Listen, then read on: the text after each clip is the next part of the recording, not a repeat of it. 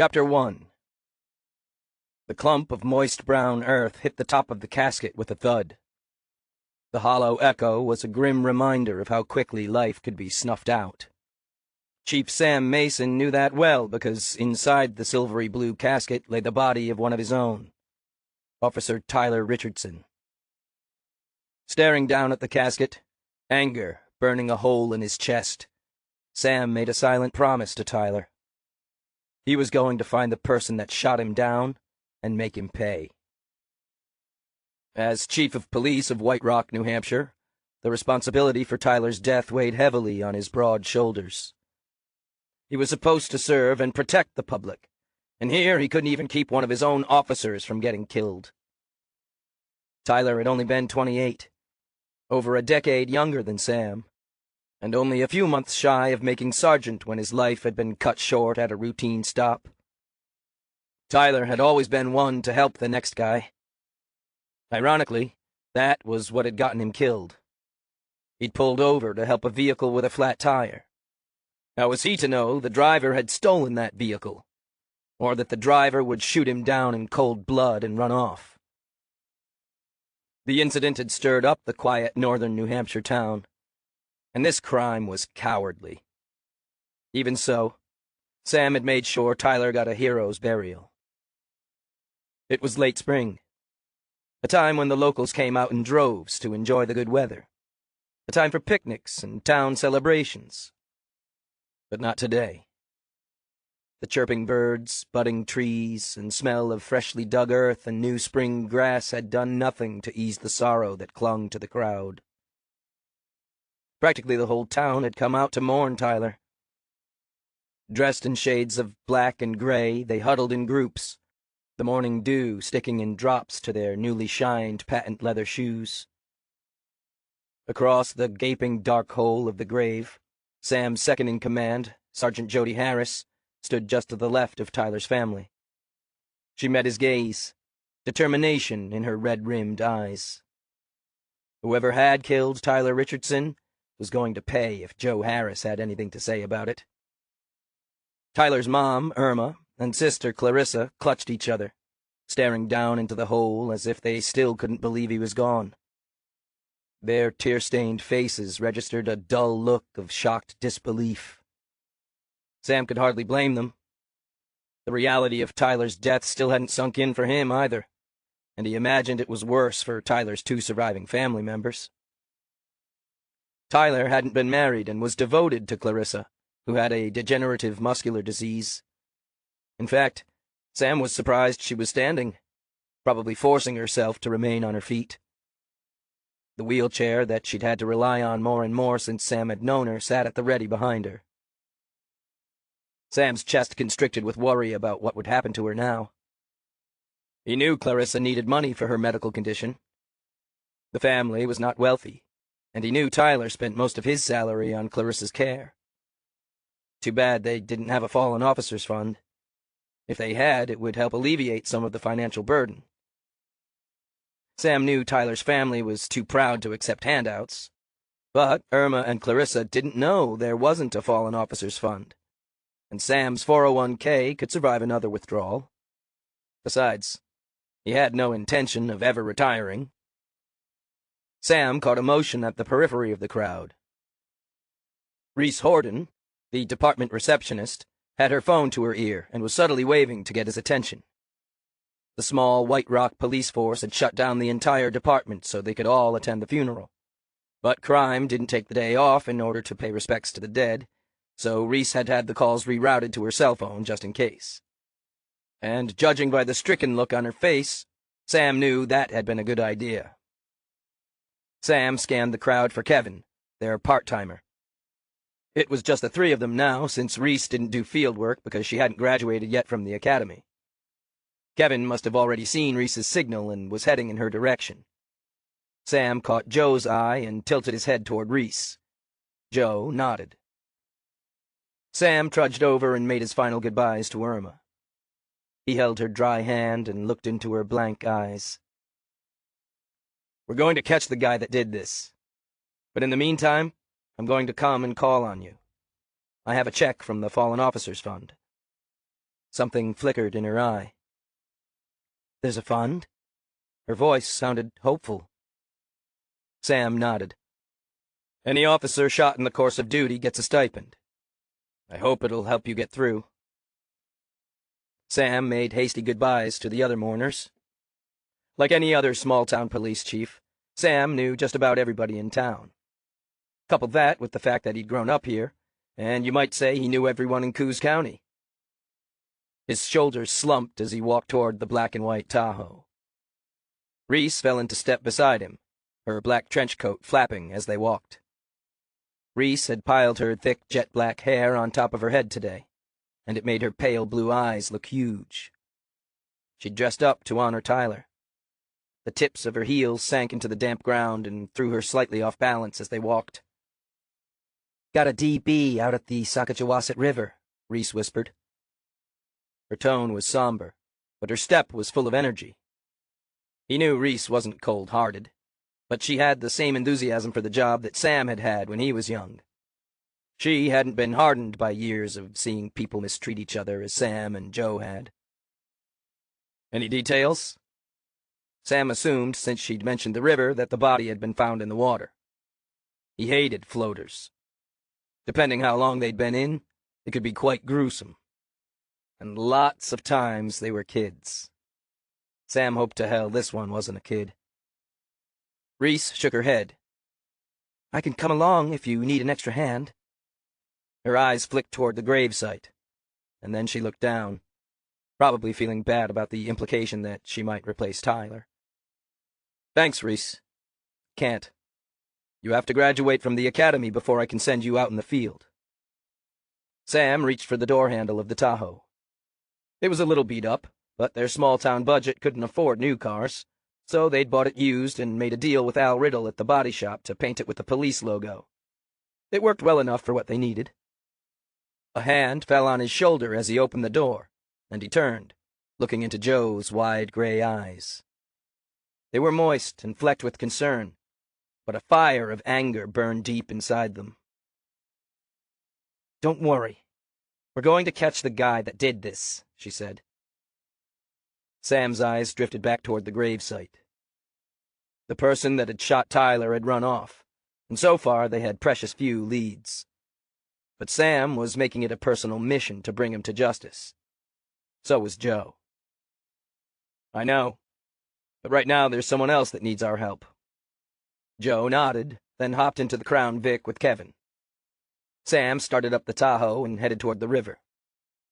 The loud gunshots from the 21-gun salute rang in his ears as he drove past the wrought iron gates and out of the cemetery. Chapter 2. Joe must have broken the speed limit on her way to the river, because when Sam emerged from the woods to the side of the river, she was already ankle-deep in water and squatting over the body. John Dudley from the county coroner's office was crouched beside her. The body had washed up in the shallow part of the Saskatchewan River. The river was a lazy river that wound its way down from the Canadian border and through town. Since it was early May, the river was high with runoff from the snowy mountains. Some small sections of the river had whitewater that attracted rafters. Other sections ran slower, better for canoeists. The section that ran along the Rockledge campground flowed at a medium pace because the area was wide and shallow. Sam figured the body had come from somewhere upstream and gotten caught up on the rocks and branches in this shallow sandbar. He splashed across the water, which saturated his newly polished black leather Oxfords and wicked up the bottoms of his navy blue dress uniform pants. They had worn their best uniforms out of respect for Tyler today. Normally they dressed more casually. Sam navigated the slippery rocks, the cold water freezing his ankles. Raising his eyes from the smooth, round stones, he risked a glance north at the mountain range. In the distance, layers of blue mountains, some still with white snow peaks, jutted up into the cloudless blue sky. He inhaled the smell of fresh running water, cleansing his mind before he had to deal with the grim scene before him. The clicking of Kevin's camera as he recorded the various aspects of the death scene added an oddly mechanical feel to the natural sounds of rushing water and twittering birds. Joe moved aside as he approached, giving Sam a full view of the body. Sam felt a mixture of guilt and relief. It wasn't a kid, but the now lifeless body was still someone's child. It was a young woman in her mid-20s. She wore only a pair of thin white cotton undies, and Sam thought she hadn't been in the river long, judging by the looks of things. Sam guessed about 5 or 6 hours. "What do you think?" Sam asked. Joe squinted up at him. John kept examining the body. Kevin kept snapping pictures. From what he could see of the body, Sam didn't know if this was an accident or something more sinister. If it was the latter, the water would have washed away key evidence. He hoped it was the former, but the burning in his gut told him otherwise. "Hard to tell." John pointed at the side of the head where there was an obvious injury, though the water had washed away the blood that Sam knew would have otherwise been caked in the victim's hair. "She might have died from a head wound. Could have slipped and fallen into the water, and knocked unconscious, drowned, and been carried downstream," John said. They all looked upstream, where the water was rushing faster. Here it had slowed down in the spot where the river widened and got curvy. Though the river wasn't very deep, you could still drown in an inch of water. "Foul play?" Sam glanced back at the small crowd that had gathered on the bank just near the campground. People stood with their arms wrapped around themselves, a buzz of anxiety rising from the crowd as they whispered to each other while shuffling from foot to foot. This early in the season, the campground wasn't very crowded. Things didn't really get rolling up north until after Memorial Day. The way Sam saw it, that could be good and bad. Good because there were fewer people to interview. Bad because there were fewer people that might have seen something that would tell them what happened.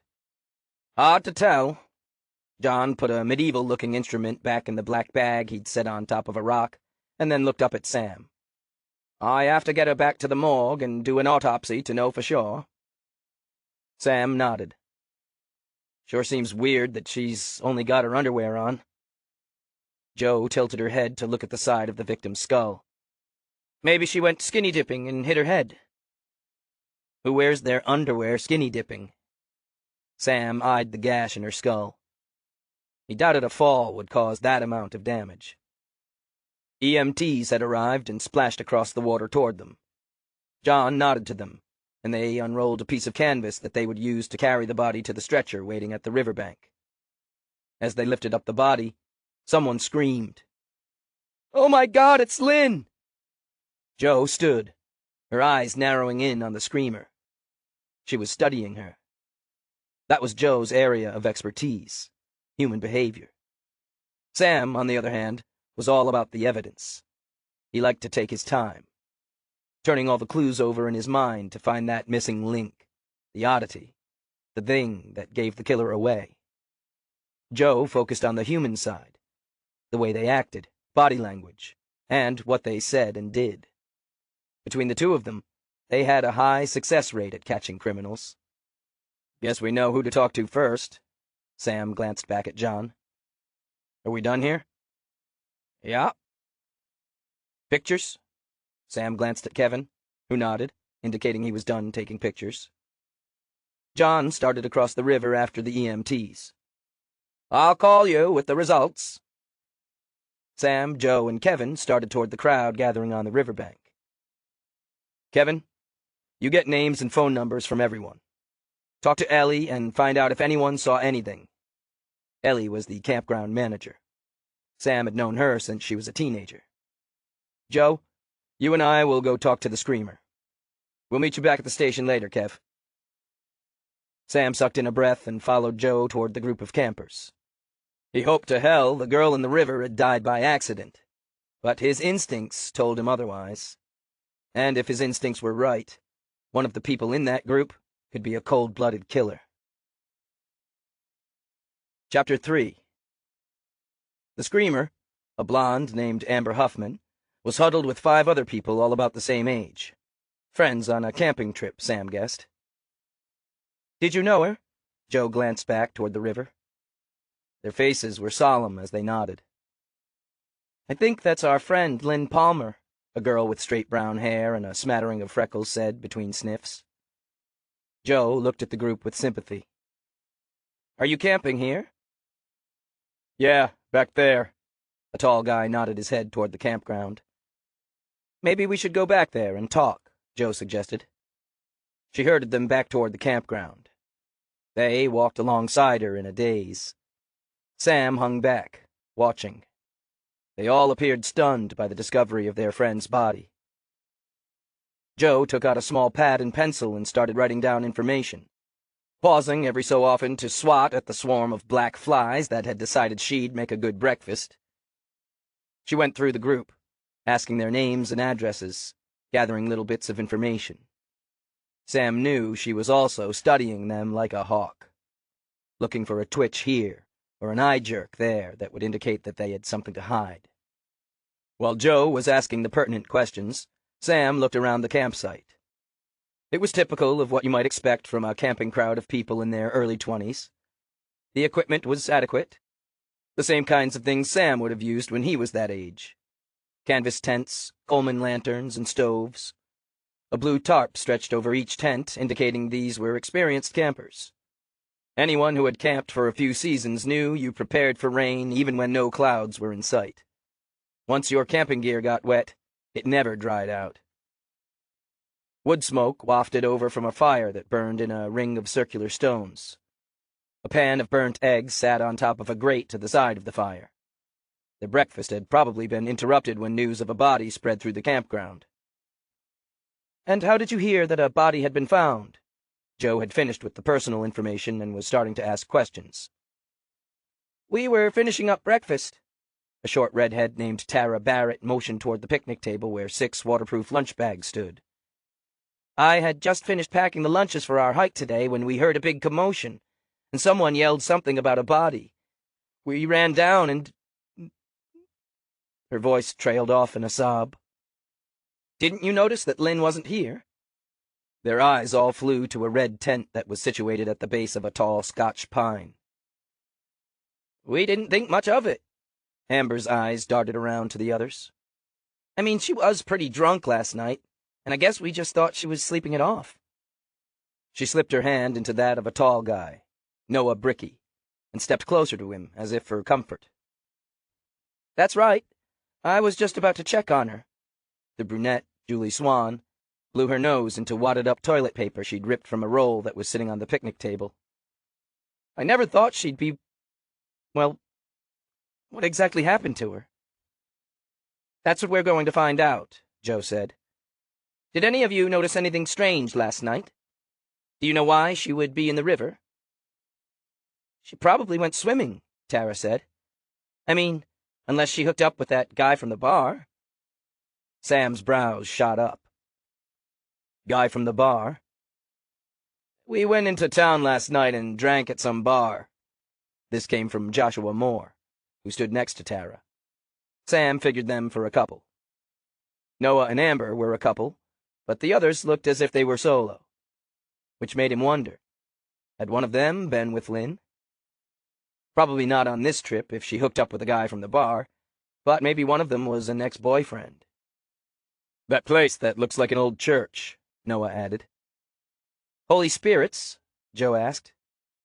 Holy Spirits was an old decommissioned church, turned into a bar complete with original pews and altar. It was quirky and somewhat of a local hangout that made the best burgers in Coos County. "Yeah, that's the place. Anyway, Lynn met some guy there and they seemed to hit it off. He came back here afterwards. I don't know if he was camping out or lived around here," Noah said. "What did the guy look like?" Sam asked. He knew all the locals that hung out at Spirits. Amber screwed up her face as if trying to conjure up an image. "Kinda long hair, and he was wearing a baseball cap, flannel shirt, untucked." "Was his name Jesse?" Joe asked. Julie snapped her fingers. "Yes, that was his name." Joe looked around at the group. "So, one of you isn't Lynn's boyfriend, then?" "You look like couples," Sam added. "We're not all couples." Amber clutched Noah's arm.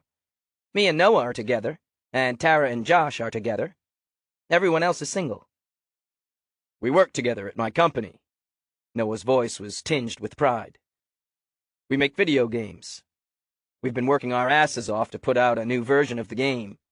You know, nights, weekends, hardly any time off. Our reward was to take 4 days off and come camping. We left a skeleton crew back at the office to keep things running. His face crumbled as if he was realizing what the reward had cost them. Lynn worked the hardest, and she was really looking forward to kicking back and letting off some steam. "So, you saw Jessie here with Lynn?" Joe asked. Julie made a face. "I'm not sure about that. We were partying in the bar. Then we brought the party back here. Some other people joined us for a little while. Some from that campground over there." Julie slapped at a bug on her knee, then pointed through the woods to a patch of blue tent and wafting campsite smoke. "I think that guy from the bar was here, but I'm not positive." "I am," Amber said. "I think he followed us back. I saw him with Lynn, but I'm not sure if he was still here after I went to bed." "So, who was the last person to see her? This guy from town?" Joe asked. They all looked around at each other. "Hard to say. I wasn't really paying attention," Josh said. "What do you think would make her go in the water without her clothes on?" Sam asked. "Swimming? She did that at night. Undies only." Tara's eyes turned misty. "I always warned her not to do it alone. And she was drunk, and the river has a lot of rocks. I mean, it was an accident, wasn't it?" Sam didn't answer. Instead, he slapped at the high-pitched whine around his ear. A mosquito. Up here, once the bloodthirsty insects got a bead on you, they came in like a squadron of fighter planes. They made noise like an incoming missile, had the sting of a harpoon, and their bite left a lump the size of a golf ball. Here in the dense woods, both mosquitoes and black flies were out in full force, and their conversation was punctuated by waving arms as the campers swatted at them. Sam had to stop himself from scratching, or he'd have a lump 5 times bigger than the tiny bug that had caused it. He glanced through the patch of woods toward the river. There was a thin path leading from the campsite toward it. "Is that where you go swimming?" "Yeah." Noah swatted at a bug in front of his face. "But her body wasn't found there." "She could have been carried downstream." Sam walked down the path. The beach was about 50 feet away. Very small, with a thin sandy patch hardly big enough to put a towel on. Good enough for getting your feet wet, though. He studied the area, looking for anything out of the norm. The water ran faster here. Lynn could have entered the water here. The current wasn't strong enough to sweep away anyone that could swim, but if she'd been unconscious, it would have carried her away. Maybe she'd been so drunk that she'd passed out and drowned. "Do you see anything?" Julie ventured. "No." Sam spun and looked at her. "But I'm wondering, if Lynn went swimming on her own, then where are her clothes?" Julie frowned and looked around. "I don't know. She was wearing a red tie-dyed shirt and cotton pants. But she could have taken them off in her tent." "And walked half naked through the campsite?" Joe asked.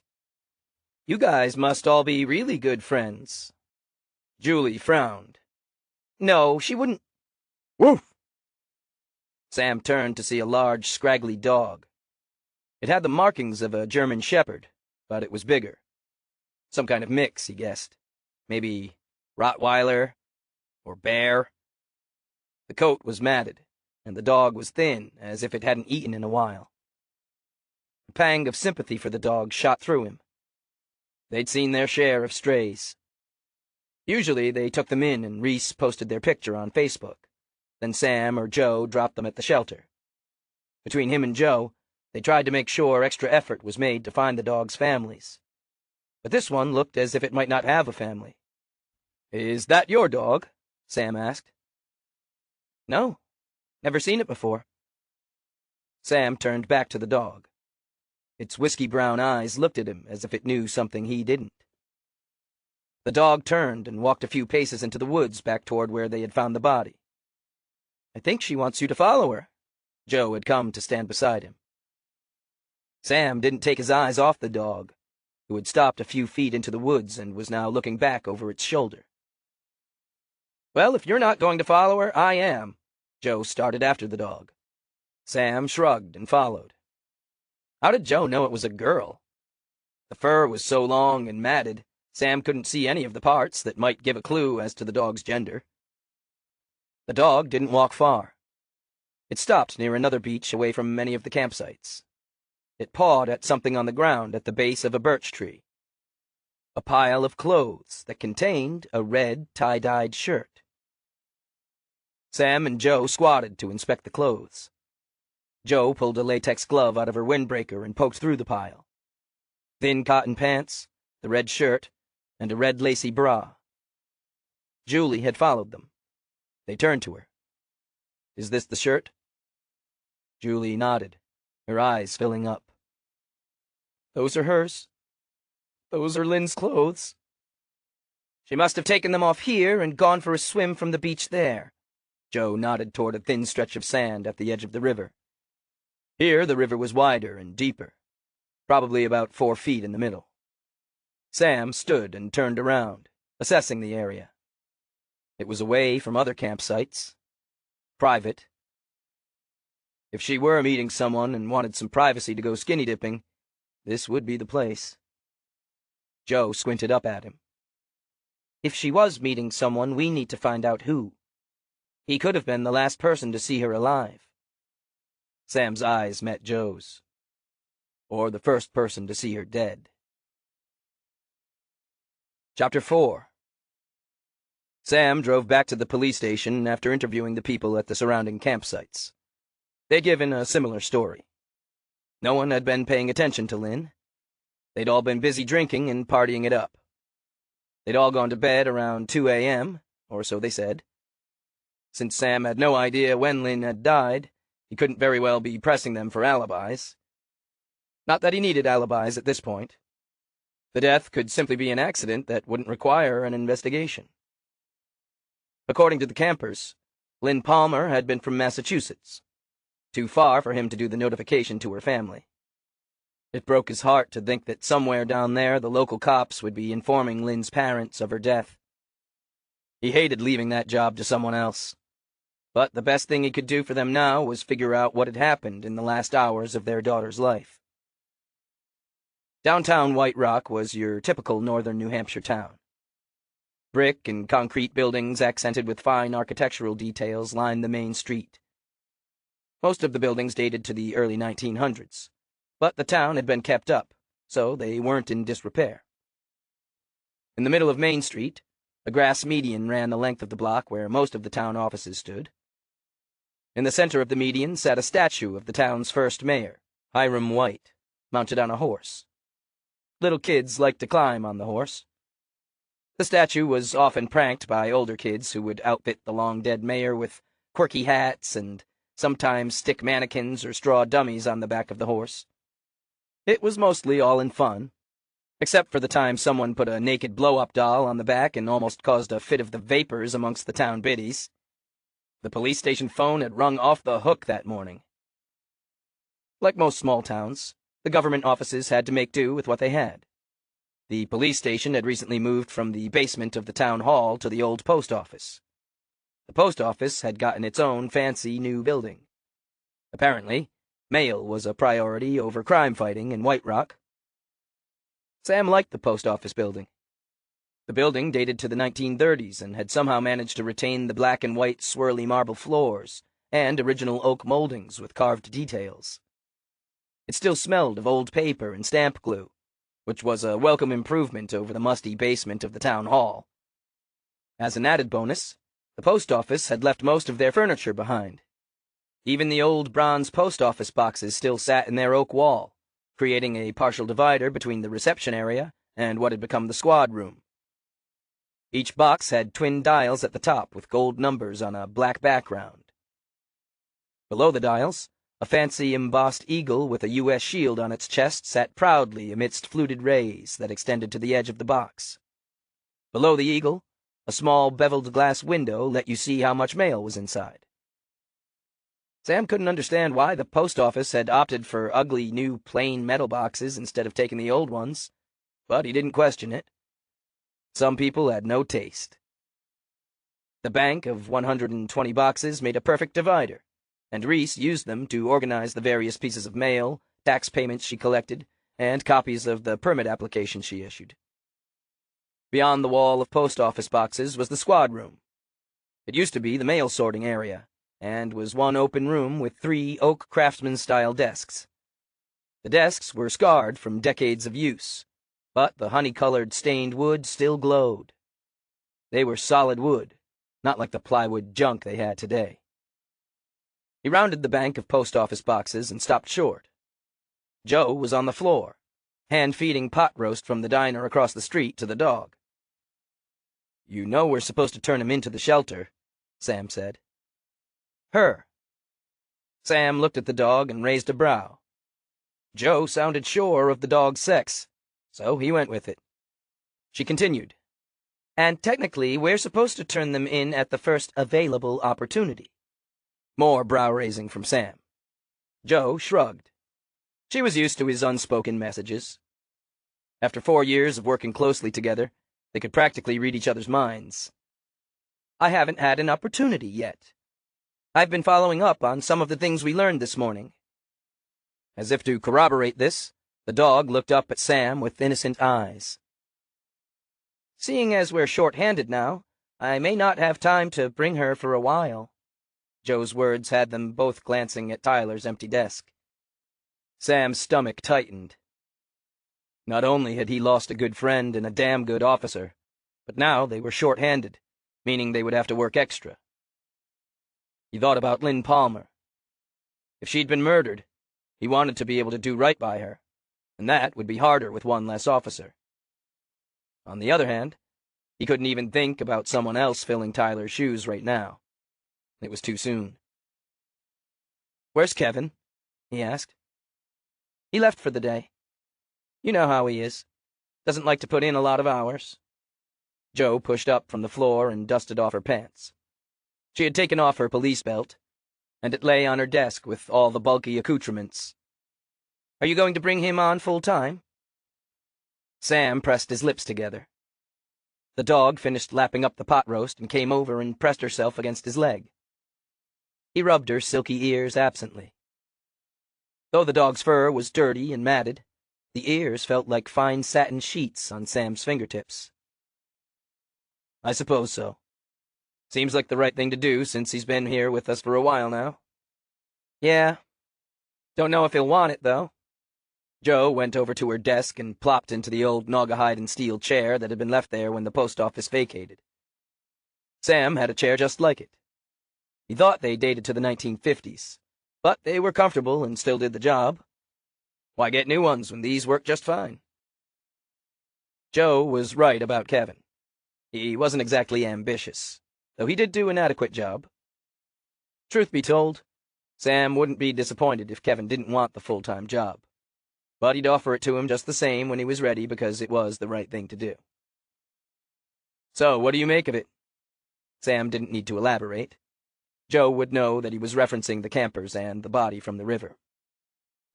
"Could just be an accident. She could have gone swimming and passed out or slipped and hit her head. But I'm having Reese do some digging into the friends she was camping with just in case." As per protocol with a death that was not natural, they'd blocked off the areas where Lynn's body and clothing had been found with crime scene tape. They weren't sure if it was a crime scene yet, but better safe than sorry. Since Kevin had left before they'd discovered the pile of clothes, Sam had shot pictures of the area with his cell phone. Kevin would have to go back and take better pictures later. He used a Nikon digital camera, and the pictures came out a lot better than Sam's blurry ones that were usually marred by a close-up of his thumb obscuring the subject of the picture. "I got that information you wanted."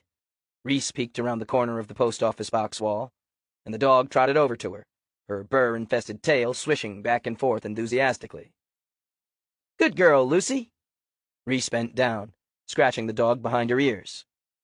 The fur on the edges of her ears was matted, and the insides of her ears red. "You named her?" Sam asked.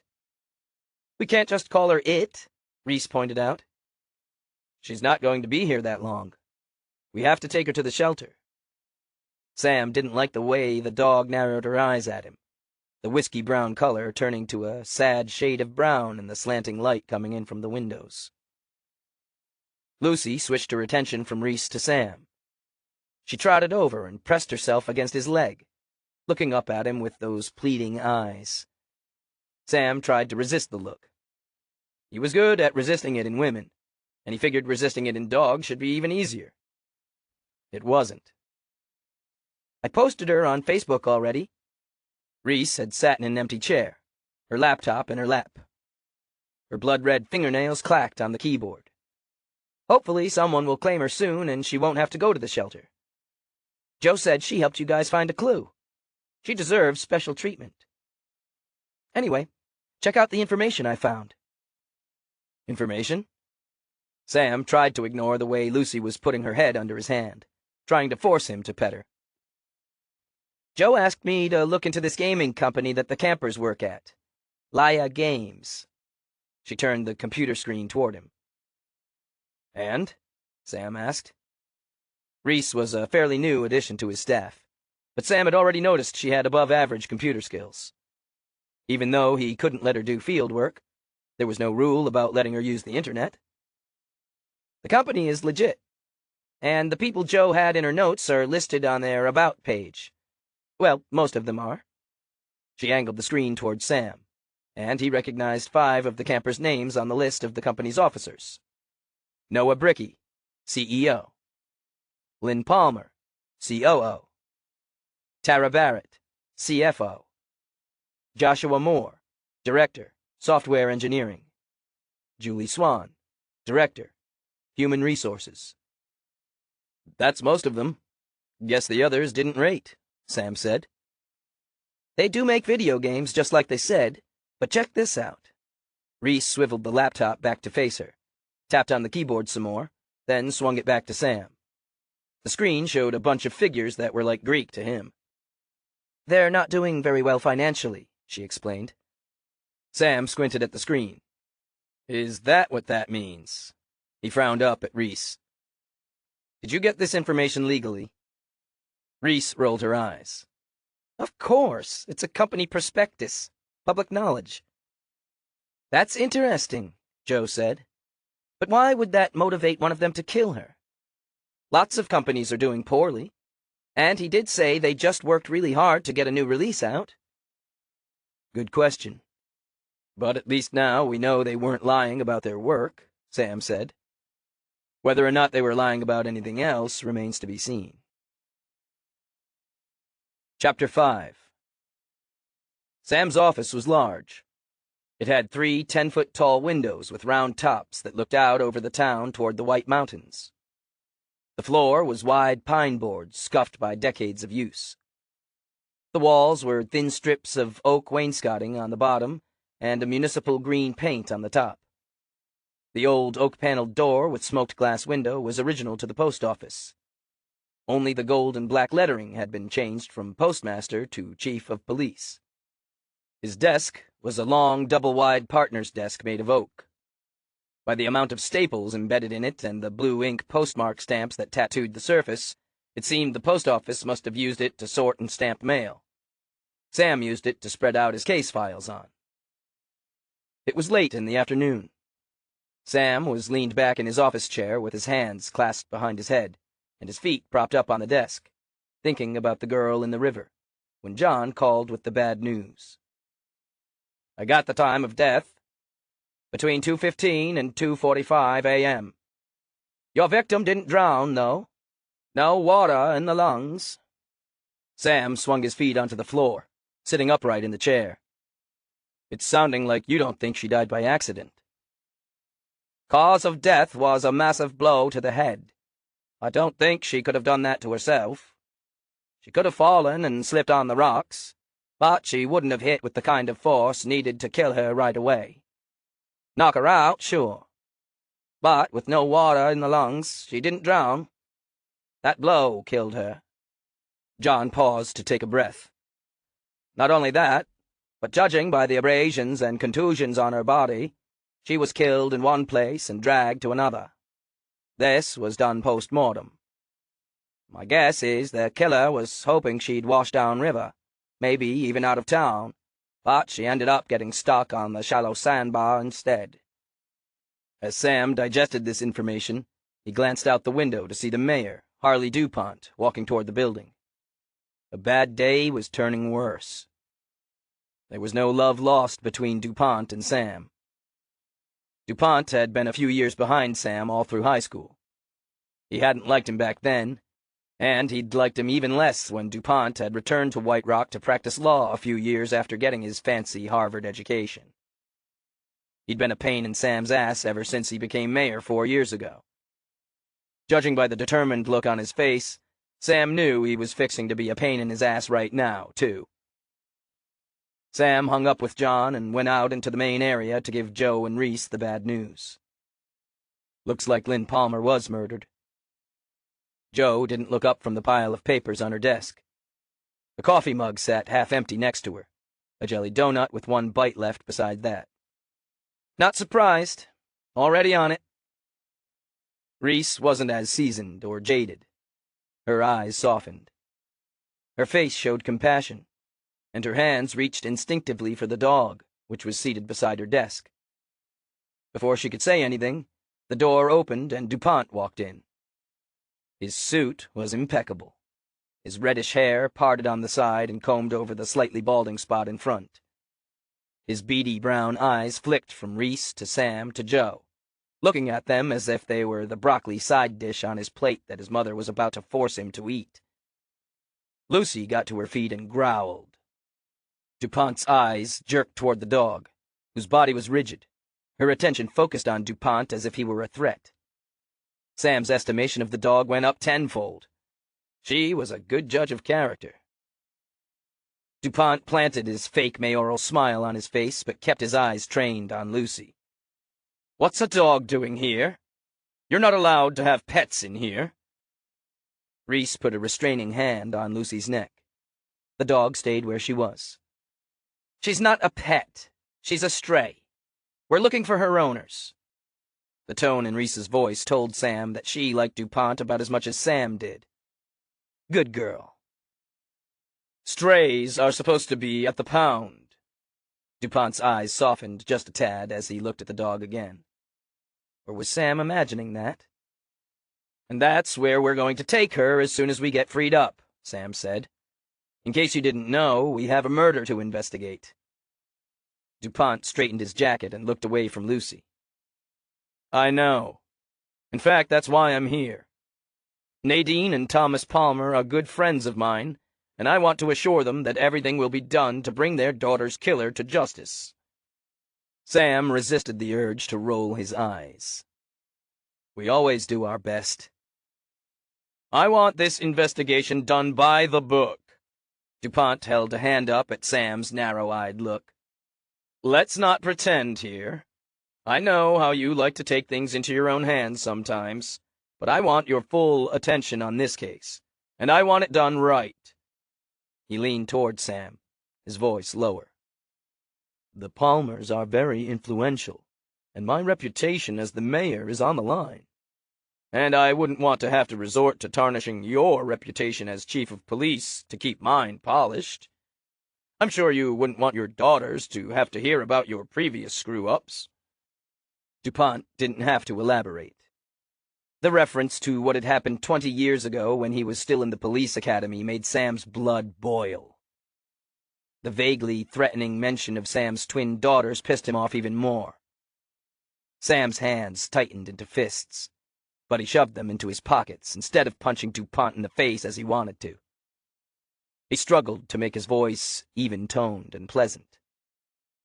"Of course. We want justice just as much as anyone else."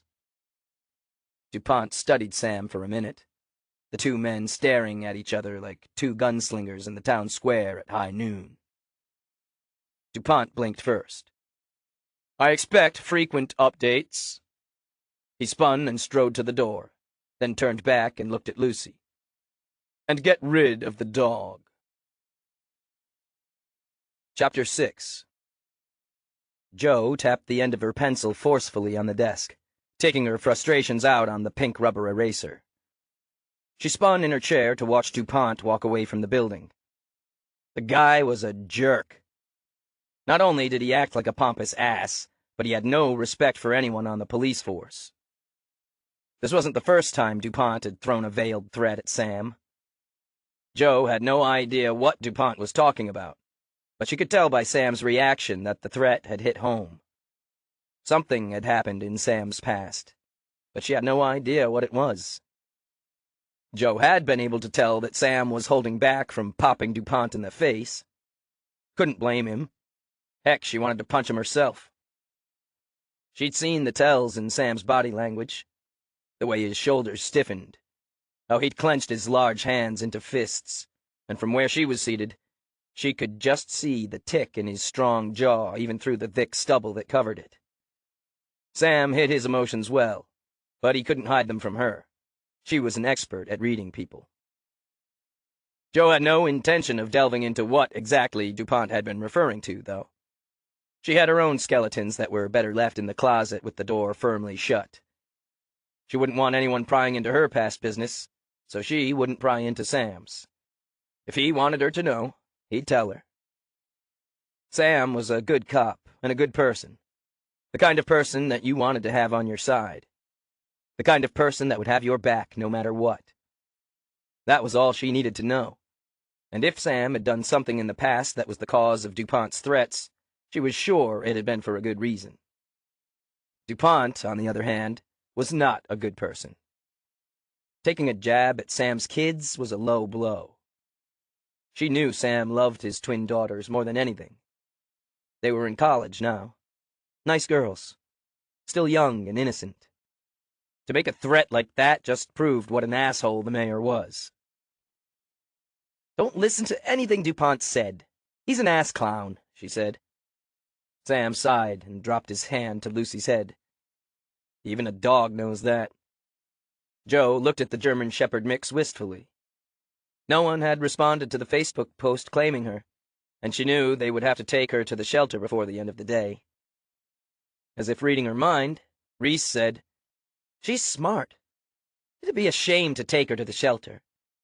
Maybe one of you guys needs a pet?" "I wish," Joe said. "I'm renting my place, and pets aren't allowed."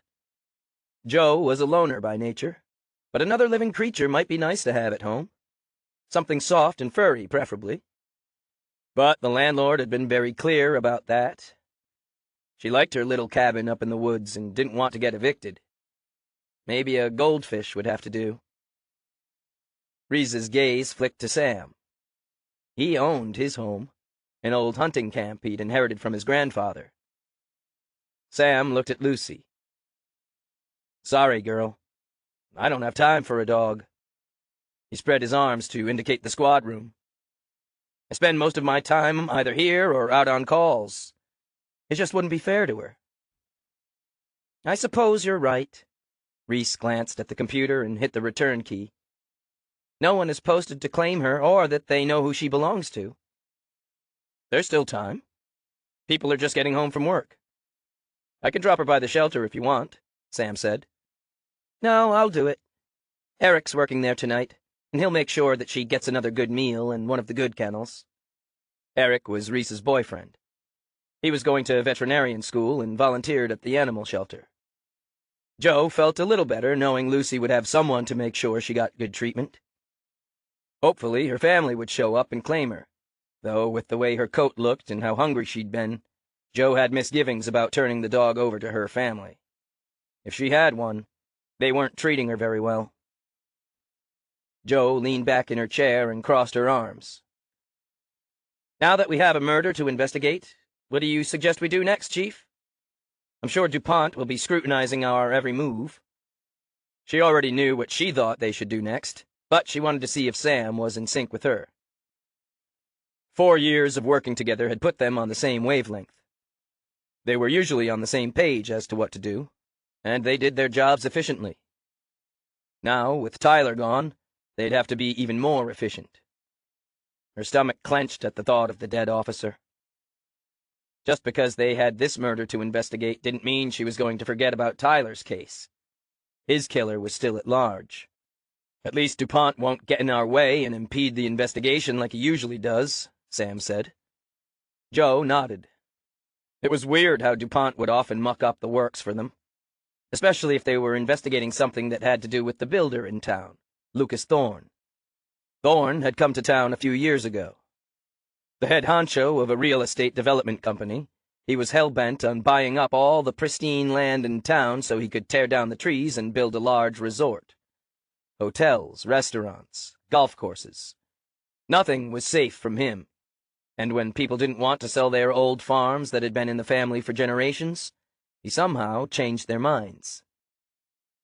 Joe and Sam had a sneaking suspicion that he was also responsible for the influx of drugs coming into the community, but they hadn't been able to prove anything.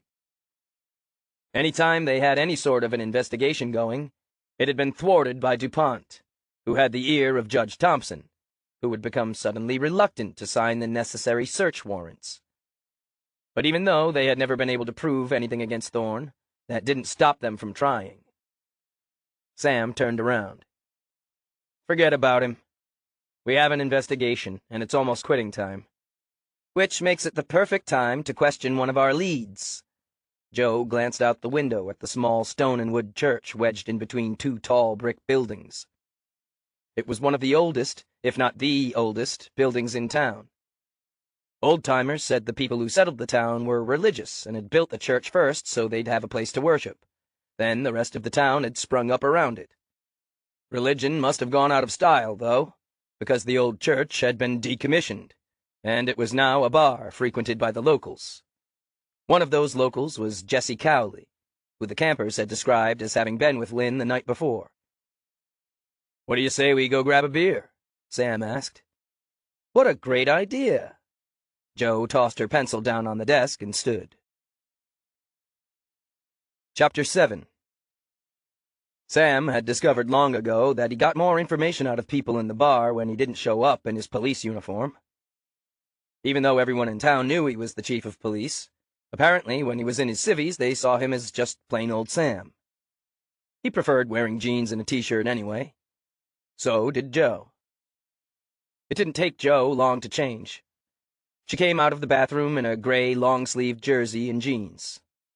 The outfit wasn't fancy, but the color of the shirt highlighted her gray eyes and her coppery brown hair. He didn't know what she'd done to her hair.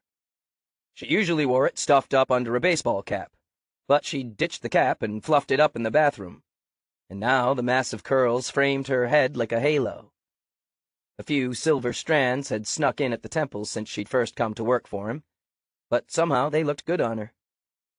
Joe didn't go in for a lot of primping. She was attractive without having to put any effort into it. She wasn't a glamorous stunner like Sam's second wife, Evie, but Joe had a down-to-earth charm that shone through without having to build it up with lots of makeup and fancy hairstyles. Joe grabbed her black leather biker jacket off the peg. She shrugged into it, the buckle and zipper-clad jacket falling just below her slim hips. It was still chilly at night, but Sam suspected she wore it more to hide the gun that was nestled in her belt at her waist than to ward off the cold. Sam wore his own leather jacket, a dark brown bomber jacket with a shearling collar that he picked up at the Army-Navy store. He'd worn the same style almost all his adult life.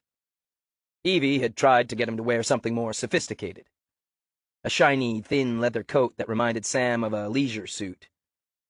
Thing was, Sam wasn't sophisticated. The jacket didn't take, and he quickly went back to wearing his old, comfortable bomber jacket. That was just one of the reasons why Evie was his ex-wife. They spilled out onto the street. The late afternoon rays of the setting sun gave the town a yellow glow and made Joe's curls shine like a new penny. Sam noticed a few new laugh lines were forming at the corners of her eyes. She caught him looking and made a face. "What?" "Nothing." She smirked and punched him playfully in the arm as they fell in step beside each other. They had an easy relationship, closer than most who worked together. Even though there wasn't a lot of crime in their town, there had been a few tense situations, and Sam and Joe had learned to trust each other with their lives. That tended to create a special bond. There was nothing sexual about it, Sam didn't want to go there. He valued having Joe in his life, and after 2 failed marriages, Sam was done with commitments. Holy Spirits, or just Spirits as the locals called it, still looked like a church on the outside and was often mistaken as such. Out-of-towners who opened the tall front door seeking a quiet place to pray got a big surprise at what they found inside. The church wasn't big, but the 20-foot-high ceilings gave it a spacious feel. The atmosphere was dim, lights low. The dark wooden floors were scarred, scraped, and stained. The walls were large fieldstone about halfway up, the mortar marred with cracks and patches where it had been repaired. The noise was a constant hubbub with the drone of a low-playing jukebox in the background. Sometimes it got rowdy, but tonight it was fairly quiet. 4 of the original pews had been rearranged so as to act as seating for long tables in the back. Up front, there were several round tables with maple captain's chairs around them. Half of those tables were occupied with locals, full mugs of foam-topped beer in front of them. Sam and Joe headed toward the bar at the back where the altar used to be. It ran the length of the small building. The windows high up on the wall behind it had been fitted with red, blue, and green stained glass in a pattern of squares and rectangles. The original church windows had disappeared long ago. The new stained glass didn't let much light in, which was exactly the way the owner, Billy Hansen, wanted it. She said dim lighting encouraged more drink purchases. Under the stained glass windows, colorful bottles of booze were lined up in front of a mirror that reflected the room behind them. The seats around the bar were worn but comfortable. Sturdy wood with black pleather seat cushions edged with giant brass tacks. The bar itself was pitted and scarred with burn holes from when they used to allow smoking inside. The smell of grilled meat and French fries made Sam's stomach grumble. Billy came to stand in front of them on the other side of the bar, her short-cropped gray hair sticking up in a blue and lavender-tinged spike on top. She wore 1 diamond stud in her left ear and a gold hoop in her right. Her face, weather-worn from years of hard outdoor work, crinkled into a smile. Like most of the town residents, Billy had spent her lifetime outdoors doing manual labor. Her parents had owned a dairy farm, which she'd worked at year-round. Now, in her 60s, she'd sold off the farm after her folks had died and bought the bar from the previous owner. Billy could usually be found behind the bar during business hours. Most everyone called her Reverend Billy, but she wasn't a real reverend. Not unless you counted the certificate she'd gotten from the online Church of Goodwill that hung behind the bar. She thought the title went great with the ambiance of the bar. She'd worked hard to build up the business, focusing on pouring a good drink and making the best gourmet burgers in the area. Her left brow quirked up. She wiped chapped hands on her apron. "The usual?" Sam and Joe both nodded. As Billy walked away, Joe leaned over the bar and yelled, "Add some curly fries to that, will ya?" Billy raised a hand in acknowledgement and kept walking toward the beer fridge. "Someday, huh?" Joe asked. Sam huffed out a breath and nodded. It was hard to believe that the day had included Tyler's funeral, a death scene, and a run-in with the mayor. Billy slid 2 beers in front of them, a moose nose and a green bottle for Sam. Sam liked supporting local businesses, and this one was a local brew with a slightly lemony flavor that Sam had acquired a taste for. Joe got a Sam Adams Boston Ale. "Have you heard any more about Tyler's case?" Joe slipped a fingernail under the corner of her beer label and started picking at it. "Not yet. They weren't supposed to be investigating Tyler's case on their own. The state police had already done an investigation, which had turned up nothing. But sometimes you needed to take matters into your own hands to make sure justice was served. Problem was, they didn't have much to go on. The car that Tyler had pulled over to help had been stolen, the owner a little old lady that lived a few towns over. Sam figured the killer hadn't wanted to be arrested for driving a stolen vehicle and had shot Tyler, then disappeared. "I still think we can find someone who saw something. That killer must have gotten a ride from someone. That stretch of road is too far away from anything for him to have gone anywhere on foot," Joe said. This far north, most of the roads were remote. Houses were spaced far apart. Tyler had been up at the north end of town, almost to the Canadian border. There would have been no one around for miles to see what happened. Whoever it was must have been smart enough to wipe the car clean, Sam said. The car had been wiped of fingerprints. The only thing they'd found was a partial print in the ashtray, along with a dusting of cocaine. Sam figured they'd had drugs in the car. The cocaine might have come out of a bag they were stashing in the ashtray. They must have been in a hurry to get out of there after the shooting. Maybe the bag ripped in the killer's haste to grab it out of the car, and some cocaine spilled out. Seems like if someone knew enough to wipe for prints, they would have been a criminal with a record. But we didn't get a match from the database for the partial. Poor Tyler probably didn't know what he was stumbling onto, Joe said. Hadn't he? Sam wondered about that. There were a few discrepancies, like the fact that he hadn't pulled his gun, and that he'd been shot right in front of the police cruiser. If the killer had come out of the stolen car with a gun, wouldn't Tyler have pulled his? It was hard to know exactly. Tyler hadn't logged the stop in his logbook, so there were no notes as to why he was pulling over. Sam just assumed his intention had been to help the disabled vehicle. We'll get to the bottom of it. Sam glanced sideways at Joe. Logging a stop was police protocol. Usually they called in or logged it in a book. That time of night, there was no one in the squad room to take the call, so they each carried a logbook. Sometimes they bent the rules a little and logged things after the stop, when they got back to the station. Except for Tyler, there was no after. He never made it back to the station. Joe had forged the log in his notebook to avoid a black mark on his reputation during the state investigation. By the way, thanks for covering for Tyler. Joe shrugged. We look out for each other, right? She spun her chair around so that she was facing out into the main bar. She looked relaxed, casual.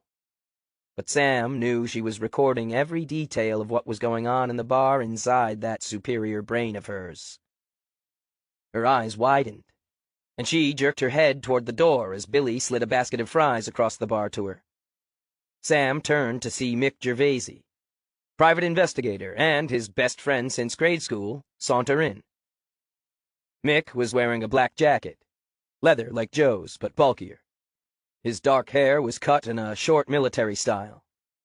His clear blue eyes scanned the bar much like Joe's, but for a totally different reason. Mick didn't trust anyone, and he was looking around to see if there might be trouble he wanted to avoid. A slight smile ticked up the corners of his lips as he spotted them. He headed toward the bar and slipped into the seat beside Joe. Billy slid a tumbler half full of amber liquid and ice in front of him before his jean-clad ass even settled into the seat. Whiskey. Jack Daniels, to be exact. Mick was a regular. Joe spun back around, and the three of them hunched forward, their elbows on the bar, leaning in toward each other with Joe in the middle. Sam had hired Mick to do a little investigating into Tyler's shooting, and Joe was totally on board. The investigation by the state police wasn't going anywhere, and Sam and Joe technically weren't supposed to be getting involved. Conflict of interest or some damn thing. They weren't about to let strangers handle Tyler's investigation, but they had to be careful how involved they got. That was where Mick came in. So, what have you got? Joe picked up a fry and slid her eyes toward Mick. Mick took a swig from the tumbler. The condensation had already dripped down from the sides of the glass to form a wet ring on the bar. He put the glass back down exactly on top of the ring. Not much.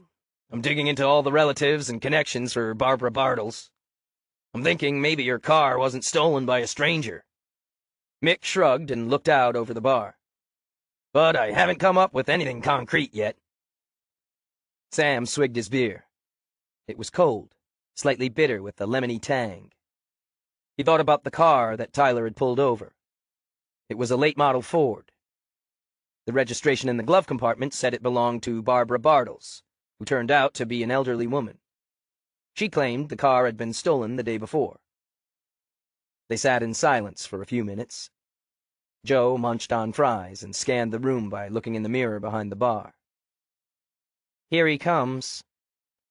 She swung around in her chair again, her elbows on the bar as a young guy with thin brown hair pulled back into a ponytail slid in between her and Mick to capture Billy's attention.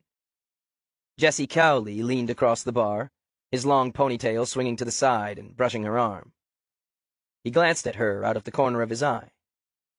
Sam could see he was already trying to turn on the charm, his smile wide as he looked at Joe's cleavage. Then his eyes trailed up to her face and widened with surprise when he recognized who she was. "Hey, Jesse! You're just the person we've been looking for." Joe's words caused a flicker of concern in Jesse's eyes.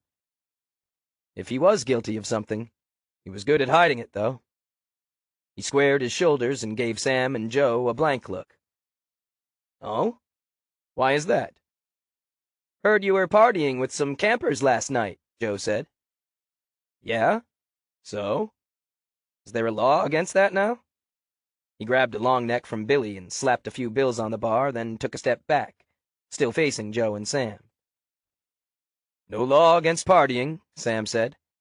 "But when one of the other partiers gets murdered—" Jesse's brows shot up. "Murdered? Hey, wait a minute. I didn't have anything to do with any murder." Sam glanced at Joe.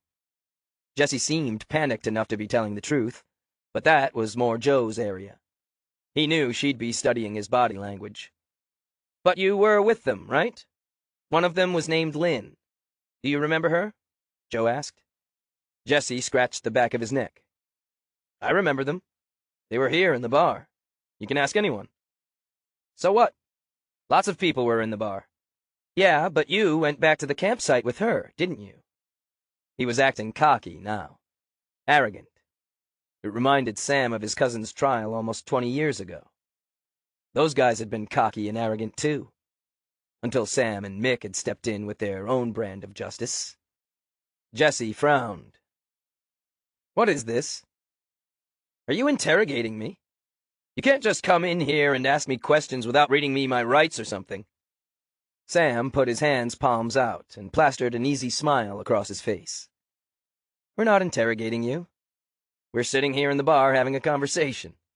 If we wanted to interrogate you, we'd bring you into the police station. We just want to know what you saw out there at that campsite." "I didn't see anything because I wasn't at the campsite. I was here in the bar all night. I never went out there, so whoever you got your information from is lying." Jesse stormed off, and Joe and Sam exchanged a look. "Well, looks like someone is lying," Sam said. Joe turned back toward her beer. "They usually do when it comes to murder. The hard part is figuring out who's doing the lying and why." Chapter 8. On the way home from Spirits, Sam couldn't help thinking about the dog, Lucy. The shelter was on his way, and it was still open, so he swung by just to make sure Lucy was doing okay. Hopefully she'd be gone, picked up by her family. She hadn't been picked up, but Eric had taken good care of her, and she was nestled in a thick Sherpa fleece-lined dog bed in the corner of a squeaky-clean kennel. Someone had washed her and groomed out the mats, and her fur shone like silk. Sam squatted in front of the kennel door, and Lucy trotted over, eagerly sniffing his hand. "Hey, girl, you're looking good." She smiled and looked up with hopeful, whisky eyes. Sam patted her between the bars, then stood and turned away. Lucy whined. Sam turned back. She was seated on her haunches, her tail swishing back and forth, and those eyes looking right into his soul. "Sorry, I can't take you home. You wouldn't like it. You'd be alone every day, and most nights, too." Lucy shot him a recriminating look. When it became clear that he wasn't there to spring her from the kennel, she turned her back on him and curled up in the bed, facing the other way. Sam headed to his hunting cabin. He'd inherited it from his grandfather, and it was his own slice of heaven on earth. It wasn't big, just 2 bedrooms and a loft, but it had plenty of room for him and his daughters when they came to stay. Evie had hated the place. She'd said it was too far out in the woods. She hated the deer-head mount that hung on the fieldstone fireplace and said it always seemed to be watching her with its black eyes. The taxidermy fish that dotted the rounded log walls freaked her out. Funny thing, those were all the things Sam loved about the place, especially the fish. Gramps had been an avid angler, and Sam still remembered the day Gramps had let him help pull the giant salmon they nicknamed Charlie out of Lake Howard. Charlie had gone on to win the county ice fishing prize, $5,000, that season, and he now hung proudly displayed on the wall above the overstuffed couch. Evie had refused to live here. They'd bought a big old house closer to town, and she'd pestered him to sell the cabin, but he'd hung on. Good thing, too, because the cabin had outlasted her. Maybe Sam had always known that would be the case. Sam tossed his keys on the aluminum fish-shaped tray beside the door and headed for the fridge, where another beer awaited. A feeling of calm settled over him, as it always did when he was at the cabin. It was still pretty much the way Gramps had left it, the way he remembered it being his whole life. Since Evie had taken all their combined furniture in the divorce, he'd simply moved right into the cabin and left it as it had been when he inherited it. The furniture was worn but comfortable. The rustic decor included many items made out of birch bark and logs. Old family photos littered the pine tables, and his grandmother's homey touches could be seen in the flow blue china dishes displayed in the china cabinet, and the quirky antique salt and pepper shaker collection that lined the kitchen windowsill. Even the old jadeite green batter bowl that Gram used to let him lick her homemade cake batter from still sat on the stainless steel counter. The place was home. The best part about it was that Gramps had had the foresight to buy up 20 acres of land, so Sam didn't have a soul nearby. Nothing but deer and bears for company, just the way he liked it. He even owned a few acres across the street, where the land sloped down to reveal a pond. Sometimes at dusk the deer would come to the edges of the pond, and Sam would sit on the porch to watch them, just as he'd done with his dad and Gramps when he was a little boy. Thorne had approached him about buying up part of the land, but Sam would never sell. Thorne would only get it over his dead body. Sam brought the beer over to the little desk situated under the overhang of the loft. He cracked the small window on the wall next to the desk just an inch. The cool night air washed over him. In the woods, he heard the hoot of a barn owl and the reply of another. He sipped his beer and thought about Jo. He admired the way she'd handled Jessie. In fact, she was probably one of the best cops he'd ever worked with. Funny thing, though, even though they'd been side by side every day for 4 years, he still felt as if he didn't really know her. Sure, they hung out sometimes and talked a lot at work, but there was something there, just below the surface, that he couldn't put a finger on. Something in her private life she wanted to keep private. Then again, who could blame her? Sam had some of that himself. He fired up the computer and navigated to the financial site where he had his 401k just as his phone dinged. He pulled it out of his pocket. His daughter, Haley. "Hey, Dad, just checking in. You keeping everyone honest up there?" Sam's heart expanded. One good thing had come from his first marriage: his twin daughters. He typed a reply. "Much as I can. How's school?" Haley was studying at the Boston School of Pharmacology. Her twin sister, Marla, was studying marine biology, also in Massachusetts. He missed them both. They were too far away. "Semester almost over. Coming up to visit soon?" Sam replied, "Can't wait." The phone dinged again. Marla, this time. Sam smiled.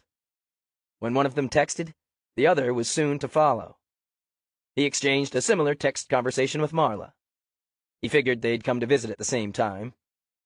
Sam made a mental note to make sure there were clean sheets for the guest room and loft. Texting with his girls brought up thoughts of their mother, his first wife, Vanessa. They'd been high school sweethearts and had a volatile relationship. It had been both good and bad. In the end, it was mostly bad. Still, she'd had some sort of hold on him. Sam thought maybe she had a special place in his heart because she was the mother of his children. Whatever the reason, he could never refuse her anything. They'd tried to get back together a few times, but it never worked out. When she moved to Las Vegas, it had been a relief. Thoughts of his daughters also reminded him of DuPont's threat. Had his words just been idle speculation? Or did DuPont know more about what had happened during Sam's cousin Gracie's rape trial 20 years ago than Sam thought he did? The rape had happened in Boston, and 2 of the rapists had been Harvard students, just like DuPont. But DuPont's name had never come up. He'd acted shocked and conciliatory back then. As far as Sam knew, DuPont hadn't even known them. The trial had been splashed all over the papers, so DuPont knew enough just from that. But how much did he know about the part Sam and Mick had played in making sure justice prevailed? Sam turned back to his computer. What did it matter what DuPont knew? He didn't regret what he'd done. Sometimes the system needed a little help to make sure justice prevailed, and that people couldn't buy their way out of prosecution. And sometimes you needed to skirt the system to make sure those that needed help the most got it. He clicked into his retirement account and withdrew a sizable chunk of money. He couldn't do anything to bring Tyler Richardson back to his family, but maybe this would help ease their pain. Chapter 9. Sam was the first one into the station the next day and headed straight to the coffee machine. The K-Cup brewer was a new addition purchased by Reese, who had gotten sick of cleaning out the old coffee pot that they always seemed to burn the last of the coffee in. It was expensive, though, and not in the budget, so they all brought in their own K-Cups. Sam picked up his orange K-Cup of Gorilla Organic, popped it into the receptacle, and pressed the brew button. The smell of coffee wafted up. He glanced at the rack where their K-Cups were all neatly stacked. Tea for Reese, dark roast for Joe, generic for Kevin. His eyes fell on the Moonbucks brand. Tyler's brand. A hollow feeling filled his stomach, and his eyes flicked automatically to the empty desk in the corner. "Pop one in for me, will ya?" Joe said, then stopped short, following his gaze. Her face immediately softened, her eyes misting. Sam turned his attention back to the coffee maker. He removed his spent K-Cup and popped hers in, swapping his now steaming blue police-issue mug for the bright yellow smiley-face mug she preferred. When it was full, he handed it to her. They proceeded to Joe's desk. She sat in the chair, her hands curled around the steaming mug. Sam rested his hip on the corner of her desk, and she offered him a jelly donut from the white bag she'd brought. Their usual morning routine. It was the closest thing to a meeting they ever had, crowded around Joe's desk, discussing their plan of attack for the day. Of course, there were usually 3 of them. The fact Tyler wasn't there weighed heavily on Sam, and judging by the way Joe kept glancing at the empty desk, he could tell it did on her, too. Sam was just about to start talking about the Palmer case when the door opened and Reese came in with the phone pressed to her ear. "Yes, Mrs. Deardorff. I know that goats can be very destructive." Reese shot a look at Sam and rolled her eyes. "Yes, I know Mrs. Holscher needs to keep Bitsy in her yard. No, we can't put a restraining order on a goat. I'll have an officer come by to take your statement." "They're at it again, huh?" Joe asked. Nettie Deardorff and Rita Holscher had been next-door neighbors for over 50 years. The 2 widows didn't have much to do but complain about each other. Sam didn't know what had happened to start it, but ever since he could remember, the 2 had been feuding. Lately, Nettie had been complaining about Rita's goat, Bitsy. The previous week, she'd complained Bitsy had eaten up all her bulbs from her garden. The only way to appease them was to send an officer out and pretend the other woman would get punished somehow.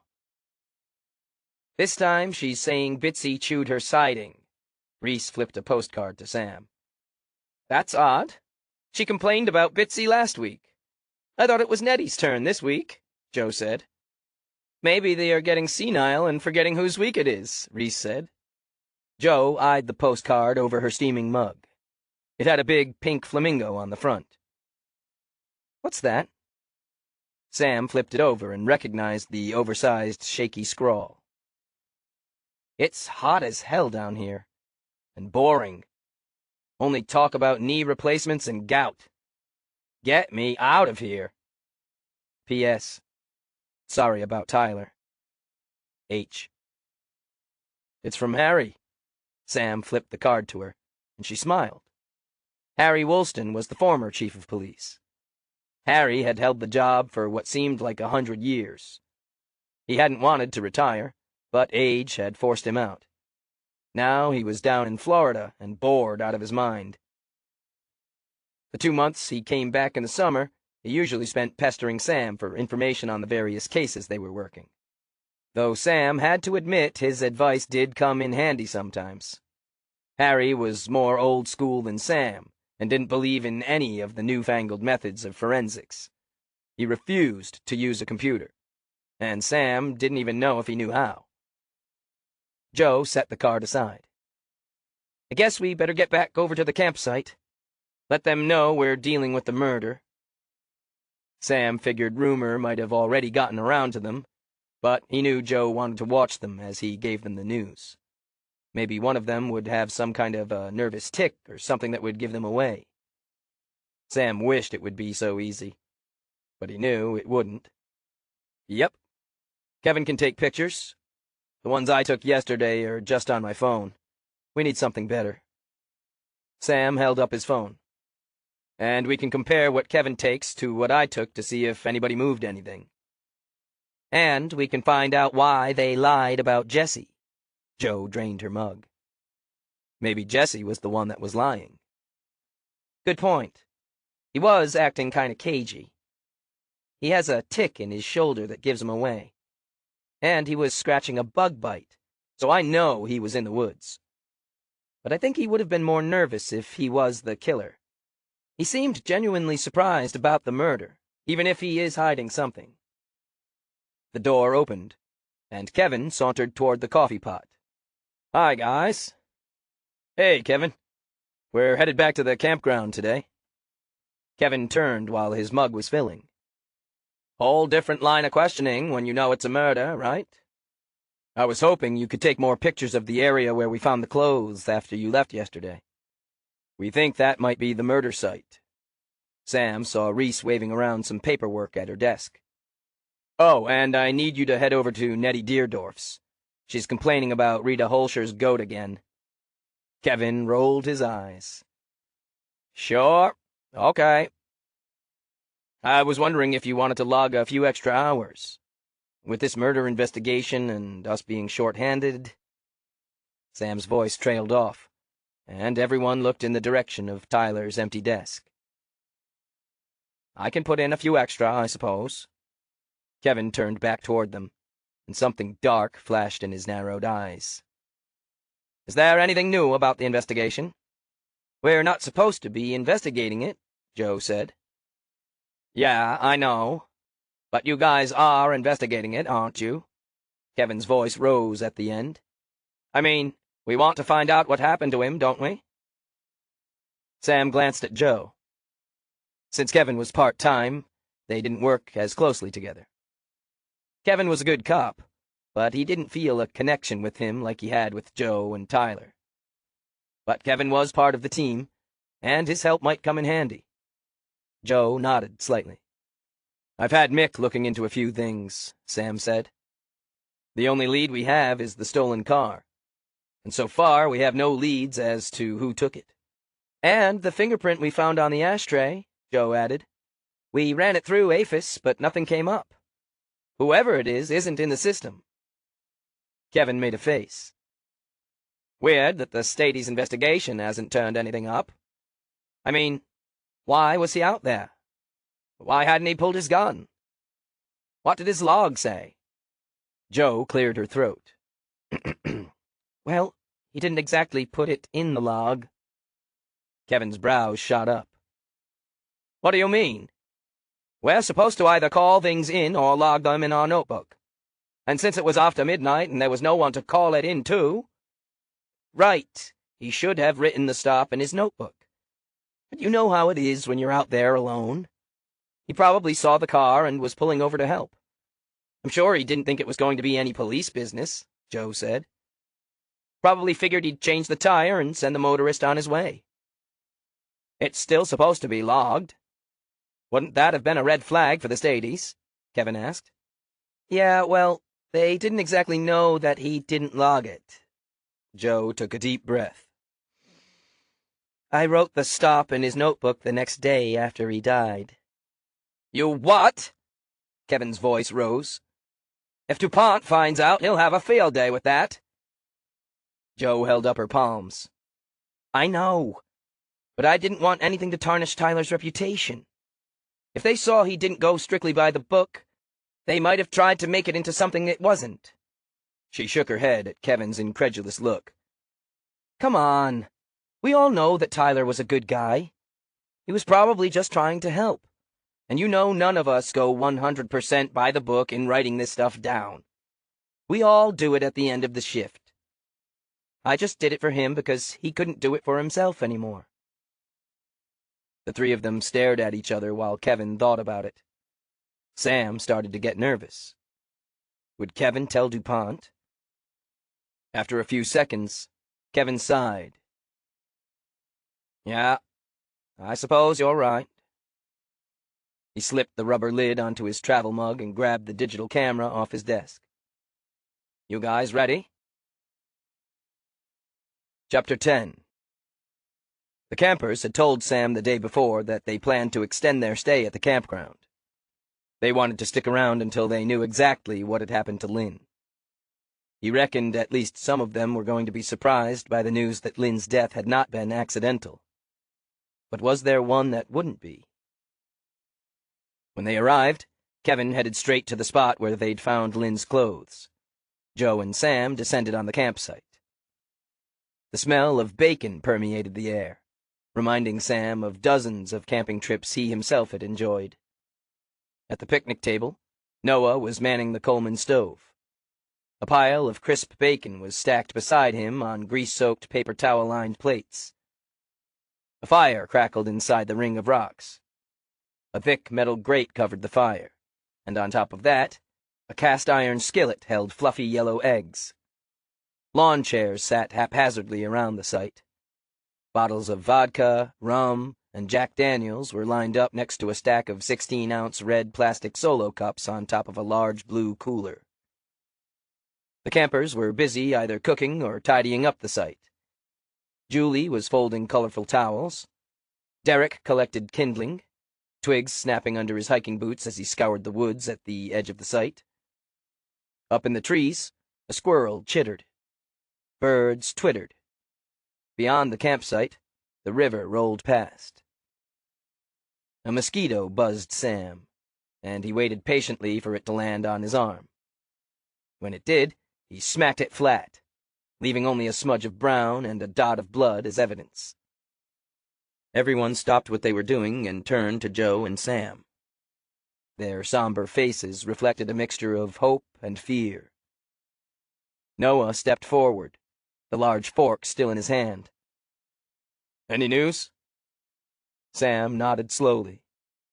Afraid it's not good. Lynn didn't slip and fall. She was murdered, and then her body was put in the river. Murdered? Joshua's eyes widened. The looks of shock on their faces seemed genuine. The women started crying. Noah scrubbed his hands across his face. I don't understand. Who would kill Lynn? He looked around at his group of friends. No one had an answer. That's what we need to find out, Sam said. Did she have any jealous boyfriends? Any enemies? Julie stepped up. We're her closest friends. I don't know of anyone that would want to harm Lynn. She looked at the others, her face falling. Do you guys? They shook their heads. What about that guy from the bar? Tara said. We don't know anything about him. He could be a killer. We talked to him last night, Jo said. She had her polarized Oakley standard-issue sunglasses on, and her hair stuffed under a navy blue cap with WRPD stamped in white letters on the front. He denied even being here. He's lying. Noah's voice rose in anger. He was here. And the people from the other campsite were here, too. It could have been one of them. It couldn't be anyone that knew her. We'll look into it. But I want you guys to think hard if you know of any reason that someone would want to harm her. Was anyone angry with her? Sam's gaze drifted around the group. Maybe someone close to her that had a grudge? Derek's hands curled into fists, and he moved closer to Sam. Now wait a minute. Are you saying it was one of us? Josh stepped in next to him. Why aren't you looking into that guy from the bar instead of accusing us? Is it because he's a local? Sam held up his hands, his voice gentle. We're looking into everyone. I'm not accusing any of you. But since you knew her best, you'd be the ones to know if anyone might have had a reason to want her out of the way. That seemed to mollify them, and both Josh and Derek relaxed their stance. In the meantime, we're going to need to take her things, Sam said. There could be a clue in there. Everyone glanced toward the red tent, frozen on their spot. Then finally Julie broke from the group. I'll break things down for you. Jo already had the latex gloves on. I'll do it. It's important that we don't contaminate it. Julie's eyes filled, and her lower lip quivered. She nodded and stepped back while Jo got to work. 20 minutes later, they were in the Tahoe with Julie's tent and her duffel bag full of clothes. A few miles down the road, Sam saw the giant coffee cup of the Brewed Awakening coffee shop. The K-Cup coffee at the station was okay, but there was nothing better than a fresh brew from Brewed Awakening. Coffee? Sam asked. Jo made a face. You have to ask. He signaled for the right turn, and just before he started to turn in, a candy apple red Cadillac swooped in front of him, cutting them off and making Sam slam on the brakes. Sam laid on the horn, but the man in the car simply turned an arrogant face to them, smiled, and waved. Thorne. Jo spat out the name. As Sam drove forward toward the drive-thru, Jo twisted in her seat, looking over her sunglasses at Thorne as he parked, taking up 2 spots. Thorne got out of the car.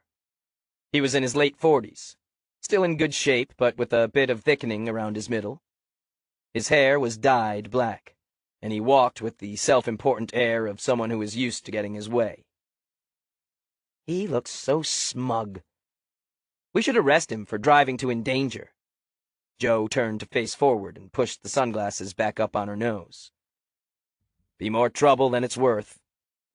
They ordered coffees in styrofoam cups, and Jo bought her usual half-dozen jelly donuts. Sam had no idea where she put all the donuts she ate. Even with her bulky police belt, she was trim. He could never eat that many donuts. Since he'd turned 40, he'd noticed his pants fitting a little tighter. The only solution was to cut down on food and beer. Jo hadn't seemed to cut down any since he'd known her.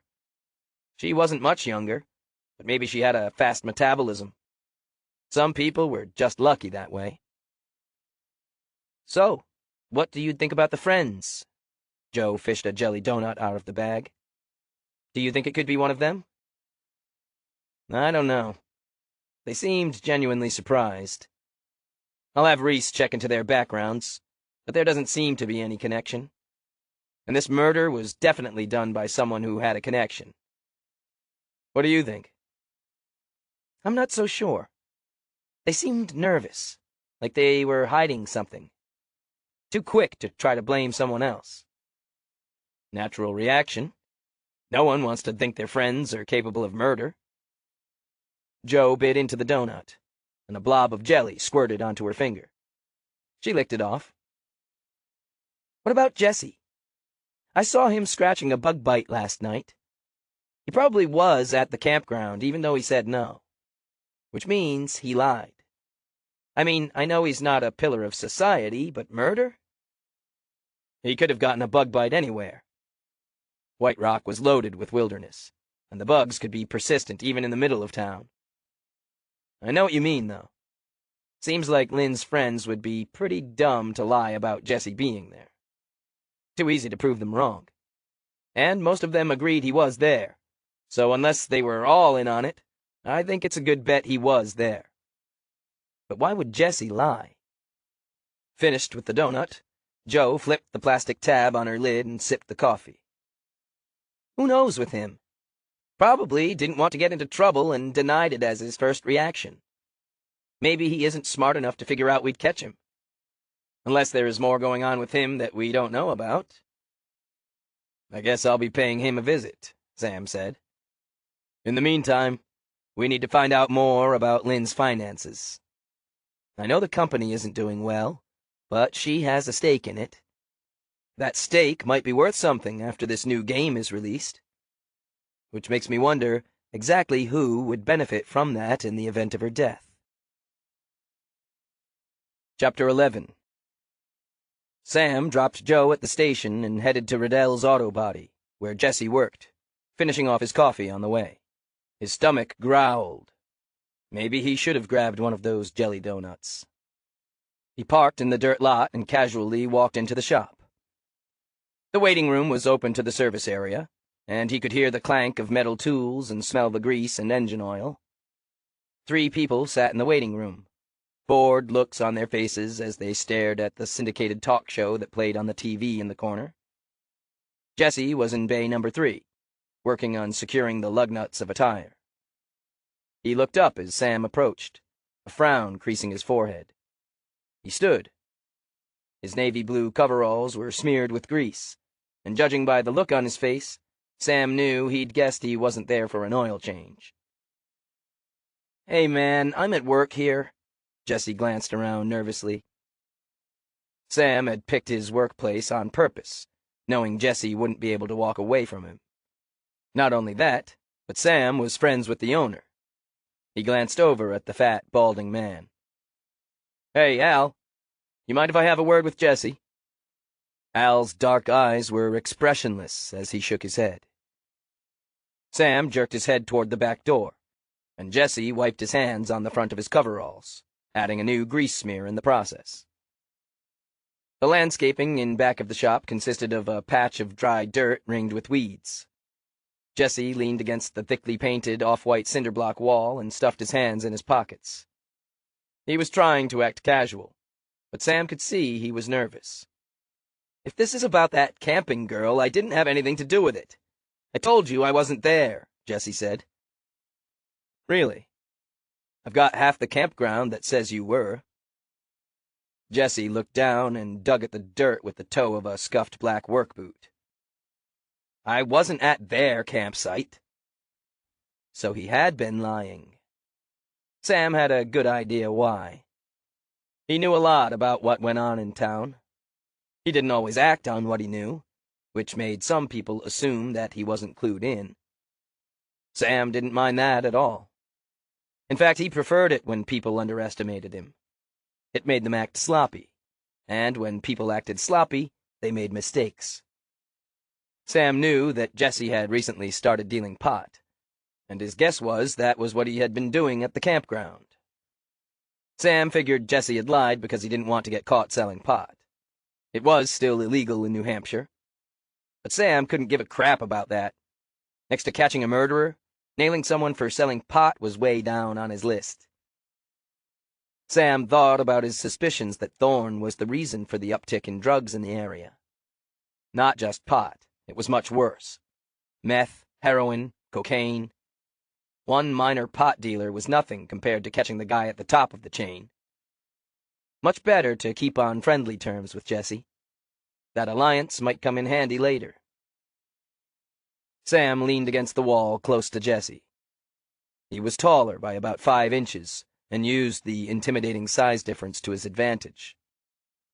But you were at the campground, and rumor has it you were doing a little business there. Jesse's eyes darted around like a scared rabbit's, looking anywhere but Sam's face. "Look, I don't want to get in trouble. I don't know anything about that girl." "Jesse, do you know what the sentence is for selling marijuana?" Jesse's shoulders slumped, and all the wind whooshed out of him. Turned out he wasn't as tough as he liked to pretend. He caved easily. "I don't normally sell it. It's not like I'm a big dealer or anything. I just needed some extra money." "Where'd you get it?" "I don't know." Sam lowered his voice and spoke slowly and steadily. He looked him dead in the eye. "You don't know?" "I'm not buying that, Jesse, and neither will the judge." Sam paused for a few seconds to let his words sink in, then added, "But I might be willing to make you a deal if you tell me the truth about what happened last night." Jesse looked suspicious. "What kind of a deal?" "I won't breathe a word about your illegal extracurricular activities. In fact, unless you have any on you right now, I'm going to forget all about it." Jesse spread his hands. "Not so tough now." "I don't have any on me, I swear." Sam simply waited. "Okay, I was there last night. I'd seen her in the bar. She was cute, and we struck up a conversation. I met her friends, and I mentioned I had some weed, and they invited me back after the bar closed. But all we did was drink and smoke a few joints, and then I left. I swear, she was alive when I left." "Can anyone verify this?" Sam asked. "Well, yeah. All the people at the campsite. I only stayed for about an hour and then went home." "You didn't go anywhere else or see anyone?" Jesse thought a minute. "I stopped to get gas at Cumby's, then went straight home. Brian, my roommate, was already in bed. When you were at the campsite, did you see anything unusual? Was anybody angry with Lynn, or did anyone act funny around her?" Jesse thought for a minute. "Come to think of it, I did see something. Not at the campsite. When we were in the bar. There was a blonde with them. She was kind of cute, too, but she was with one of the guys. I saw her follow that girl, Lynn, to the ladies' room, and when I went down the hallway to the men's room shortly thereafter, I heard them in there having a rip-roaring argument." "What were they arguing about?" "I have no idea, but they must have made up. They didn't argue at the campsite." Jesse eyed Sam cautiously. "So, do we have a deal?" Sam studied him for a minute, and then nodded. Relief spread across Jesse's face. "Good. Now I gotta get back to work." Jesse turned and went inside the building. Sam smiled. He had Jesse right where he wanted him now. He'd done Jesse a favor. So now, if Sam got more evidence that Thorne really was involved in all the drugs coming into town, maybe Jesse would see his way to returning that favor by letting Sam know who he had gotten the drugs from. That person might be the next step in proving that Thorne was the source. Not only that, but he had another lead to check out in the murder of Lynn Palmer. Chapter 12. Joe leaned back in her chair. She had a half-eaten donut on her desk, and her foot propped up on an overturned trash can. She tapped a staccato rhythm with the end of her pencil as she stared at the photos arranged on the big corkboard on the wall beside the window. She'd meticulously gone through Lynn's things, photographing each item and then putting them in an evidence box. Near as she could tell, it was all normal stuff any camper would have. Lynn's belongings were practical, each item labeled inconspicuously with her initials. Nothing fancy. Even her undergarments were sensible. Plain white cotton with a tiny pink bow as the only ornamentation. It was a brand Joe wore herself, Plain Jane. It was known for the high-quality, non-frilly designs. One thing was odd. No purse or cell phone.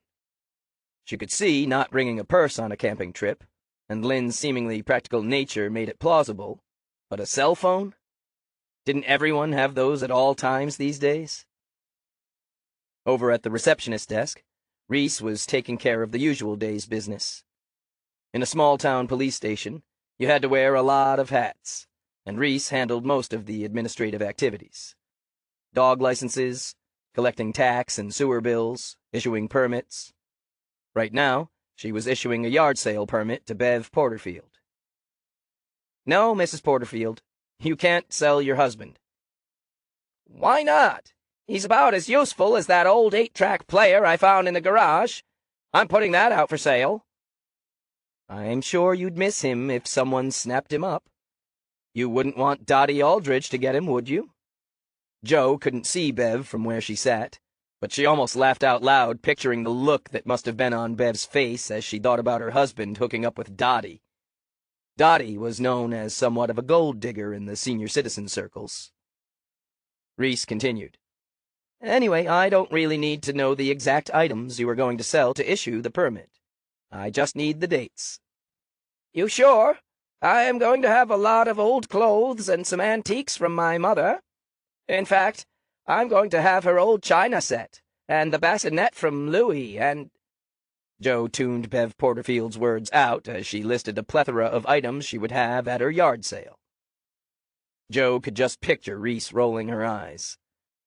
She let it turn into background noise as her mind tossed around the various scenarios that could have led to Lynn Palmer's death. Her thoughts turned to Lynn's friends at the campsite. Most of them were definitely showing signs of hiding something. It could be that they were just nervous. Even innocent people got that way when a close friend was murdered. But Joe had a feeling that some of them, especially Noah, weren't telling the whole truth. The best bet was to separate them and talk to them individually. That was when the truth usually came out. Her gaze drifted to the window. The maple and oak trees were sprouting fresh new green leaves. Birds hopped from branch to branch, swooping to the ground to grab up an occasional seed from the grass. In the distance, layers of hazy blue mountains contrasted with the white spire of the church at the end of Main Street. It was an idyllic small-town scene. Ruining the pleasant scene, however, was Mayor DuPont striding down the sidewalk and into the town's one fine dining establishment, Lago. Nothing but the best for the mayor. He stopped at the door, plastering a fake smile on his face and greeting someone walking down the sidewalk. The smile dropped from his lips as the person passed, and he opened the door and pushed his way inside, cutting off a tourist who had been angling for the restaurant. Typical. What wasn't typical was what she saw right after that. The cherry-red Cadillac pulled to the curb, and Lucas Thorne stepped out. He checked his watch, a Rolex, she knew from dealing with him previously, looked toward the town offices, and then glanced into the restaurant before darting inside. Was he meeting with DuPont? Or was her imagination just on overdrive? The restaurant was public, so even if they were meeting, they weren't trying to hide it, so it was probably nothing nefarious. She was still staring at the door when a third surprise happened. The door opened, and Kevin walked out. Had Kevin been lunching at Lago? Expensive on the salary of a part-time cop. But maybe he could afford it. Joe suspected that Kevin had family money. She'd been to his house once. The unassuming small cape had been upgraded with the finest trappings. Granite countertops, cherry cabinets, bamboo flooring, and all the electronic gadgets one could wish for. Maybe that was why Kevin never seemed to want to take on more hours. If he had family money, he probably didn't even need a job. "Oh, no!"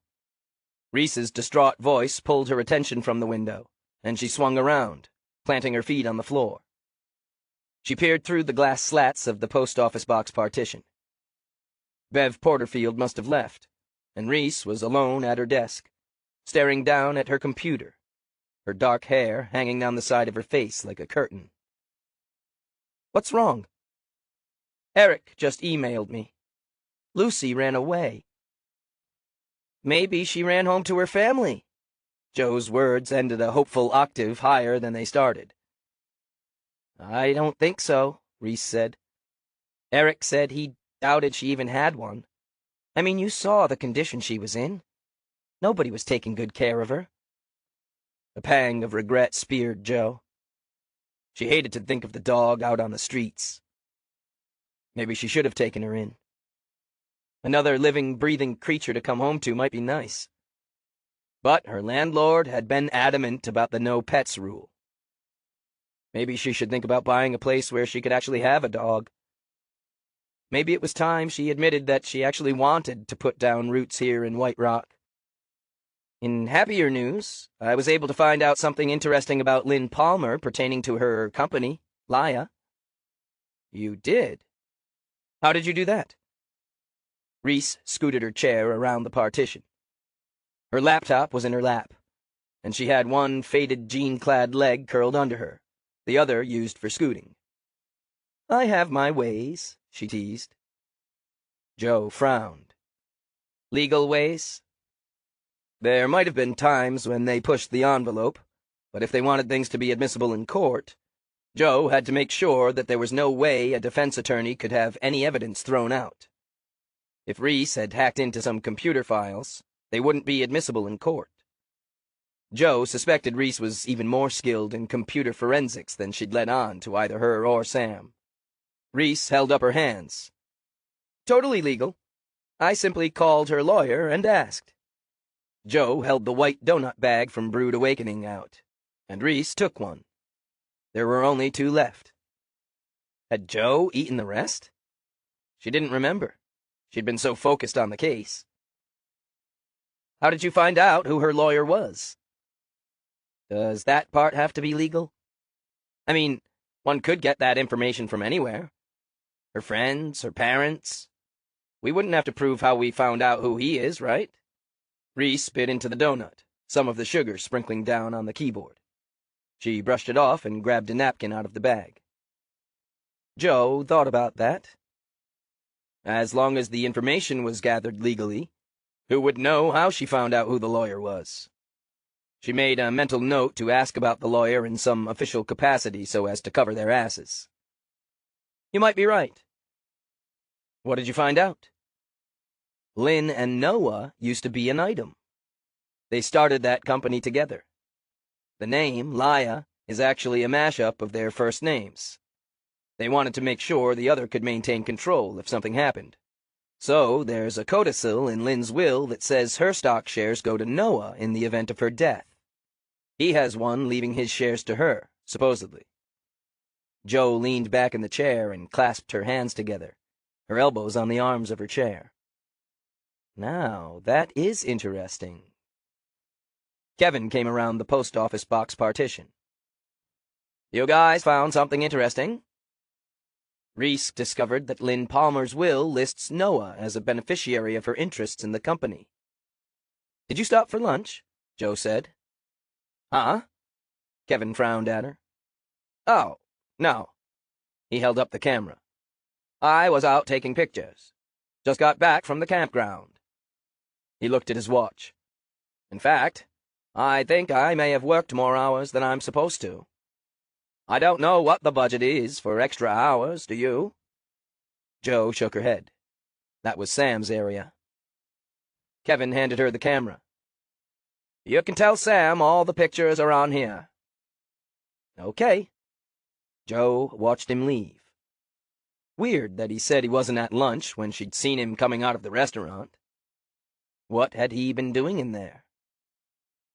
She'd never clicked with Kevin, not like she did with Sam and Tyler. But still, she had no good reason to think ill of him. She'd learned over the years that she had to rein in her instincts to be suspicious of everyone. Just because bad things had happened in her past, it didn't mean everyone was out to get her. There were plenty of reasons for Kevin to be in Lago. Maybe he knew someone that worked there. Maybe he was following up on something else. Maybe he was handing them his resume. Joe wouldn't be too disappointed if it was the latter, other than the fact that it would mean they were even more short-handed. She was staring out the window at the disappearing taillights of Kevin's Isuzu when Sam's Tahoe came around the corner and pulled up to the curb. Chapter 13.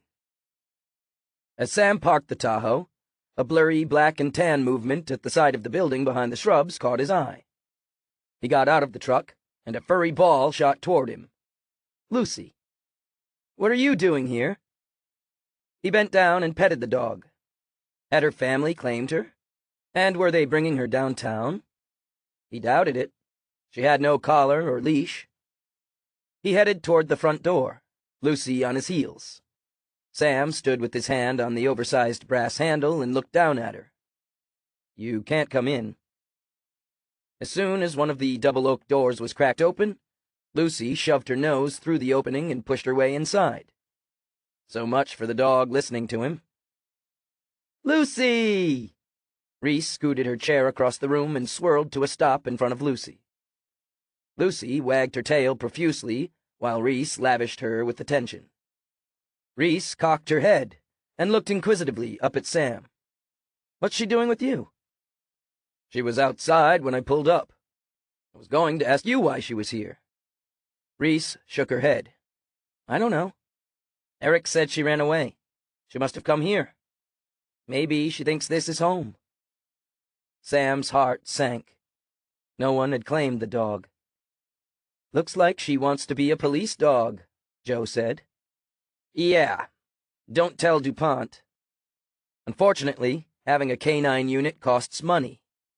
She has to go back to the shelter. She looks good all cleaned up, though. I'm sure someone will adopt her if she doesn't have a family. Sam tried to ignore the pleading look in Lucy's whiskey-colored eyes. There was no budget for a police dog, and he couldn't have her at home. He'd gotten used to living alone. He didn't want another person. But a dog was another story. Dogs didn't argue with you or talk back. Dogs were always happy to see you, no matter what you'd done the day before. But his days stretched out too long. He knew DuPont would balk if he tried to have her in the Tahoe, so he would be forced to leave her at home alone. And sometimes his day stretched out to 14 hours or more. Heck, sometimes he didn't even go home at all. Now that they were short-handed, he'd be at work even more.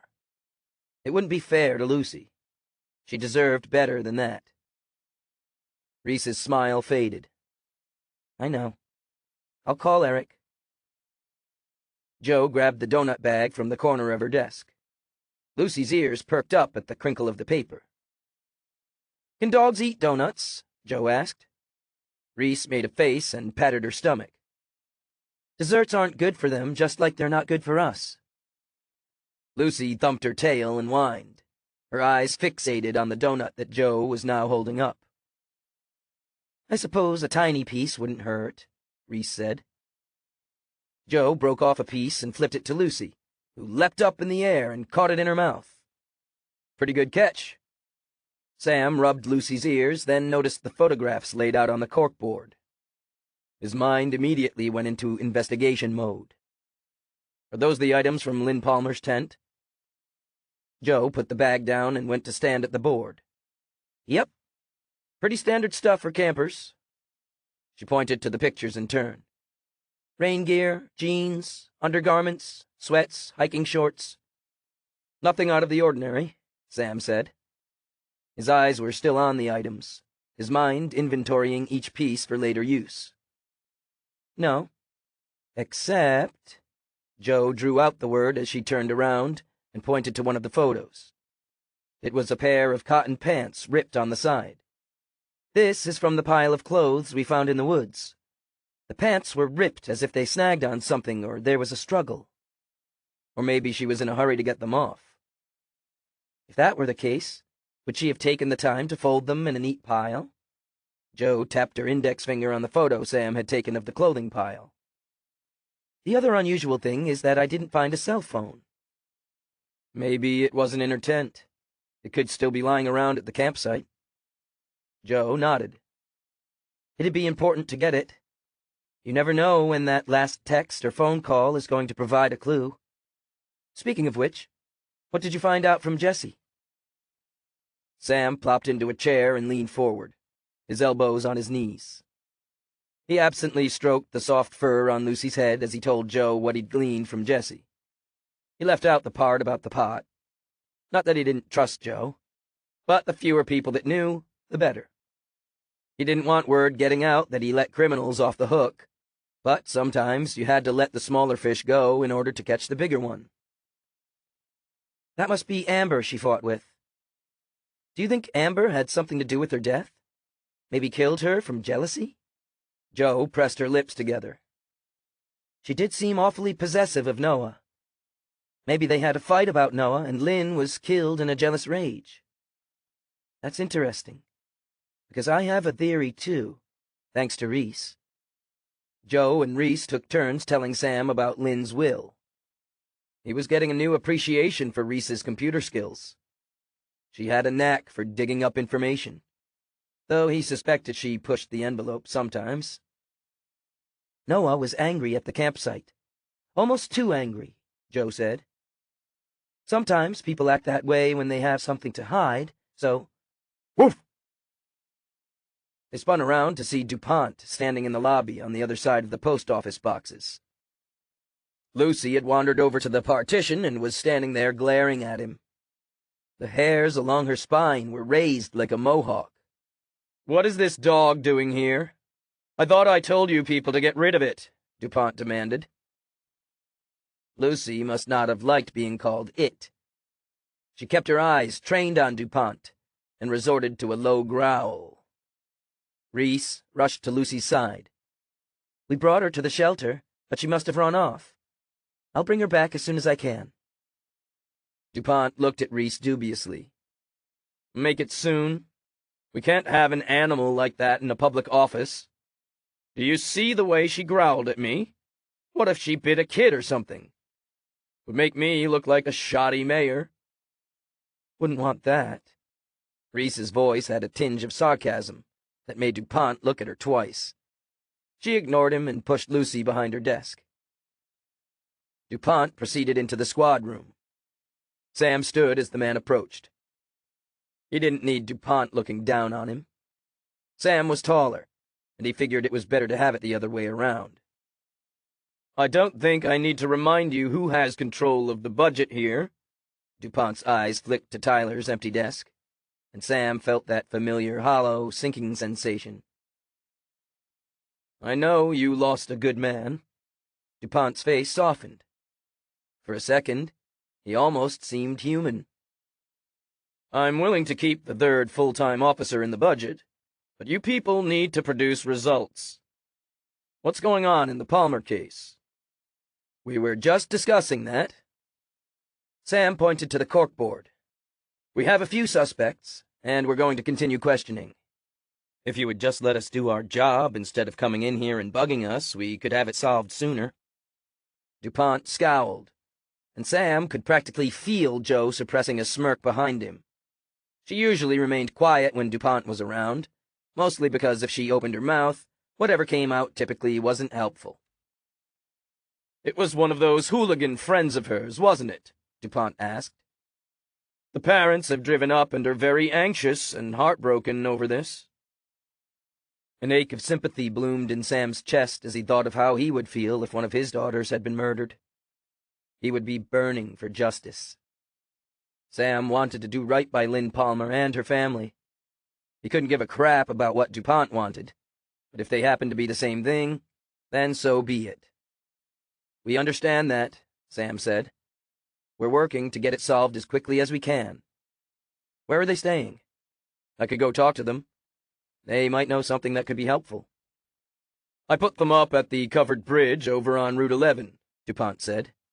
"I want all hands on this. There's extra in the budget from the salary of Richardson.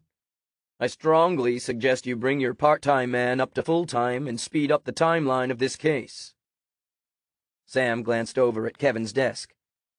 Unlike Sam's and Joe's messy desks, it was stacked neatly with papers, pencils, and a notebook. Kevin wasn't much of a go-getter, though he was an adequate cop. Sam didn't know if increasing his hours would help, but maybe they could have him work on the smaller local calls, freeing them up for more investigative work. "I'll do that." DuPont gave a curt nod. He glowered at Sam and Joe, then shot a parting look at Lucy on his way out.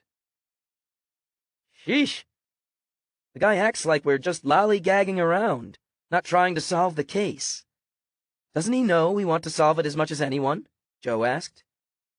He just likes to be a pain in the ass. Where is Kevin, by the way?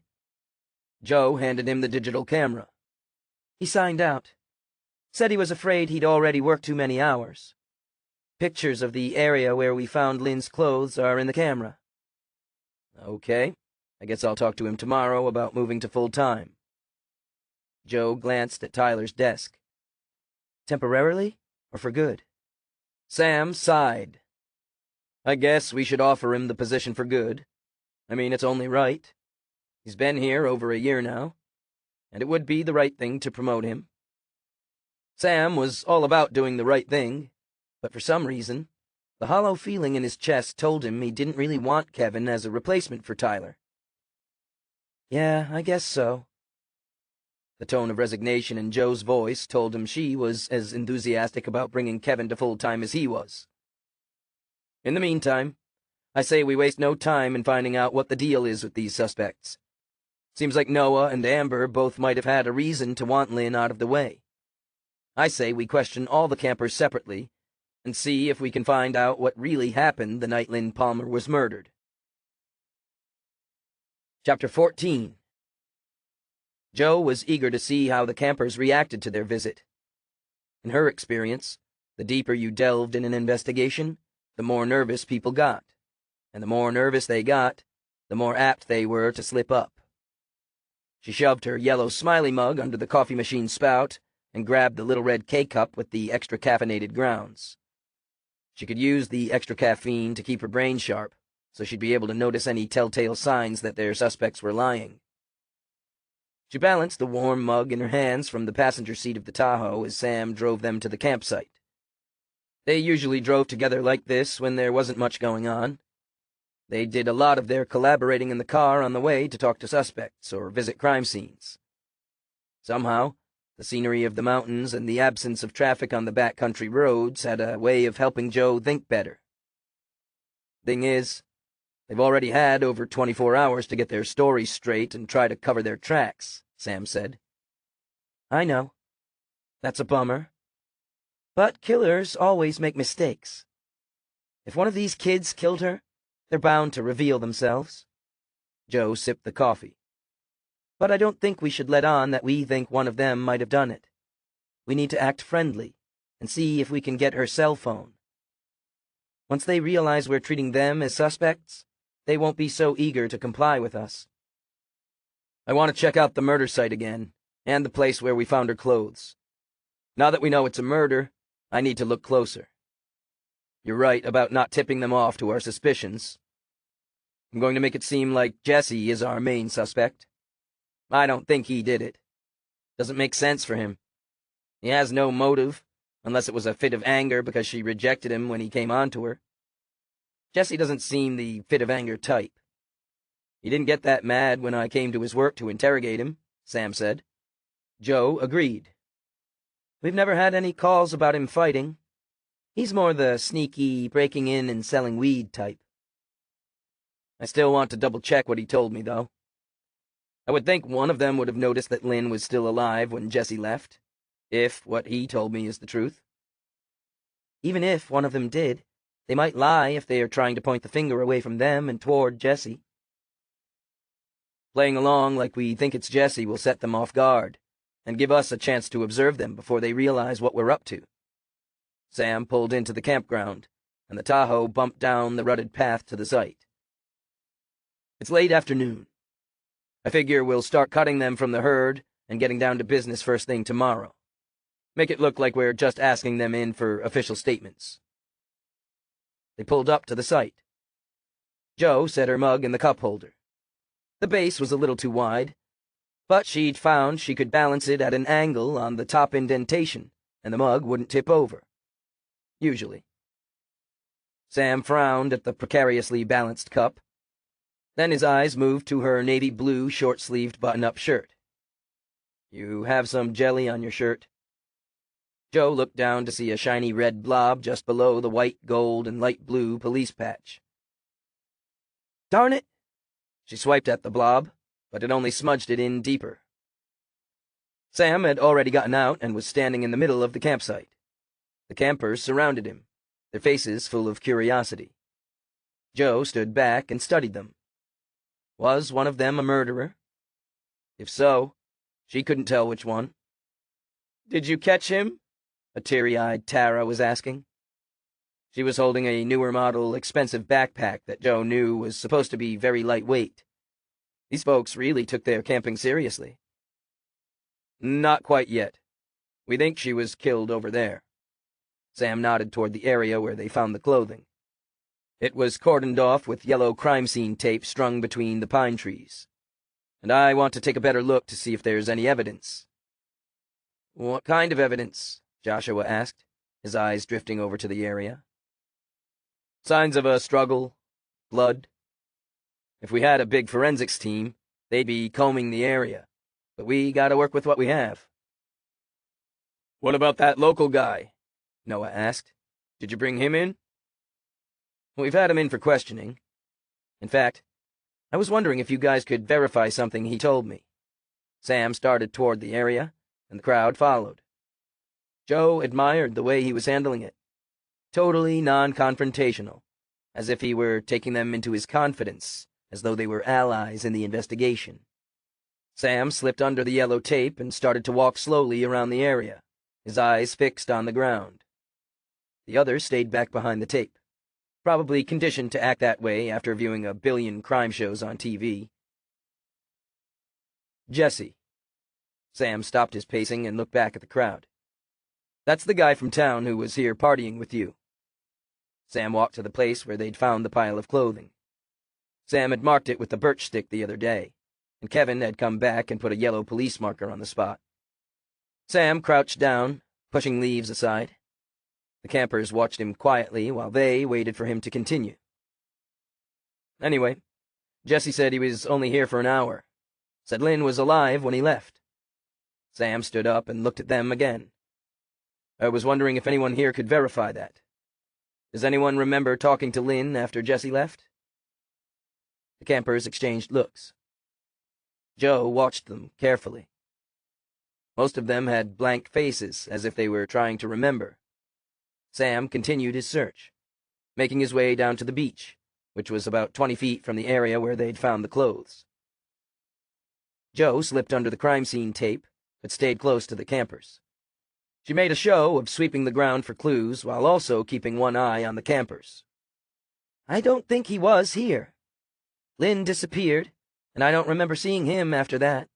Tara raised her voice so Sam could hear. She looked at Josh. "Do you?" "I don't know.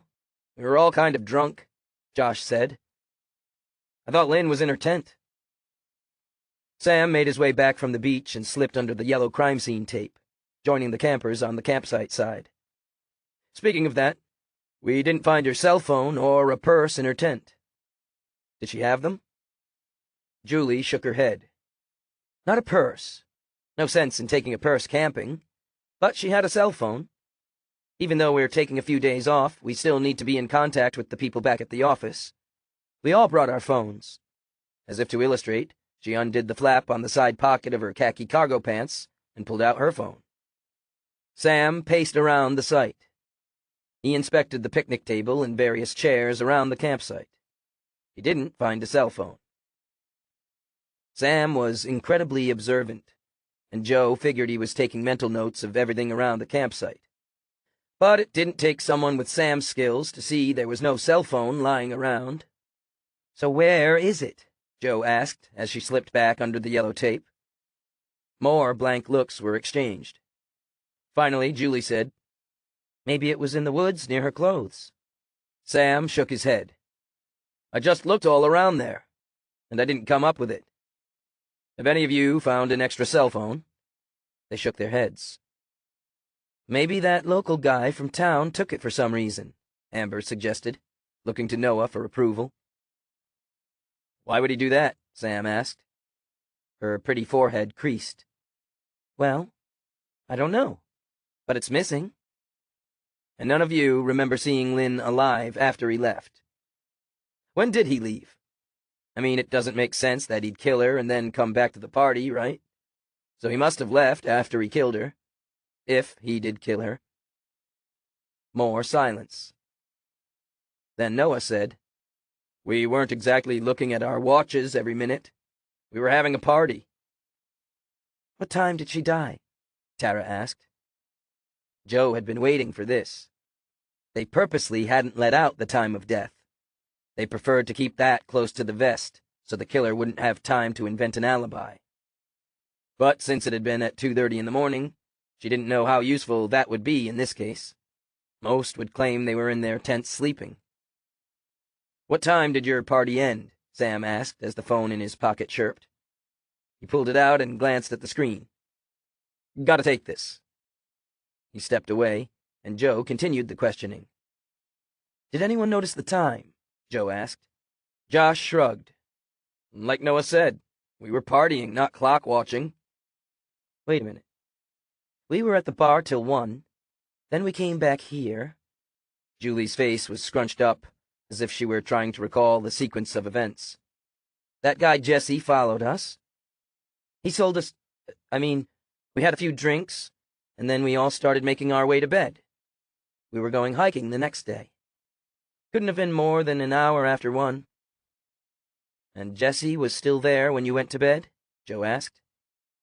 Julie twisted her lips together. "I don't remember. Does anyone remember?" Nobody did. Or if they did, they weren't saying. Sam snapped the phone shut and came back to the group.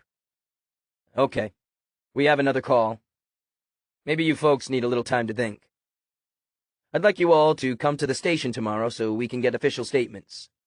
At their looks of concern, he held up his hands. "Just standard procedure. We want to get to the bottom of this as much as you do. Officer Deckard has your phone numbers from the other day, and we'll be calling to let you know what time we want to talk to you. In the meantime, could you please look for Lynn's phone? It's important." They promised to look, and Sam and Joe got into the Tahoe. Joe picked up her mug. The coffee was lukewarm now, but lukewarm was better than nothing. She was curious as to why Sam wasn't taking them in right away. Maybe he figured if he gave the killer enough rope, they'd hang themselves. "You giving them some time to think things over, or to get their story straight?" "Neither. We have business. Being short-handed really does put a crimp in the investigation." "We got another call?" Sam held up his phone. "Several.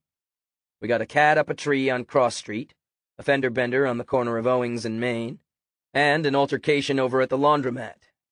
The interrogations will have to wait until tomorrow. Maybe by then we'll be able to rule out one of our suspects." "Really? Which one?" "Jesse. He said he stopped for gas on the way home that night, and I have Ernie looking for the receipt. According to the campers, and Jesse's own account, he got there after the bar closed at 1 and left shortly after. That's a small time frame, and not too many people would have been stopping at the gas station that early in the morning. If Jesse paid with a credit card, all the better. We know Lynn was killed between 2:30 and 3. Maybe the receipt will prove Jesse couldn't have done it." Joe looked out the window. "I think we already know he didn't do it. We just need to figure out who did." "Yep. Getting her phone would help. Do you think she could have dropped it in the woods? Maybe we should start a grid search." Joe took another lukewarm sip. The coffee had turned bitter, and she forced it down her throat. She didn't think they were going to find the phone in the woods. "I think a search would be a waste. My guess is someone took it. I think there's something on that phone the killer doesn't want us to see." Chapter 15. Joe and Sam flipped a coin for the calls. She'd lost and had spent 45 minutes at the laundromat, settling an argument between Lola Ursum and Judith Crawford because Lola had taken Judith's clothes out of the dryer prematurely. Lola claimed it wasn't so. Judith hadn't put enough quarters in for a full cycle, and the machine was sitting there useless. Joe settled the dispute by buying both the women coffee and making Lola promise to fold Judith's clothes once they ran through the full cycle. When she was done, Sam had rescued the cat from the tree and smoothed things over at the fender bender scene. The day was done, so they both headed home. After making a pit stop at one of the stores near the laundromat, Jo drove the police car to her small cottage in the woods. They often took the cars home if they'd been out late. Her own car, a Volkswagen, sat in the lot in town. She liked the Crown Vic better. She took a cardboard box carefully out of the trunk. On the porch, she balanced the box on her hip and dipped her index finger into the planter full of purple pansies that sat on the porch railing. It was still cold for annuals, but pansies liked the cold. The dirt inside the box was cool and damp. The wooden screen door of the cottage was thick with layers of chipped paint and squeaked when she pulled it open. The front door had almost as much paint, but the lock was new and shiny, and she put her key in and pushed the door open. Inside, the cottage was small but cheery. Once a seasonal camp, it had been converted to year-round and had been painted in light colors. Jo had furnished it with comfortable, overstuffed furniture from thrift stores and yard sales. It was all chipped, worn paint, large floral and striped prints, and muted colors. She supposed the decorating magazines would have referred to it as cottage chic, but she'd just cobbled together the best value for her budget. She passed through the living room, the wide pine floorboards creaking as she made her way to the kitchen, which had been remodeled extensively. The ceiling rose up in a peak, and the old wooden cabinets had been painted a sunny shade of yellow. They stretched all the way to the ceiling, too high for Jo to store anything on the top shelf without getting on a step stool, even though she was 5'7". Jo put the box on the butcher block countertop. She carefully pulled out the small round goldfish bowl and set it on the counter. She leaned over so her face was at counter height and peered in at the fish. Its orange-gold fins flapped as it turned to face her. She wondered what she looked like from his perspective. Probably just a gigantic, distorted face like when you looked in a funhouse mirror. She took the jar of flake food out of the box and pinched one tiny flake between her index finger and thumb. She dropped it on the surface of the water. The fish zoomed up and devoured it, practically jumping out of the bowl to do so. He must have been hungry. She contemplated putting another flake in, but Irving down at the pet store had warned her about overfeeding the fish. Too much food produced too much waste and could turn the water toxic. He'd also suggested a small tank with a filter. Fish bowls apparently weren't the best environment for keeping fish in. She'd consider that later. Best to see how this worked out first. She sat at the old farmer's table to admire her new companion.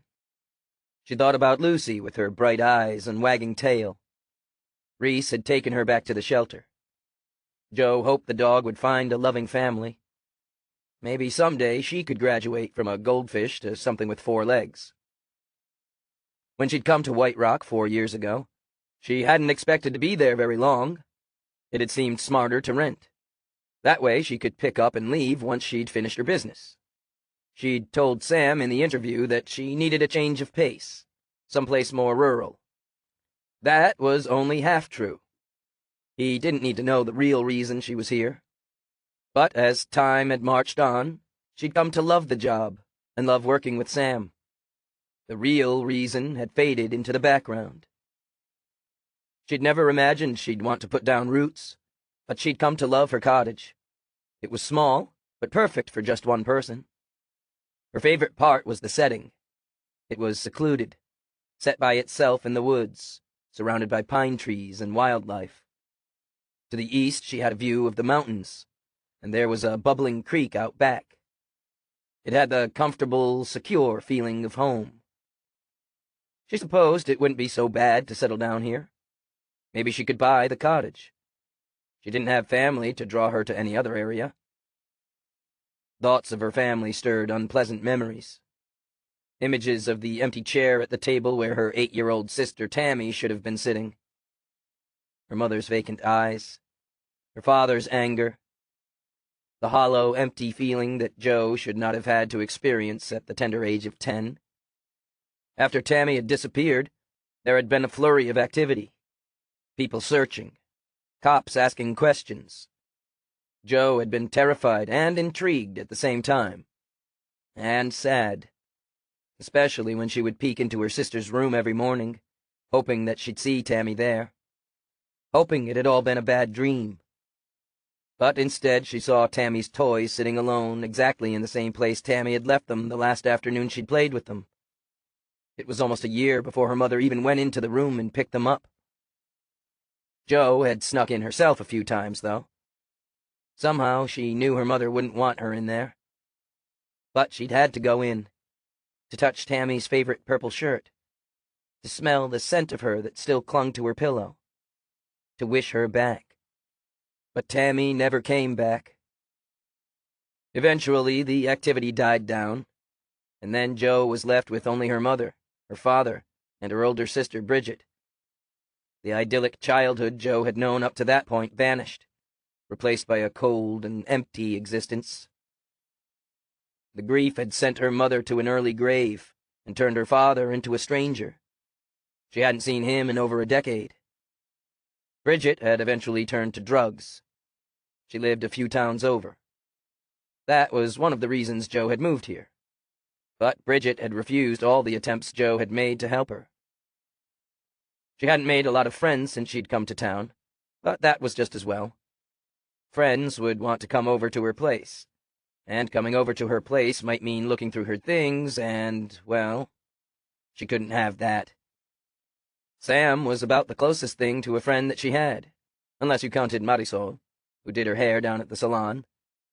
Sometimes they went out for beers, and had even gone shopping a few times together. She liked Mari's quirky sense of humor, and her down-home common sense. But she didn't share nearly as much with Mari as she did with Sam. It made sense because Jo and Sam worked together every day. They had to trust each other. Their lives depended on it. But even so, their relationship had boundaries. Jo and Sam did their hanging out at Spirits. They'd only been to each other's houses a few times, which was just fine with Jo.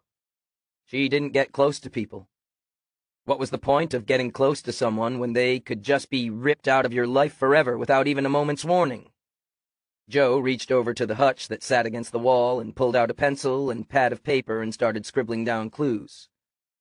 Sometimes just brainstorming was a good way to get the mind working on solving a case. But it wasn't just the Palmer case she needed to think about. She hadn't told Sam about seeing DuPont and Thorne going to Lago. She hadn't told him about Kevin lying about being in there either. Truth was, she didn't know if Kevin actually was lying. He only said he didn't have lunch. Maybe he was in Lago for some other reason. It was possible DuPont and Thorne were just there at the same time as a coincidence. It didn't mean they were having some sort of nefarious meeting. Jo knew she shouldn't make assumptions. She'd gotten in trouble for that before at other jobs. But what had happened to her sister had given her a suspicious nature, causing her to always think the worst. Heck, she even suspected there was more to Tyler's shooting than met the eye when she had no good reason to think it. She didn't want Sam to think she was the type that always jumped to the worst conclusions. She wanted him to value her opinion, and the only way to do that was to back her suspicions up with evidence.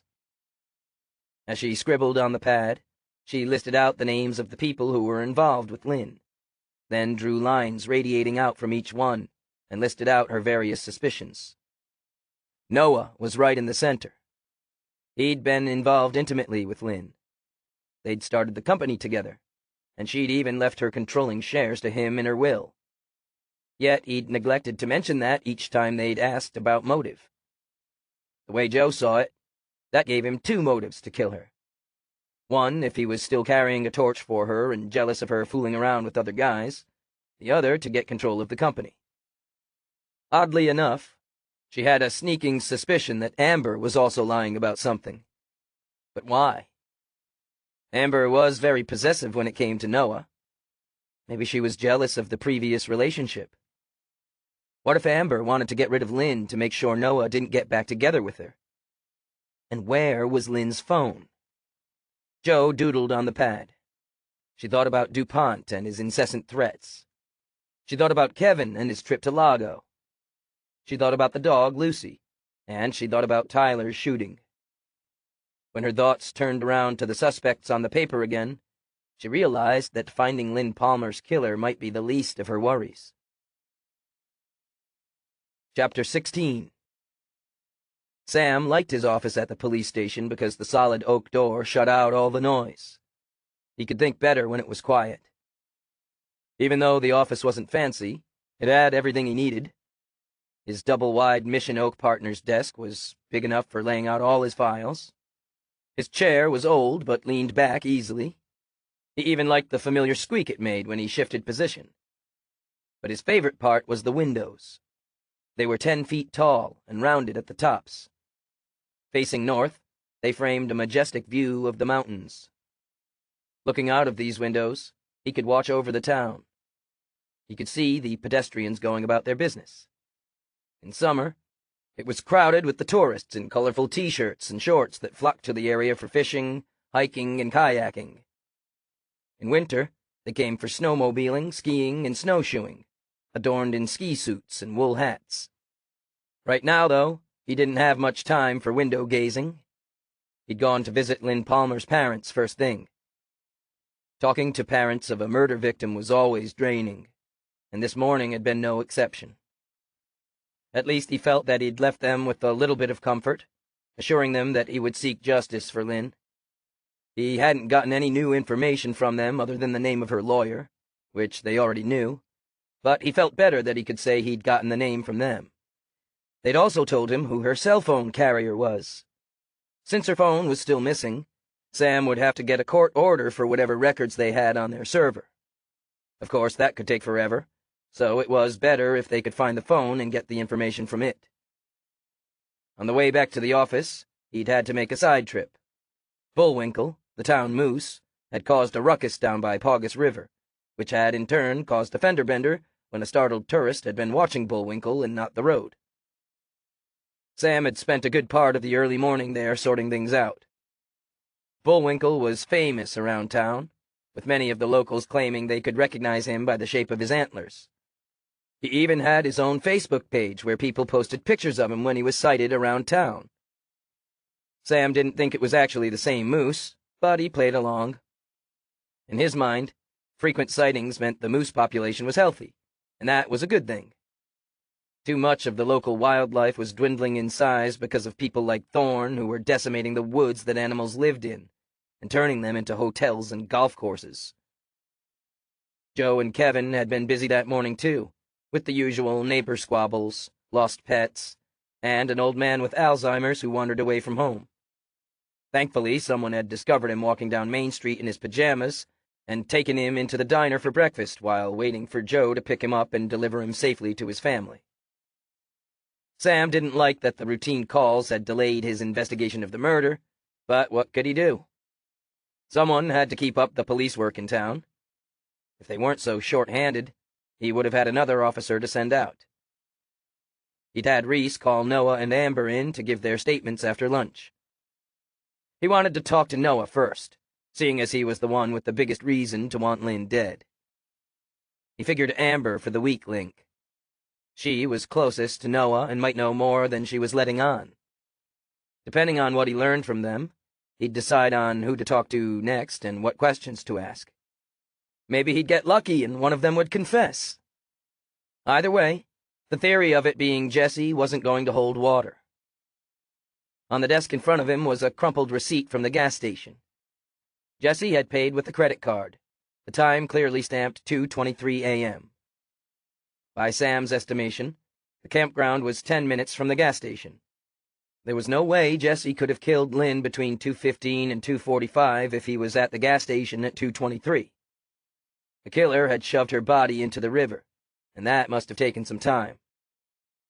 Since they'd been out on calls all morning, Reese had rounded up sandwiches at the deli, and Sam was just finishing up his ham and Swiss. Reese had ordered it with spicy mustard, just the way he liked it. A soft tap sounded at the door. "Come in?" Kevin poked his head in. "Reese said you wanted to see me." Sam gestured at the chair, and Kevin came in and shut the door. You know we're short-handed. Why did Sam feel like he was being a traitor to Tyler? He was going to have to hire someone sometime. He was pretty sure Tyler would have understood. Kevin nodded. So I was wondering if you wanted to come on full-time. We'd be happy to have you. Kevin was silent for a minute. He wasn't exactly jumping at the opportunity. The relief that washed over Sam made him realize he didn't really want Kevin to move up to full-time. But who would turn down a full-time gig? Thanks. I appreciate your confidence in me. Kevin leaned forward in his chair and looked down at his feet, scrubbing his chin. But the truth is, I'm not really looking to go full-time. Sam frowned. Oh. Okay. Well, I just wanted to offer it to you first. It's appreciated. I mean, I can do extra hours and filling in the interim. Okay. Good. There was an awkward silence, and then Kevin said, Are we done? Yeah. Oh, maybe you can head out to the campsite. We can't find the victim's cell phone, and I'm thinking it might have been dropped near where her clothes were found, or on the beach. I poked around a little bit there yesterday, but didn't do a thorough search. Maybe you could look more closely.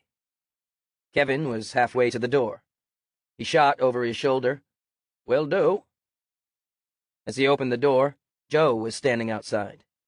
They did an awkward little shuffle in the doorway, and then she poked her head in and said, You ready, Chief? Noah Bricky is here for his statement. Chapter 17. Noah Bricky sat ramrod straight in the uncomfortable wooden chair. They put their suspects in that chair on purpose because one leg was shorter than the rest, and it wobbled slightly, keeping the suspect off balance. Sam was behind his desk, leaning casually back in his chair, hands clasped loosely in front of him. Joe was in another chair, angled so that she could watch Noah. She had a notepad in her lap on which she was tapping the eraser end of her pencil at an annoying rate. Tap, tap, tap, like water torture. She thought she saw a bead of sweat on Noah's brow, despite the fact that it was cool inside the police station. I have in my notes that you and Miss Palmer started Laya Software together, Sam said. We started it in college. The name, Laya, is a play on the letters in our first names. Clever, Sam said. And you were lovers, Joe added. Noah swiveled his gaze to Joe, his brow creasing. We were, but that was a long time ago. We broke up. Was this breakup amicable, or was there a lot of fighting? Sam asked. Noah swiveled his head back toward Sam, appearing to become slightly agitated. There were a few fights, but then we ended up being friends. I mean, we have to work together, so we have to get along. We're good friends now. Uh-huh. And you're with Amber now, Sam said. Noah looked momentarily confused, then his expression cleared. Yes, Amber Huffman. She's a receptionist at work. We've been dating for a couple of months now. Really? That's not awkward, Joe asked, causing Noah to swivel his head back to her again. I mean, your ex-girlfriend and your current girlfriend working together and hanging out together? Seems like that could be opportunity for a lot of fighting. Noah became belligerent, his voice rising. What does this have to do with Lynn's death? Surely you don't think I killed her because I'm dating another woman. What about that local guy? He seemed like a lowlife. You should have him in here. Couldn't have been him. Sam pushed the gas station receipt on his desk toward Noah. He was pumping gas at the time of death. Noah looked down at the receipt, then up at Sam. If you're accusing me, I want a lawyer. We're not accusing you. We're just trying to figure out the group dynamics and find out what happened that night. You have to admit that jealousy from an ex would be a powerful motive. But you moved on, and she didn't have a boyfriend. Unless you were jealous of Lynn paying attention to Jesse, Sam said. Noah relaxed. No, I wasn't. It doesn't make sense that I would kill her. If anyone would have killed her because of jealousy, it would be Amber. His words trailed off, and his face scrunched. Well, surely you guys don't think it was Amber. I mean, she wouldn't hurt a fly. Joe thought about how Jesse had said he'd heard Lynn arguing with the blonde. Amber was the only blonde in the group, and it wouldn't be the first time she'd caught a killer who had murdered her boyfriend's ex, especially if they were as close as Noah and Lynn had once been. Noah swiveled his head between them, stopping at Joe. No way. There was nothing for them to fight about. I mean, the whole trip was Lynn's idea, and she encouraged me to bring Amber. Neither one of us still had romantic feelings toward each other, so why would Amber be jealous? Sam leaned forward, the creaking of the old chair capturing Noah's attention and causing his head to swivel back in Sam's direction. How come you didn't tell us that you get all of Lynn's shares in the company now? Noah looked momentarily confused, and then, as if a light bulb had switched on, he sucked in a breath. Of course. I'd forgotten about that.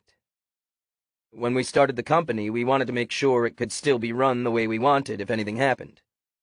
The lawyer recommended that we give each other controlling shares in our will. But you don't think I would kill her for that? The company isn't even doing that well.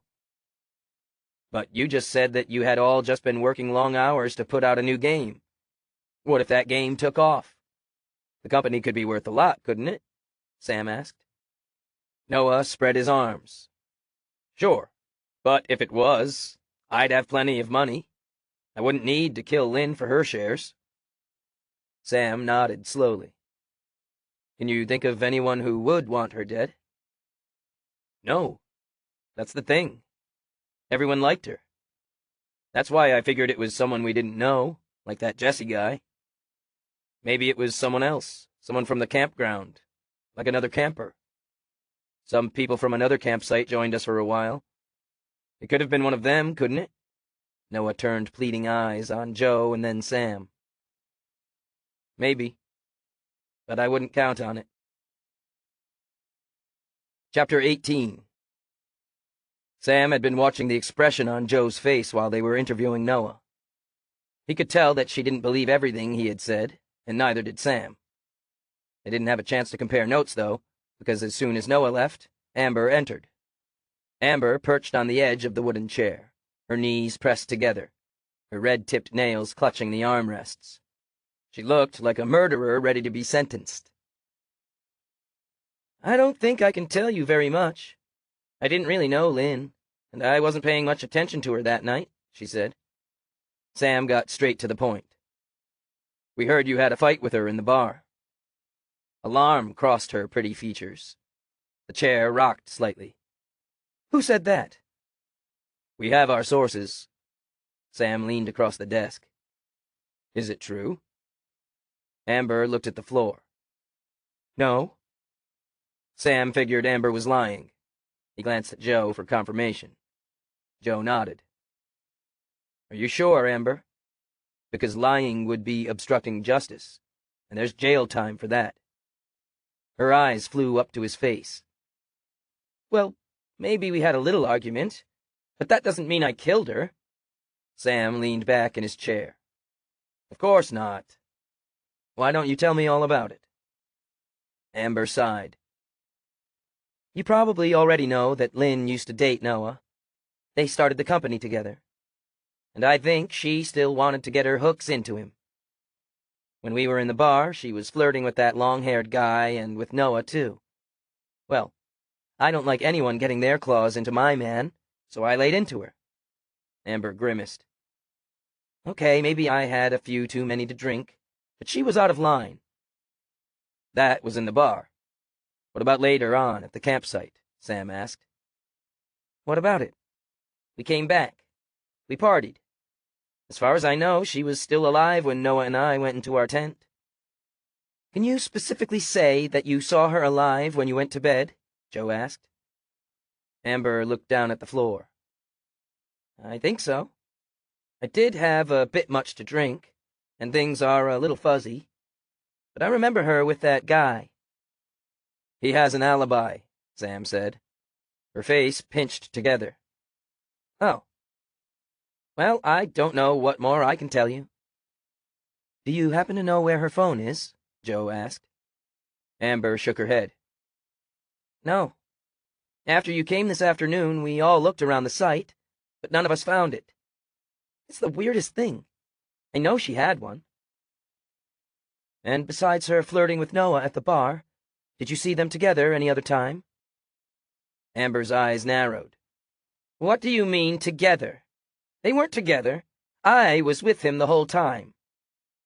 What time did you go to bed? Sam asked. She thought about it.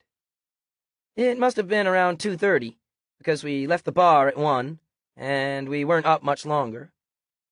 And you went into the tent at the same time as Noah? Yeah, of course I did. And you were both in there the whole time after that? Her eyes flicked to the window. She crossed her arms over her chest. Of course. I was with Noah all night, so he couldn't have killed her, if that's what you're getting at. Is there anything else? Any idea who might have done this? Did you notice anything odd maybe the day before when you were in town, or that night at the bar? Sam asked. Amber narrowed her eyes as she thought. I don't know if I would say this was necessarily odd, but Lynn acted kind of strange when we were planning the trip. How so? We talked about different places to go camping, but she insisted we come here. And the day she died, we all went downtown for groceries. She suggested we split up and do some shopping. You know, check out the local shops and stuff. It was all kind of spur of the moment and casual. Amber leaned forward in the chair, her face animated, as if she was suddenly realizing what she was saying could be important. But Lynn wasn't acting very casual. She was acting like she had an appointment, and when Julie, Tara, and I came out of the second-hand store, Lynn was nowhere to be found. Chapter 19. After Amber left, Sam and Joe took a break and headed for the coffee maker. Joe had finished her cup during the interview with Noah, and her brain was begging for the sharp tang of caffeine. It was also begging for a jelly donut, but there were none in the station. Sam let her go first. She leaned her shoulder against the wall, her finger tapping on the mug as she watched him pop his orange K-cup in and slide the dark blue police insignia mug underneath. Joe went back over the interviews in her brain while she waited for his cup to fill. During the interviews, she'd studied both Noah and Amber for the little tells that would indicate they were lying. A twitch here, a furtive glance there. They both hadn't been straight about something. I don't think either one of them was being straight with us, Joe said. Sam opened a packet of sugar and poured it into his coffee. And what was that bit about the meeting? Do you think Lynn really had a meeting? Or was Amber lying about that? Why would she make that up? And why did Lynn insist they camp here? Do you think Amber made that up to try to throw off suspicion? To make us think she had a local connection to who killed her? Maybe she did have a local connection. This is where her cell phone would help tremendously. I hope Kevin finds it. Reese has got the paperwork to subpoena Verizon for her phone records, but that could take a while. At least DuPont won't try to block that. The way he's been hounding us, he'll probably rush it through. But what they have on the servers might not include what we need. Not everything is stored. Having the phone would be best. The door opened, and Kevin came in, heading straight for the coffee maker. Thank God! Coffee! Joe noticed he was empty-handed. You didn't find her cell phone? Kevin pressed his lips together and shook his head. Afraid not. I looked all over that area and didn't find a thing except dirt, leaves, and rocks. Hey guys, I hate to interrupt, but a bunch of calls came in while you were taking those statements. Reese, who had just come in through the front door, picked up several pink slips of paper off her desk and waved them in the air. What have you got? Sam asked. She looked at the slips. Stolen pickles at the general store. Artie's holding the culprit for you. Joan Fremont called to complain about a fight between Nettie Deerdorf and Rita Holscher. She looked up at them over the slips. Said it was getting violent. And there's been a disturbance reported over at the Rockledge campground. Joe's brows shot up, and she looked at Sam. You think that has something to do with our case? Sam had already put the mug down and was headed for the door. I don't know, but I'm going to find out. The other calls are urgent, too. Joe, you take the general store, And Kevin, you go see what's up with Rita and Nettie. Everybody radio in when you're done." Kevin got into his Isuzu and headed out to Prospect Hill, where Joan Fremont lived. He wouldn't mind having to drive his own car all the time if he didn't always get stuck with all the crappy jobs, but that had always been the way. Joe, Sam, and Tyler had always taken all the good calls, and Kevin had gotten the scraps. He was always the one that had to decorate the big tree in the green at Christmas, risking his life on the rickety ladder and going home full of pine pitch and needles. And he always got stuck with traffic duty on the 4th of July. Not to mention how they always seemed to saddle him with picking up the drunk and disorderlies, who would puke all over him. At least they let him drive the Crown Vic with the screen between the front and back seats on those calls. Of course, being the one to get the crappy calls did have a lot to do with him being the only part-timer, and by the time he came on shift, that was mostly what was left, because the important stuff was usually the most urgent. Still, it wasn't just the calls. It was the way the three of them had treated him, like he wasn't a real part of the team. Maybe if they'd treated him like he belonged, then he wouldn't have done what he had earlier that year. Thoughts of what he had done sent a jolt of anxiety through him. Maybe he shouldn't have been so quick to think that Sam and Joe didn't see him as their equal. When Sam had offered him the full-time position this morning, he'd been surprised. He'd thought they didn't want him. But now, well, it was too late. He'd already formed his alliances, and now that he didn't need that full-time pay. Maybe Sam and Joe should have started treating him better before Tyler died. Thoughts of Tyler's death brought on another jolt of anxiety. He sure hoped the few bits of information he'd passed along didn't have anything to do with what happened to Tyler. But if it had, that was because Tyler had been up to something bad. And if Tyler had been breaking the law, then Kevin had done the right thing, hadn't he? Kevin wanted to believe he had, but doubts swirled in his mind like a flock of vultures. What if he'd acted too hastily? His father had always told him he was too quick to leap before he looked. It couldn't have been his fault. Tyler had been killed by a crazy auto thief. That had nothing to do with the information Kevin had been asked to look for. And besides, he hadn't found anything worth passing on. Not even after volunteering to clean out Tyler's desk. No photos, no notes, nothing.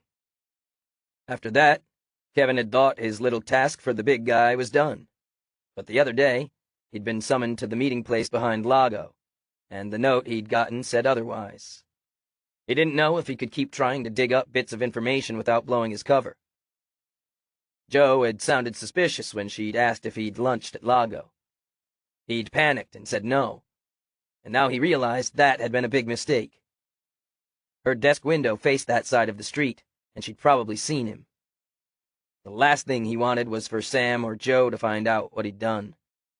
He should have told her he was visiting his cousin who worked there. That part was true. He just didn't need to tell her the part about the note with the instructions he'd pocketed during the quick meeting behind the restaurant.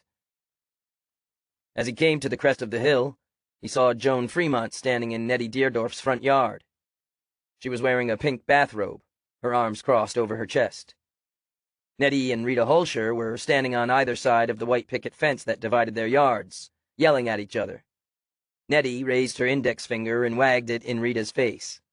Rita grabbed it and twisted. The goat, what was its name? Betty or Bessie? Hopped around at Rita's feet, stopping every few seconds to nibble on her long brown skirt. Kevin parked on the side of the street.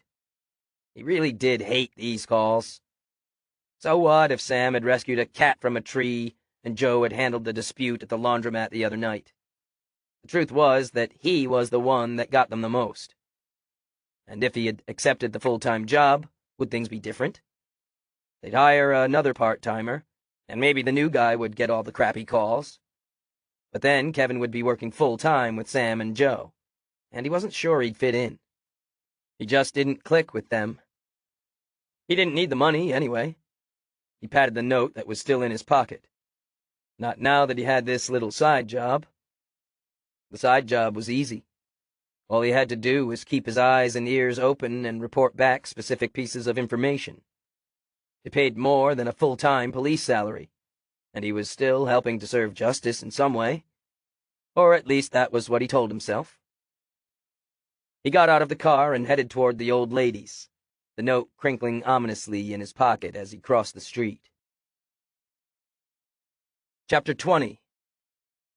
Sam would have preferred to talk to the rest of the campers right after Noah and Amber, but the 3 disturbance calls that had come in were of an urgent nature and took precedence. Then again, letting Amber and Noah report back to the others so they could all stew about it overnight could work in their favor.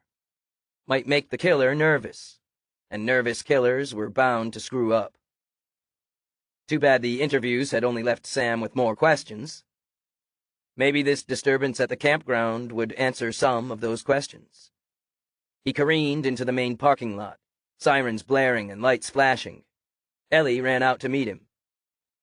"There's a dog running loose down by the river, barking and making all kinds of ruckus. It's scaring the kids, and the campers are complaining." Sam's stomach sank. Lucy? Hopefully she hadn't found another body in the river. He headed toward the river. Sure enough, Lucy was there at the bank, barking and pacing. When she saw him, she stopped and ran over to him. Sam crouched down to her level and patted her neck, his eyes scanning the water. No body. "I guess you ran away again? Don't like the accommodations at the pound?" "Woof!" Lucy swung around and splashed back into the water, then looked at Sam as if wanting him to follow. "You want to swim? You're gonna ruin all that nice work they did on your fur." Lucy did a half spin, then planted her feet in front of her, those whiskey eyes demanding his attention. She barked again, this time low and insistent. She stuck her nose in the water, then jerked it out, flinging drops around. She looked back at Sam as if she were hoping he wasn't too stupid to get the message. Sam splashed out to her. This was the rocky part of the river, and the water was only about 5 inches deep. At least this time he didn't have his dress shoes on. His solid black boots were already in pretty bad shape. The river was crystal clear. You could see every rock and grain of sand. In the slower-running sections, you could see tiny baby fish when the sunlight slanted in at just the right angle. Lucy had her eyes fixed on a large gray rock. It was flat on the top, and something dark that wasn't a rock or sand or anything natural looked to be wedged underneath it. Sam reached into the freezing cold water, pried the rock up, grabbed the thing underneath it, and pulled it out. It was a cell phone. Sam handled the cell phone gingerly, trying not to touch too much of it, even though he knew the water had already washed off any fingerprints or DNA evidence. He wasn't even sure it was Lynn's, or that anything could be recovered from it. He rummaged an evidence bag out of the crime scene kit in the back of the Tahoe and slipped the phone into it. Lucy sat at his heels, looking up as if awaiting his praise. "Yes, you did a good job. Seems like you've got quite a nose for police work." Lucy gazed up at him. She looked happy. Her face almost looked as if she were smiling. Her thick, furry tail swished back and forth excitedly. "But I can't keep you." Lucy still looked happy, but her tail swishing slowed down. "If you're hungry, maybe I could get you a burger." Her tail swishing sped up again. Sam hated the idea of taking the dog back to the shelter. What did they even feed them in there? Probably some kind of generic kibble. The least he could do was get her a burger at Spirits. Maybe one of the specialty burgers. Sam wondered what kinds of add-ons dogs liked. Hadn't he heard that some people food was toxic for them? Better to get her a plain burger, or maybe that pot roast from the diner that she liked. Sam opened the tailgate. "Okay, get in." Lucy hopped in and immediately trotted up front to the passenger seat, leaving a trail of wet, sandy footprints along the way. Sam just shook his head and smiled. The fur on Lucy's legs and belly was soaked from being in the river, and the passenger seat would be all wet. That was Joe's problem, though. She was the only one that ever sat there. He was just pulling out of the campground when the police radio in the car crackled. It was Reese. "Sam, I just got a call in. There is a disturbance down at Holy Spirits. Fight in progress, and it looks like a bad one." Sam flipped on the siren and stepped on the gas. The inside of Holy Spirits looked as if a tornado had ripped through it. It smelled of beer, sweat, and anger. The air buzzed with excitement. One table was overturned. 3 chairs lay on their sides, and the bar patrons were standing in a circle. 2 large men stood in the middle. Judging by the swollen lip on one and the shiner already making an appearance on the other, Sam knew they'd already been fighting for a while. "Break it up! White Rock Police!" Sam pushed his way through the crowd, holding out his badge. There was no need for the badge. Everyone in the bar knew him, especially the 2 men fighting. Jerry Vedder and Ed Clough hated each other. It was all because of Lily Simmons. She'd been dating Ed when Jerry caught her eye 5 years ago when they were seniors in high school. Lily and Jerry were married now. You'd think Ed would have gotten over it by now, but occasionally he started it up with Jerry all over again, typically in the bar after a few beers. It usually only amounted to a few black eyes and sometimes broken fingers, but Sam had to stop the fight just the same. "He's got this coming, Chief," Ed addressed Sam, but kept his eyes on Jerry. "Come on, Ed. You know fighting never solves anything. All it does is get you with some doctor bills." Sam's tone was casual, but his body was tense, waiting to take action if the fighting got bad. Sometimes he let them throw a few punches and get it out of their system. If things got too rough, he'd have to jump in. "Bastard ruined my life!" Ed swung again, his fist connecting with Jerry's chin. Jerry's face jerked to the right. Spittle and flecks of blood flew outward. The crowd jumped back. Jerry turned toward Ed, anger gleaming in his eyes. He punched Ed first in the stomach, then the chin. Ed staggered back, then whirled around, picking up one of the chairs and holding it over his head. Sam jumped in between them, holding his hand out. "You don't want to do that, Ed. Willful destruction of property. Billy might sue you." Ed swung the chair anyway. Sam barreled into him, disrupting the force of the blow. The chair grazed painfully off his shoulder and smashed to the floor, one leg cracking loudly as it splintered off from the bottom of the seat. Ed turned his anger on Sam. "What did you do that for? I need to finish this guy off once and for all." "This isn't the way to settle things." Sam put his hand gently on Ed's arm in an attempt to calm him. Ed pulled back his fist. Apparently, he'd forgotten that his beef was with Jerry and was going to continue to lash out at anyone in front of him, even Sam. "Don't do it, Ed. Assaulting an officer of the law isn't something you want to get into." The words made Ed hesitate for a second. Then he crouched down and rushed Sam, barreling shoulder first into his stomach and knocking him to the floor. Before Sam knew what had happened, the 2 of them were rolling around on the floor, fists flying. Sam was a good fighter, but Ed must have been taking lessons. He got Sam into a stranglehold, increasing the force on his windpipe. Sam smelled stale beer and cigar smoke on his hot breath. "Hey, Ed, cut that out. That's the chief." This was Jerry's voice, ironically. Sam kicked back, connecting with Ed's shin. Ed loosened his grip slightly, just enough to allow Sam to break free. Sam spun around in time to see Ed stagger back a few steps. Then Ed pulled a fist. Sam got ready to dodge.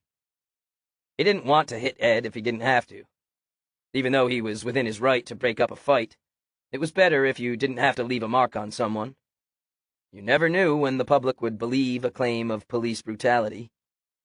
He just hoped Ed would tire out before Sam had to hurt him in order to get him to stop. Sam didn't have to worry about that for long. A hulking figure stepped in between them, brought up his fist, and popped Ed right in the face, sending him crumbling to the floor. Mick Gervaisi turned to face Sam, a grin spreading on his face. You gotta work on your street fighting skills, Chief. I can't always be around to get you out of trouble. Chapter 21.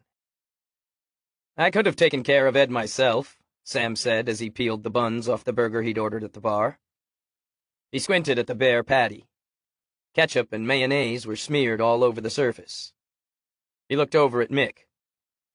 Are ketchup and mayo bad for dogs? Mick shrugged. Lucy whined, and Sam looked down at her. You like ketchup? He scraped it off anyway.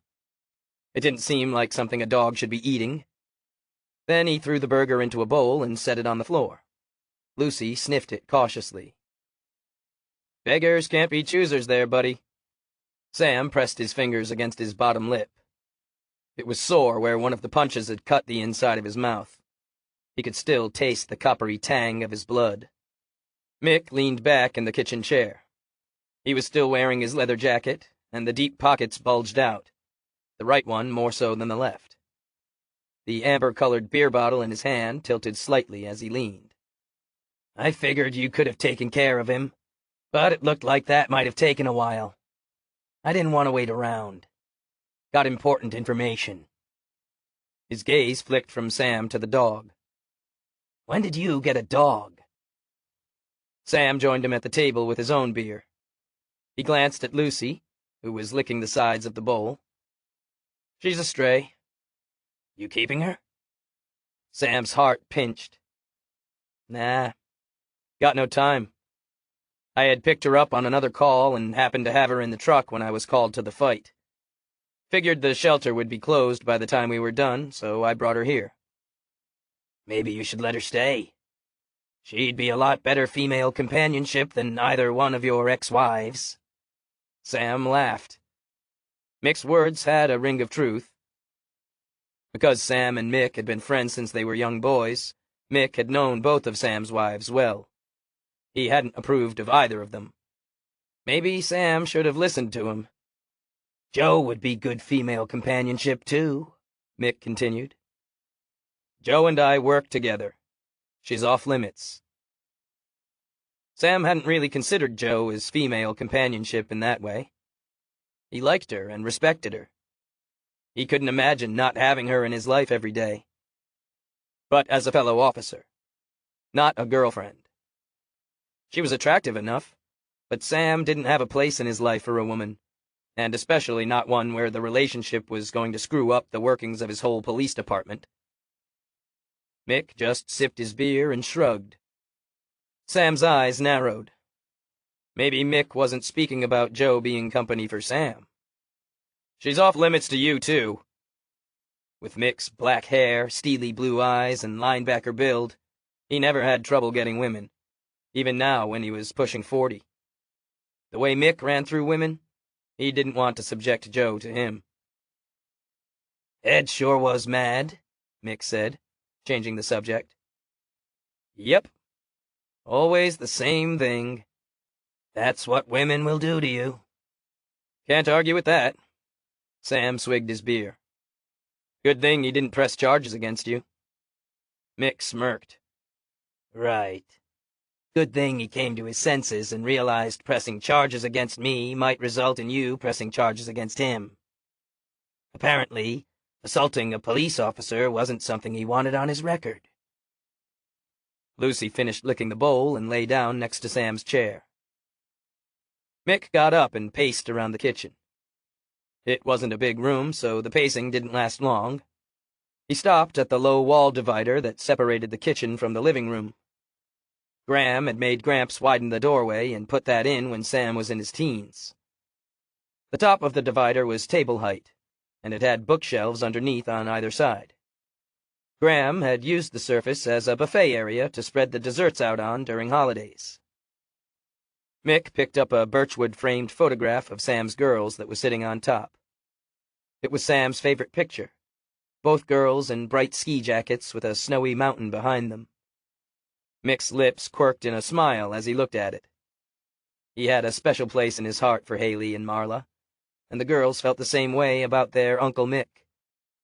Mick had never married or had kids. Sam figured the girls were like a surrogate family. You heard from them? Mick asked. Yep. Haley just got done with finals, and Marla is finishing up her internship. They're planning a visit soon. Thoughts of the impending visit brought on a pang of emptiness. He missed his daughters, but they were grown women now with their own lives in towns far away. He couldn't expect them to hang around here. I can't wait to see them. Mick put the picture down and leaned his hip against the bookcase. Sam was glad Graham had made Gramps secure it to the floor. So, what were you in such a hurry to see me about? Sam asked. I got something for you. Mick tossed his beer into the trash next to Sam, opened the fridge, and pulled out another one. Sam leaned over and retrieved the bottle from the trash and threw it in the blue recycling bin by the door. The glass clanked against the other bottles. Mick twisted off the top of his beer, flicked it into the bin, and came back to sit at the table. I did some research on that lady who had the car stolen, Barbara Bartles. Turns out she has a grandson that isn't exactly an upstanding citizen. Mick took a slow sip of the beer. Got to thinking that maybe the car theft wasn't so random. He into drugs? Sam thought about the trace of cocaine and partial fingerprint in the ashtray. Yep. Nothing on his record, but I have an in with the police down there, and he's been taken in on suspicion a few times. They went easy on him, hoping he'll eventually inform on the next guy up the chain. Sam nodded. It was the same thing Sam was hoping to do with Jesse. Think it has anything to do with Thorne? Mick shrugged. He lives in Preston, but we don't know how far Thorne's influence reaches, or even if Thorne is the source of these drugs. Sam knew he was. Even though they didn't have any proof, it wasn't just wishful thinking. Thorne was up to more than just raping the land to build his resort. But this wasn't about Thorne. This was about Tyler, and catching the guy who had killed him. Sam felt a spark of excitement. This kid could know something about what happened that night. Possibly even be Tyler's killer himself. What's this kid's name? Maybe we should go talk to him. You know, off the record. See if he knows anything. Mick reached into his pocket, the grin spreading across his face. He pulled out a plastic bag with a shot glass in it. Sam had been wondering when he was going to show him what he had in there. I can do you one better, Mick said. You know how you got that partial print from the car?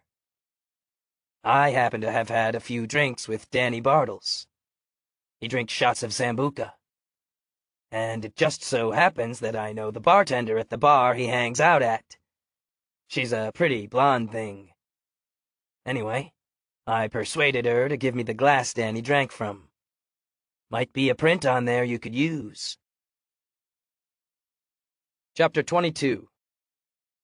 Since everyone had touched base as instructed on the previous night's calls, no one was surprised when Sam showed up with Lucy and the remains of Lynn's cell phone the next morning. Reese found a charger that fit the phone, and now it was sitting on Kevin's desk, and they were all standing around the desk, looking down at it. The screen was loaded with spiderweb cracks, and the back of the case had 2 chunks of plastic missing. It should have been fully charged, but wouldn't turn on. No surprise, given the shape of the device. So the killer probably tossed the phone in after Lynn, Joe said. Must have figured something on there might implicate them. Probably hoped it would never be found, Sam added. But the killer didn't know we had our secret weapon, right, girl? Reese leaned down and rubbed Lucy's head. The dog thumped her tail on the floor and glanced from Sam to Reese. Sam swore the darn thing was smiling. Sam scrubbed his fingers through his short hair. Too bad we can't get anything off it. It's going to take forever to get the information from Verizon, and meanwhile, the killer has time to cover his tracks. Can I try? Reese reached a tentative hand toward the phone. You think you can get it to work? Sam was dubious. Then again, Reese did have a talent for computers. What the heck? The thing was dead as a doornail. It certainly couldn't hurt to have her try. Maybe. If not, I might be able to take it to the academy and get someone to work on it. She looked up at Sam hopefully. It could be quicker than waiting on the carrier to hand over the records. Okay. Sure. Reese smiled, then cocked her head. Did something happen to your lip? Nope. Sam knew they'd all heard he went to break up the fight. They didn't need to know the details. Reese shrugged, then took the phone to her desk. Lucy trotted along behind her. Kevin's eyes followed the dog. What happens if DuPont comes in and sees the dog here? Sam got the impression Kevin wasn't exactly a dog lover. He skirted around Lucy as if she would bite. From the sideways glances Lucy gave Kevin, the feeling was mutual. And it was obvious Kevin didn't want to get on DuPont's bad side, which was somewhat of a mystery considering he didn't seem to care too much about his job. Maybe we should keep her in my office. That way if DuPont comes in, I'll come out to talk to him and leave her in there. He won't know she's here, Sam said. We can't just hide her in the police station, Kevin said. It's just temporary. She has to go back to the shelter. But she helped find the phone, and I'd like to reward her with some free time before she has to go sit in a lonely kennel over there. How is she going to get adopted if she's not over there? Kevin asked. Sam looked at Lucy, her eyes reflecting all the trust in the world. He wasn't keen on the idea of someone else adopting her, but he knew it was the best thing for her. She might not get adopted, Reese said in a low voice. Joe's brow furrowed. Why not? She's a runner. She's already run away twice. Not too many people want to adopt a dog like that. What do you mean? What will they do with her, then? Sam asked. Reese glanced at Lucy, who was now lying beside her desk, and lowered her voice. Eric said they might swap her with another shelter, but if nobody adopts her after a while, she could be euthanized. As if she knew what they were talking about, Lucy whined. She put her chin on her front paws.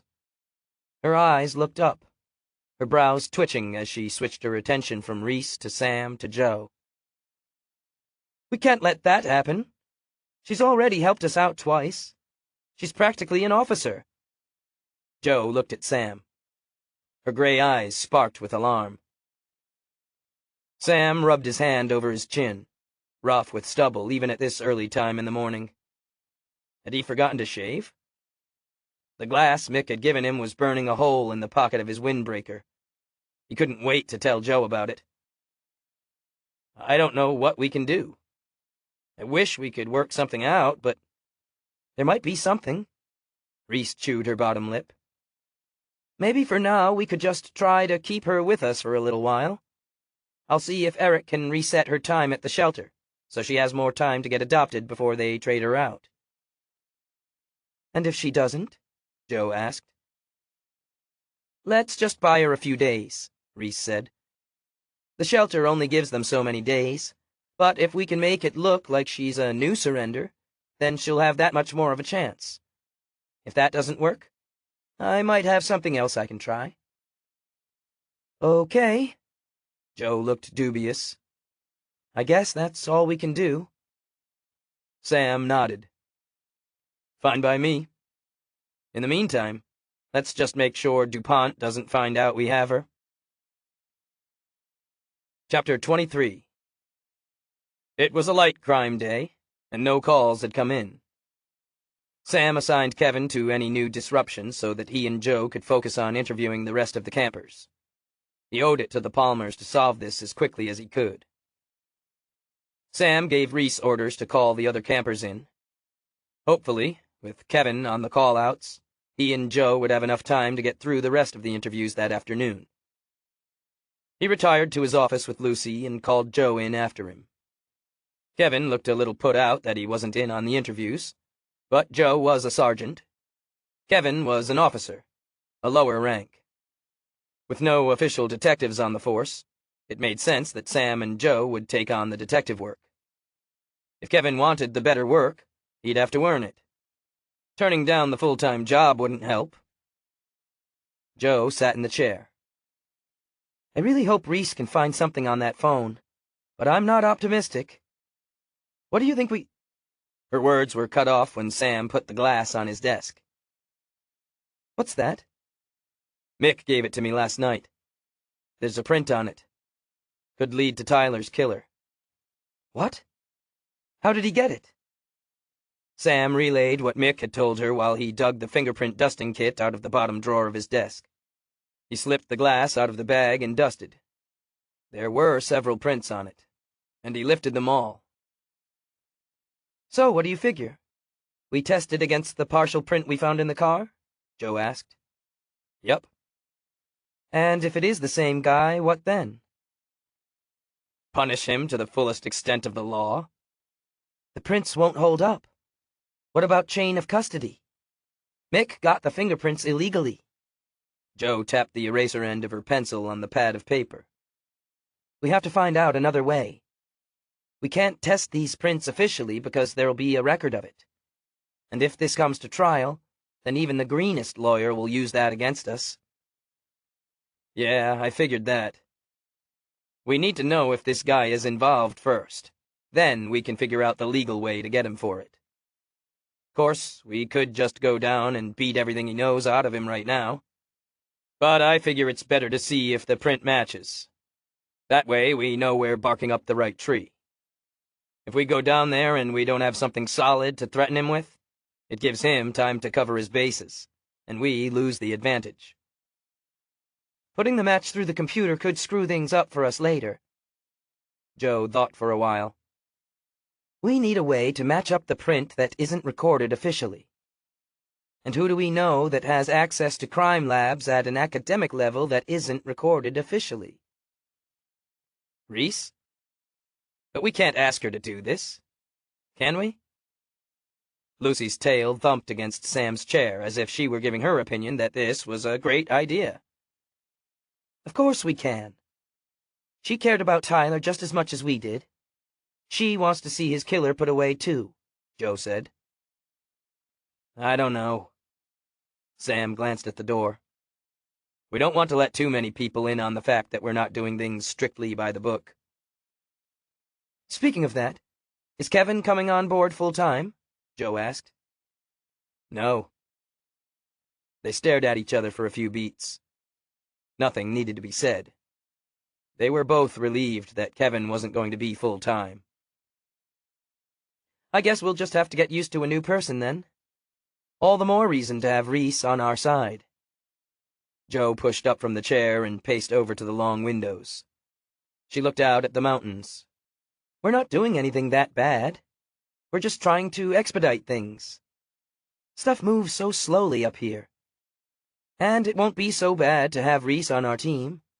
She could get a lot done for us.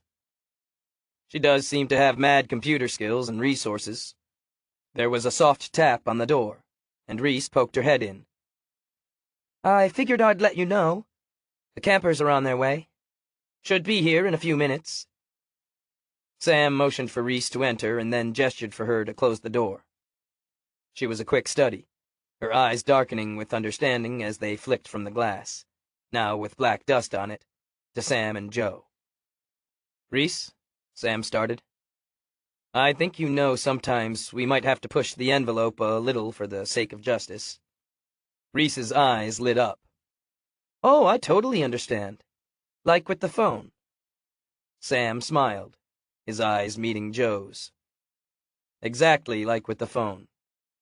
And if you're on board with that, I have a way you might be instrumental in finding Tyler's killer. Chapter 24. Joe and Sam figured the best person to talk to next in the Palmer case was Julie. Joe had noticed she seemed a little hesitant when they'd been at the campsite. She was hiding something, and Joe wanted to find out what it was. Reese ushered Julie into the room. She was dressed in camping attire, camouflage pants, t-shirt, light blue windbreaker, hiking boots, and a wide-brimmed ball cap. She sat nervously in the chair on the other side of Sam's desk. Sam made her wait, pretending he was looking through paperwork. Joe could feel the tension in the room as Julie shifted around in her seat, causing the chair to rock and jolt on its uneven legs. "Sorry, Miss Swan. I was just looking through my notes here from when I talked to Amber and Noah." Sam leaned back in his chair and steepled his fingers. "So how long had you known Lynn?" Julie's eyes misted, and she sniffed. 4 years. We were all friends. Lynn and Noah started the company. They asked me to work for them. I was third on board." "So you knew Lynn pretty well, then?" Joe asked. "You could say that. We all hung around together a lot. We worked long hours, so we became kind of like an extended family." "And how would you say Lynn felt about Noah taking up with Amber?" Sam asked. Julie's brows drew together. "Lynn didn't care. She was the one that broke up with Noah." "And what about Amber? Was she jealous of their former relationship?" Joe asked. When they had interrogated Amber, Joe had gotten the impression Amber was lying about both her and Noah being in the tent. Joe wasn't sure if Amber was the killer. She didn't know if there was a big enough motive there, but she wasn't being truthful about something. Maybe digging into what Julie knew would uncover what that something was. Julie snorted. "I'll say. If you ask me, she was just a rebound girl for Noah. She doesn't have a lot of self-confidence, always clutching at him and crowding him. I don't expect that to last long. But, well, that has nothing to do with what happened to Lynn, right?" Julie looked as if she might have wanted to say more, but held off. Maybe the realization that Sam and Joe were doing a little bit more than just taking a statement had her nervous that she'd said too much already. "So you think Noah was going to break things off with Amber?" Sam asked. Maybe Amber caught wind of that. Maybe Amber thought Noah was going to go back to Lynn. Maybe Amber tried to make sure that wouldn't happen. Julie gasped. "You don't think Amber would kill Lynn over that?" "Someone killed her. We're trying to figure out the motive."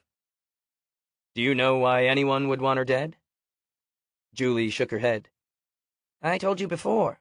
No idea." "What about the breakup with Noah? How did that affect the company? Is that when the company started failing?" "No. I don't think that had anything to do with it. We're all professionals. Sure, at first it was kind of awkward, but after a while that all passed." Julie shrugged. "Anyway, that was almost a year ago." "And they still wanted to have equal shares in the company? Seems like that might be problematic eventually," Sam said. "I wouldn't know anything about that," Julie said. "Maybe one of them was trying to phase the other one out to get control of the company before this new game was released," Joe suggested. "What are you saying? That Noah killed Lynn to get control of the company? Noah wouldn't do that. And besides, wouldn't her share go to her family or something?" "Actually, no," Sam said. "When they started the company, they agreed to leave each other controlling shares.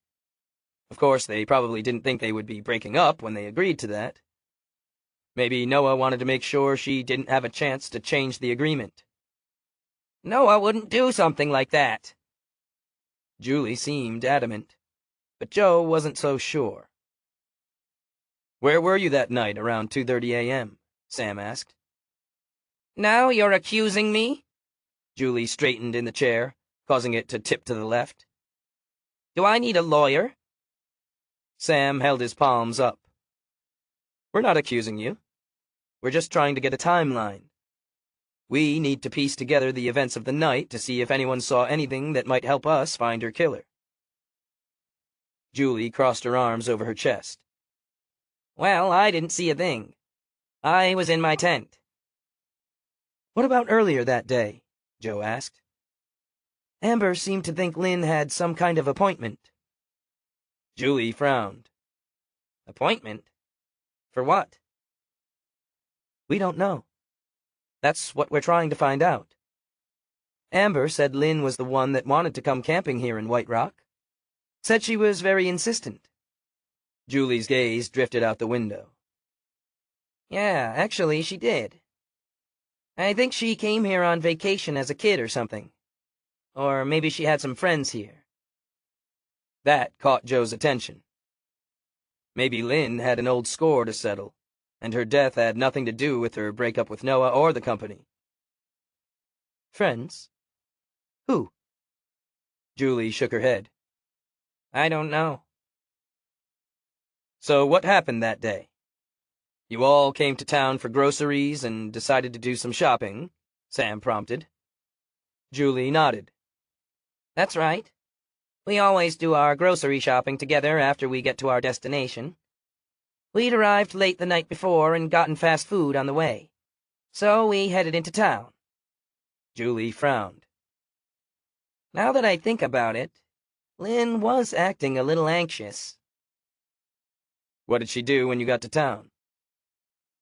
Whenever we go camping, we like to poke around in the local shops. Lynn collects marbles and wanted to check out the antique store. The guys wanted to check out that Irish pub in the square there. Julie pointed out the window to O'Malley's. We got to town just before noon and gave ourselves 1 hour. Then we would meet back at the pub, then get groceries. And Lynn acted anxious. Julie shifted position, causing the chair to rock forward. Sort of. Tara, Amber, and I decided to check out the second-hand store, Dell's. Lynn acted kind of strange, and instead of coming with us, went to the antique store. Why was that so strange? Usually we kind of hang together, but I guess Lynn was more interested in getting to the antique store. We only had an hour. And you met up after you finished in the second-hand shop. Julie's mouth twisted. Not really. Tara isn't into used goods, and the woman in Dell's told her about a boutique a few streets over, so she headed there. Amber went to get her nails done, if you can believe that. I looked for Lynn, but couldn't find her. We had 20 minutes left, so I poked around in a few of the other shops until it was time to meet everyone. So, the next time you saw Lynn was in front of O'Malley's? Yes. She never said anything about any appointment. Are you sure about that? Joe wasn't sure. She glanced out the window, trying to picture the group. The antique store was at the north end of the street. Lynn would have walked that way. The pub was across the green, and the men would have headed that way. The high-end shops were 2 streets over, so after they left Dell's second-hand store, Tara would have gone down the side street to get to those. Amber would have gone right next door to get her nails done, and Julie would have been in and out of the other stores on the street. None of that told her much. I don't really see how any of this has anything to do with Lynn being killed. Honestly, I think you're wasting time here. No one in my group of friends would have killed her. That may be. But we need to establish timelines and get everyone's statement in order to determine who really did kill her. If it wasn't one of your group, then telling us everything you remember about that day will help us figure out who it was. Sam leaned across the desk toward Julie. Is there anything else you can think of that you haven't told us? Julie's gaze flicked from Sam to Joe and back to Sam. The chair rocked slightly. She shook her head. No, I think that's it. Okay, then you can go. She left, and Sam looked at Joe. I don't think she's right about her friends. I think one of them is a killer, Sam said. None of the other campers have any connection to Lynn, and there seems to be some good motives brewing here. Yeah, jealousy, greed, maybe even revenge. Right. Maybe Lynn was jealous of Noah and Amber, and she was killed by accident in a passionate fight with Noah.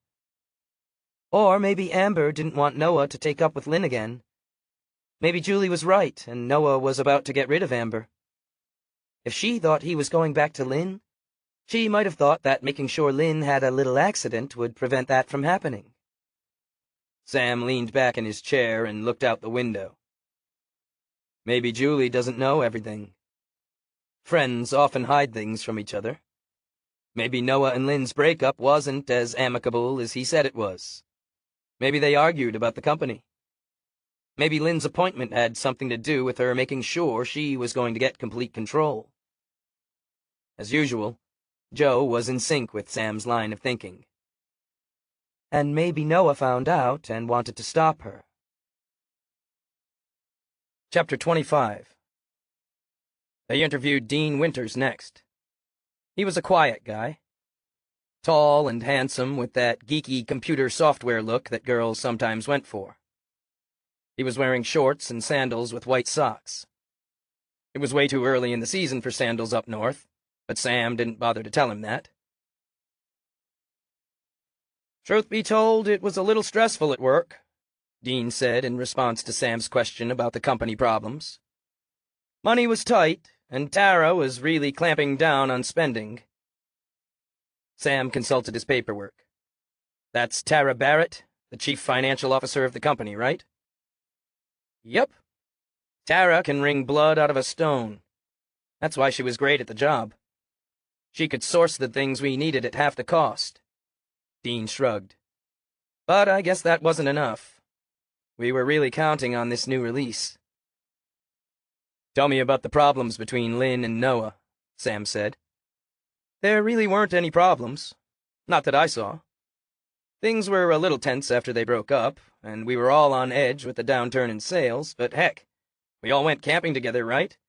So how many problems could there have been between them? The night Lynn died. Did you see anything unusual at the campsite? No? He answered way too fast, and Sam glanced at Joe. She'd noticed, too. Are you sure? We'll find out if anything happened, and if you knew about it. Sam let the unspoken threat hang in the air. Dean fidgeted, and the chair wobbled back and forth. Well, I was pretty drunk that night. I can't really say for sure what I saw. My memory's a bit fuzzy. Did you see someone fighting with Lynn at the party? No, I actually wasn't at the campsite most of the night. There was this girl a few campsites over, and, well, Dean shrugged. I spent most of the night there, but skedaddled out of there way before sunup. I don't know what time it was, but when I was sneaking into my tent, I'm pretty sure I saw someone else at the other end of the campsite. At the other end? Whose tent was at the other end? Joe asked. Noah and Amber. Dean hurried on. But I don't know who it was that I saw, or even what time it was. It was just a shadow in between the tents. Could have been someone coming back from a trip to the bathroom. Heck, it could have been a bear for all I know. It was dark, and I was still drunk. I wanted to get into my tent quickly before anyone saw me because I didn't want a lot of teasing the next day. He looked at them sheepishly. I hope I'm not getting anyone into trouble, because I honestly can't say for sure what I saw. Don't worry. We'll take your condition into consideration.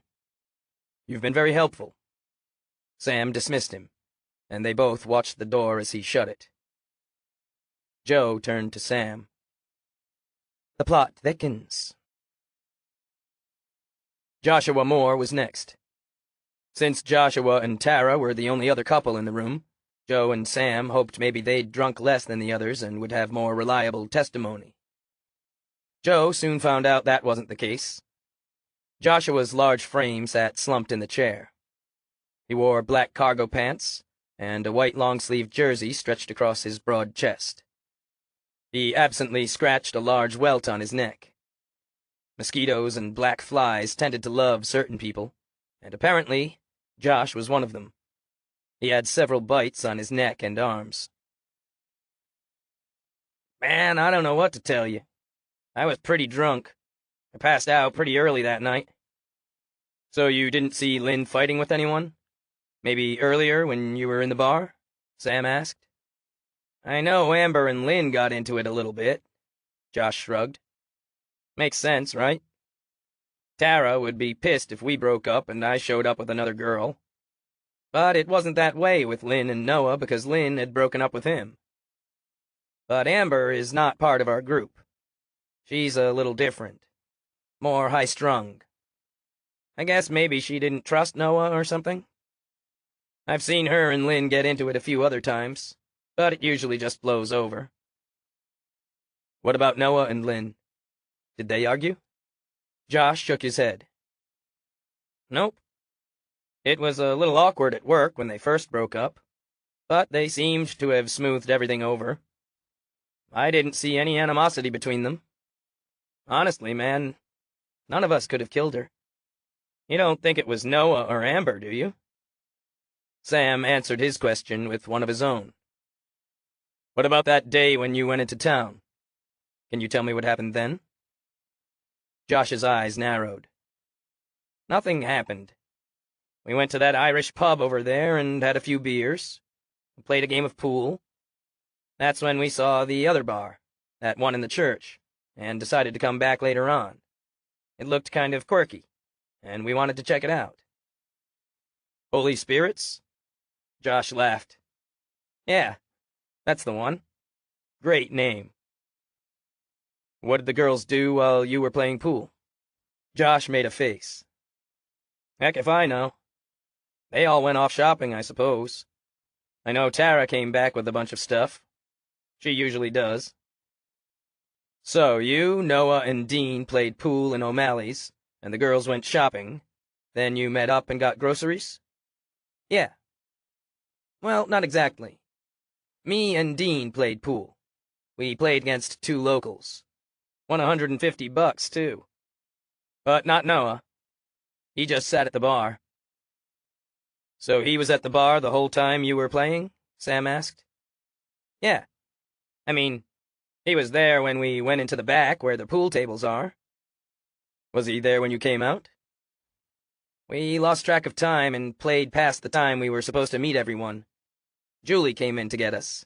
So Noah was already outside with everyone, and then Tara came running over from the shop with her bags. For once, her usual lateness worked in our favor, since it didn't make us look so bad for playing pool past the meeting time.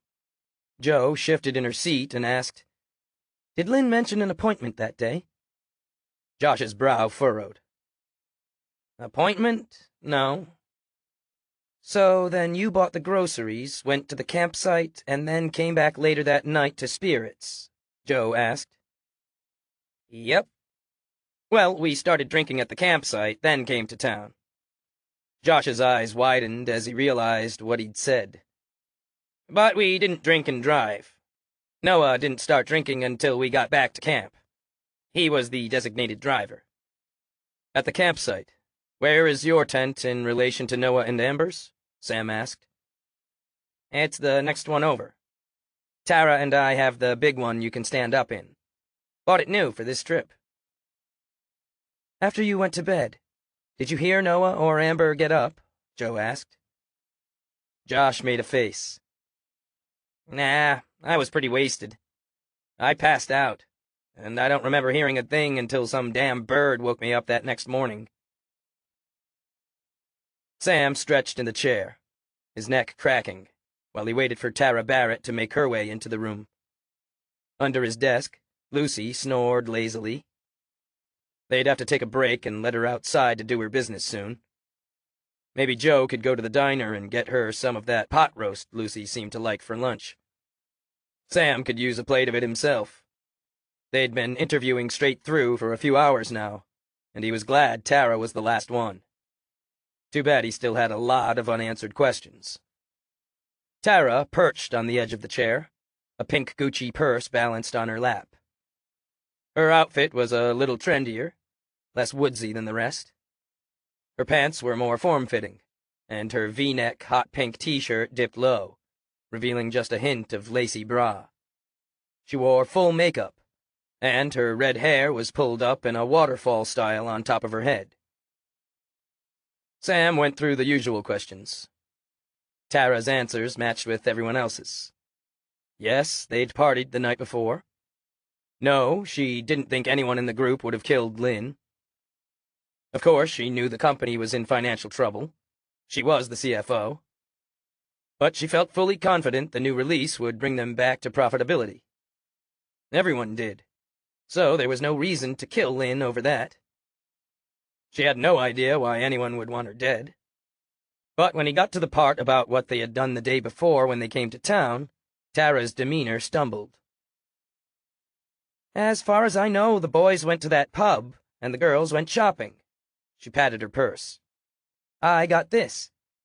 You have a great shop on Vine Street. That's where I picked this up. Sam knew the shop, though he'd only been in there once with his daughters. Fern's, right? Yeah, I think that's what it is. And Lynn went to the antique store right at the end of Main Street, right? Joe nodded out the window toward the main street of town. Tara fidgeted in her seat, the chair pitching forward slightly as she followed Joe's gaze. Is that what the others said? Some of them. But some others think she might have had an appointment. Joe leaned toward her. Would you happen to know anything about that? Tara's eyes flashed. An appointment? I don't know. I wouldn't want to talk about Lynn now that she's... well, you know. Sam pushed up from his seat and came around the desk, leaning his hip on the edge so he could look down at her. Tara, this is important. We're investigating a murder. I don't think Lynn is going to mind you talking about her if it helps us find her killer. Fine, Tara sighed. I'm not sure if Lynn went to the antique store, and I don't think she had an appointment. Not like you mean, because I saw her meeting with someone. And that explains why she wanted to borrow my bra. Your bra? Joe asked. Sam's eyes flicked from Tara's lacy cleavage to the photos of Lynn's belongings spread across his desk. Now he knew what had bugged him about that. The bra found in her clothing pile in the woods was a fancy red lacy number, but the bras in her duffel bag were utilitarian. White cotton with a little tiny pink bow in the center. Plain Jane style, in fact, was the name of the maker. We borrowed each other's clothes sometimes. We were the same size. Tara's eyes filled up. When she asked to borrow a fancy bra, I just figured she was hoping to get lucky later that night. I never suspected what she was really doing. What was she really doing? Joe asked. Lynn might have had an appointment, like you said, but it wasn't a business appointment. Tara's eyes drifted out the window. That afternoon, I saw her meeting someone in that secluded alley near the Irish pub. In the alley, Sam said. Why would she be meeting someone there? Tara's eyes came back from the window to look straight at Sam. Because she didn't want to be seen. She was meeting Noah. A real friendly meeting. And I don't think they were discussing business, if you get my drift. Chapter 26. After Tara left, Sam settled back behind his desk. Joe got up to pace the room. Lucy paced behind her. So, Lynn had an amorous meeting with Noah in the alley, Sam said. But Noah was in the bar. Joe stood at the window looking out over the street.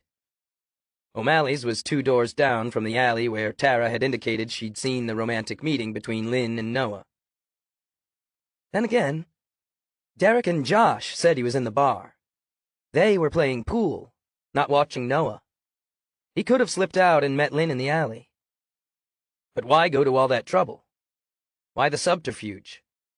Why wouldn't Noah just break up with Amber and get back together with Lynn? Sam asked.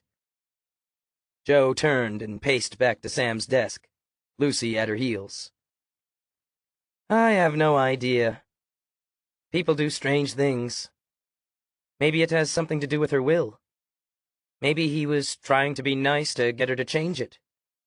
Or maybe they had just realized they still had feelings for each other now. That could explain what Derek saw.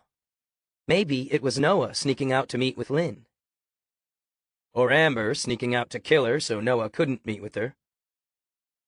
Either way, there's something off about this, Joe said. At least that settles the whole business of the appointment. Maybe. I'd still like to find out what's on her cell phone. There could be texts or phone calls that would give us a clue about something. Those are always interesting. Joe patted Lucy's head. And I think we better have another talk with Noah.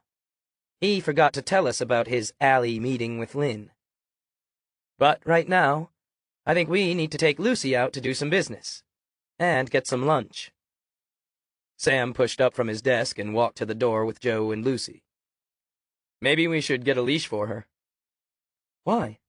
She seems to stay right with us. She does, but it just seems like we should have one just in case. Sam opened the door and gestured for Joe and Lucy to proceed out into the squad room area. Reese was at her desk. She looked up and smiled at them. Then her eyes drifted out of the window and widened in alarm. Oh, shit! DuPont's coming! Joe spun around. DuPont was walking up the street, clutching a manila envelope. Joe's first inclination was to shove Lucy back into Sam's office. But what if DuPont wanted to talk to Sam privately in there? There was an entrance on the other side they never used. It opened to a small parking lot where the mail trucks used to park and back. She rushed over to the door and shoved Lucy outside just as DuPont came in the front. Mr. DuPont, how nice to see you! Reese's voice was light. DuPont scowled at her. What's going on? Reese smiled, all wide-eyed and innocent. Nothing. DuPont cleared his throat and looked at Sam. Thank you for visiting the Palmers. It meant a lot to them. Of course, Sam said. We still need to get this solved right away. The townsfolk don't like to think of a murderer running around. DuPont's tone turned hard. And you need to think about hiring someone. Being short-handed has impacted this investigation. Not really, Sam said. We've been working extra hours, and Kevin has been filling in for the full-time hours to take up the slack. And will he be taking the full-time position? No, but I think it's premature to... DuPont shoved the manila envelope into Sam's hand. Here are the applicants for the job. I don't want the townspeople complaining the streets aren't safe. That could reflect badly on me in the election polls next year. So I expect to be fully staffed by the end of the month. DuPont turned toward the door and shot over his shoulder. And don't forget to keep me updated on the Palmer case. Man, what a jerk! He couldn't give a crap if we are understaffed or if there's crime in town. He just cares about getting re-elected. Joe watched him walk away, making sure he wasn't going to come back before opening the side door to let Lucy in. Lucy wasn't sitting on the step as Joe had expected. She looked further, in the shrubs and out into the parking lot, but Lucy was nowhere to be found. She was gone. The station felt empty without Lucy. They had looked all around the building and into the town, but didn't find her. They were seated at Joe's desk, and Sam was eating a pastrami on rye. Joe was moving the chunks of her beef stew around in her bowl, a white bag with one last jelly donut sitting beside her. Reese munched on a salad at her own desk across the lobby. The room was filled with the smell of beef and cheese, but it was mostly silent except for their chewing. An air of sadness had descended upon them. Kevin had come and gone. It was late afternoon, and nothing else was going on. He seemed eager to leave, so Sam had let him go home. Kevin wasn't exactly what you'd call a go-getter. Sam glanced at the applications DuPont had given him. Maybe it was time to start looking through them. It might be just as well that she's gone. Eric said she might not be adoptable. If she makes the shelter circuit and no one claims her, she could be euthanized. Maybe it's better that she's out there on her own, Reese said. Joe looked disturbed by this. She even put down the jelly donut she'd dug out of the bag and brushed off her fingers. You knew it had to be bad when Joe didn't finish her donut. But what will she eat? In the winter, where will she sleep? I don't know. It looks like she's been on her own for a while. Maybe we can look out for her somehow. If she sticks around the area. Sam wadded up the paper from his finished sandwich and tossed it into the trash. Reese's computer dinged. Good news. I ran the password decryption program on Lynn's Google account, and looks like it worked. How did you know she had a Google account? Sam asked. Reese shrugged. It was just a guess. A lot of people have them. You know, it's free. And you can get Google Calendar and email. I figured she worked for the company, and they didn't have a lot of money, so they probably didn't spend money on fancy apps. Did you say calendar? Joe's attention was focused on Reese. Reese smiled. Yes, I did. The program figured out her password. It runs a bunch of combinations. And guess what? She did have an appointment that day. Sam and Joe were across the room in a second, looking down at Reese's laptop screen. You mean the day they all came into town, she wasn't just meeting with Noah? Reese tapped her finger on the screen. That was the 12th, right? Look at where it says, meeting, 1 p.m., RB. RB? Joe screwed up her face. Unless RB is code for mauling Noah near the dumpster, it looks like Amber might have been right about Lynn being up to something. Sam walked up Main Street toward the antique store. Julie had said she'd seen Lynn heading in that direction and that Lynn collected antique marbles. No marbles have been found in her belongings, but it was possible she didn't find anything in the store that she wanted to add to her collection. But while Julie had said that she'd seen Lynn walk up toward the antique store, Tara had said she'd seen her in the alley next to O'Malley's. Could she have been in both places? It was possible, since they had been downtown for an hour. But what about the appointment with R.B.? Would she have had time for all three?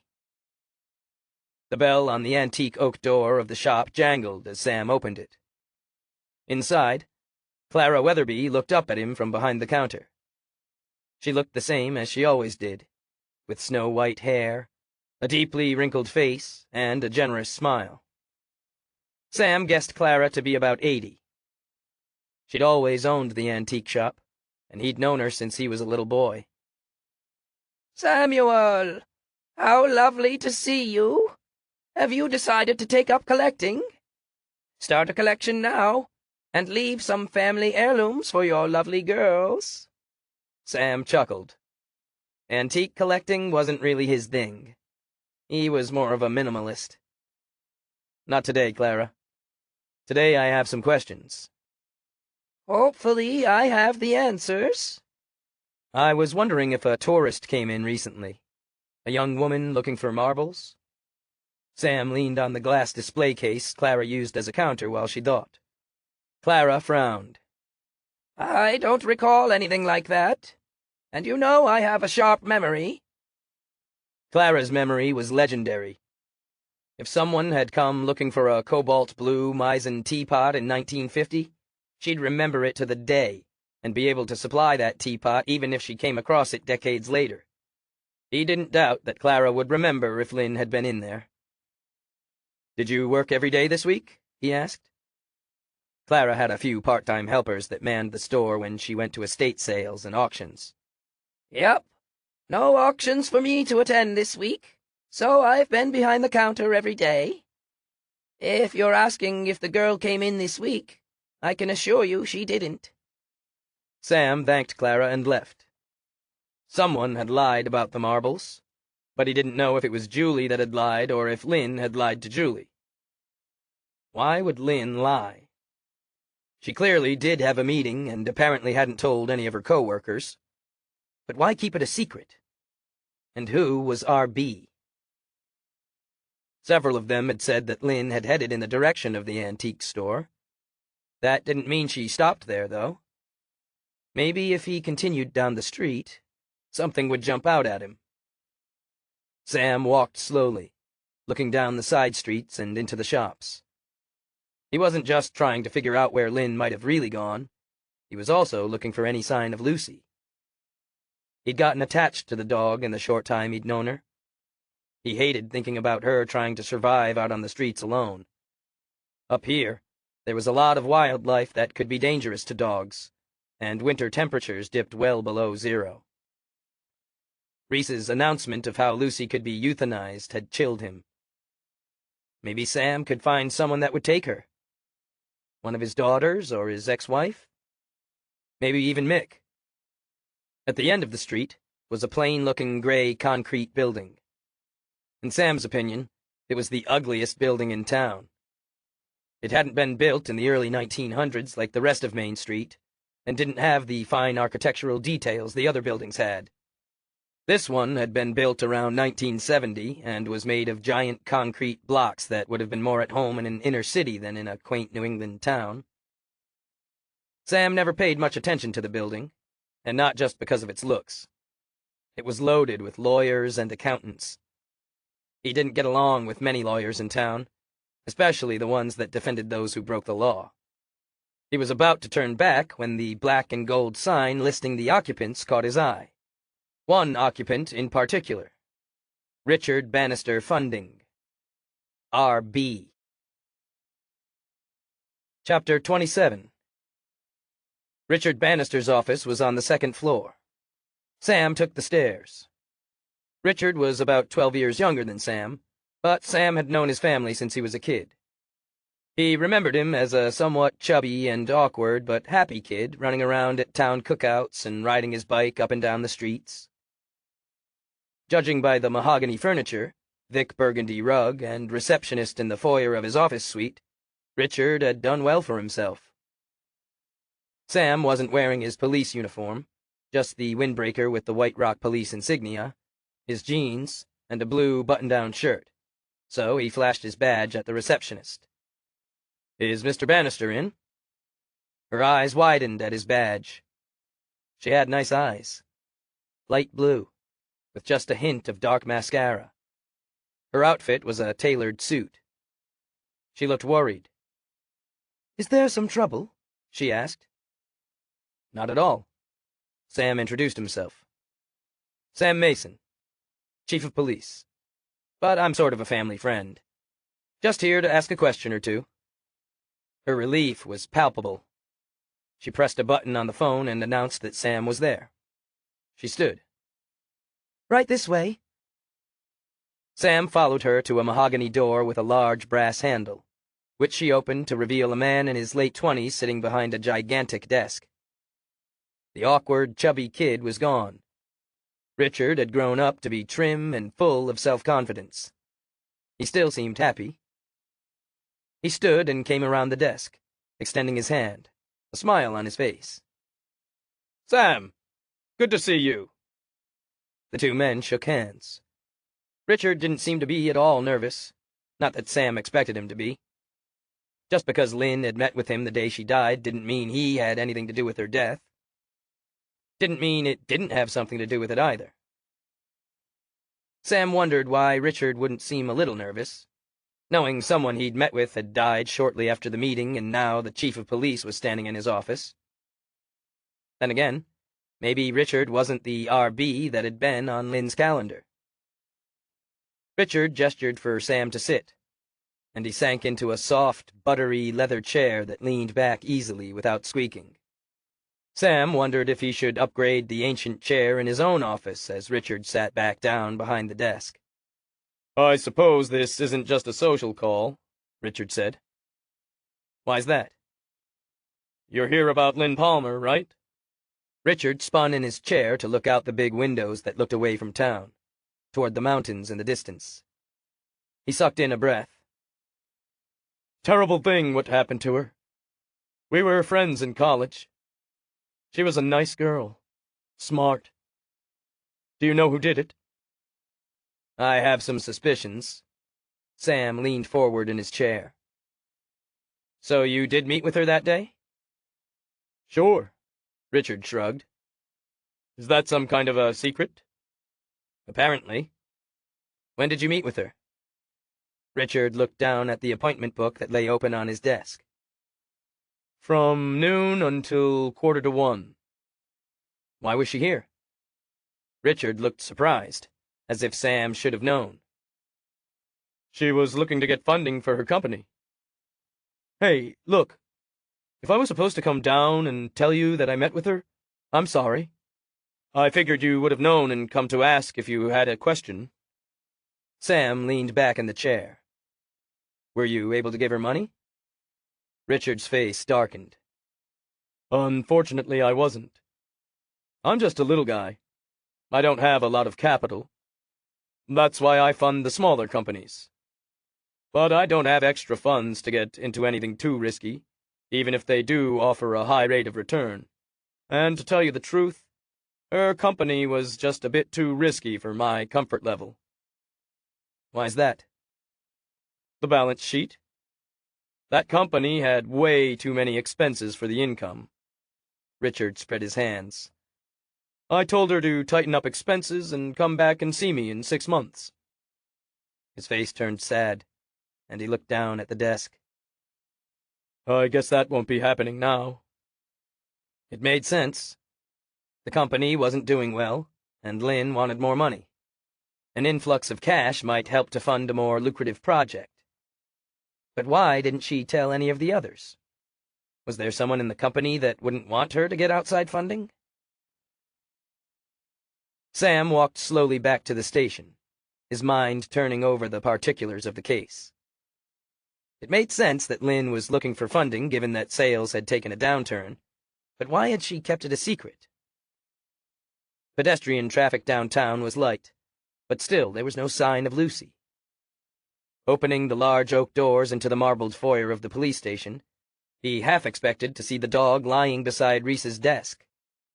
But she wasn't. Somehow the station seemed sad and empty without her. Jo was sitting on the edge of her desk, studying the corkboard with the pictures of Lynn's belongings. She looked over at him, one brow raised. "Did you find Lucy?"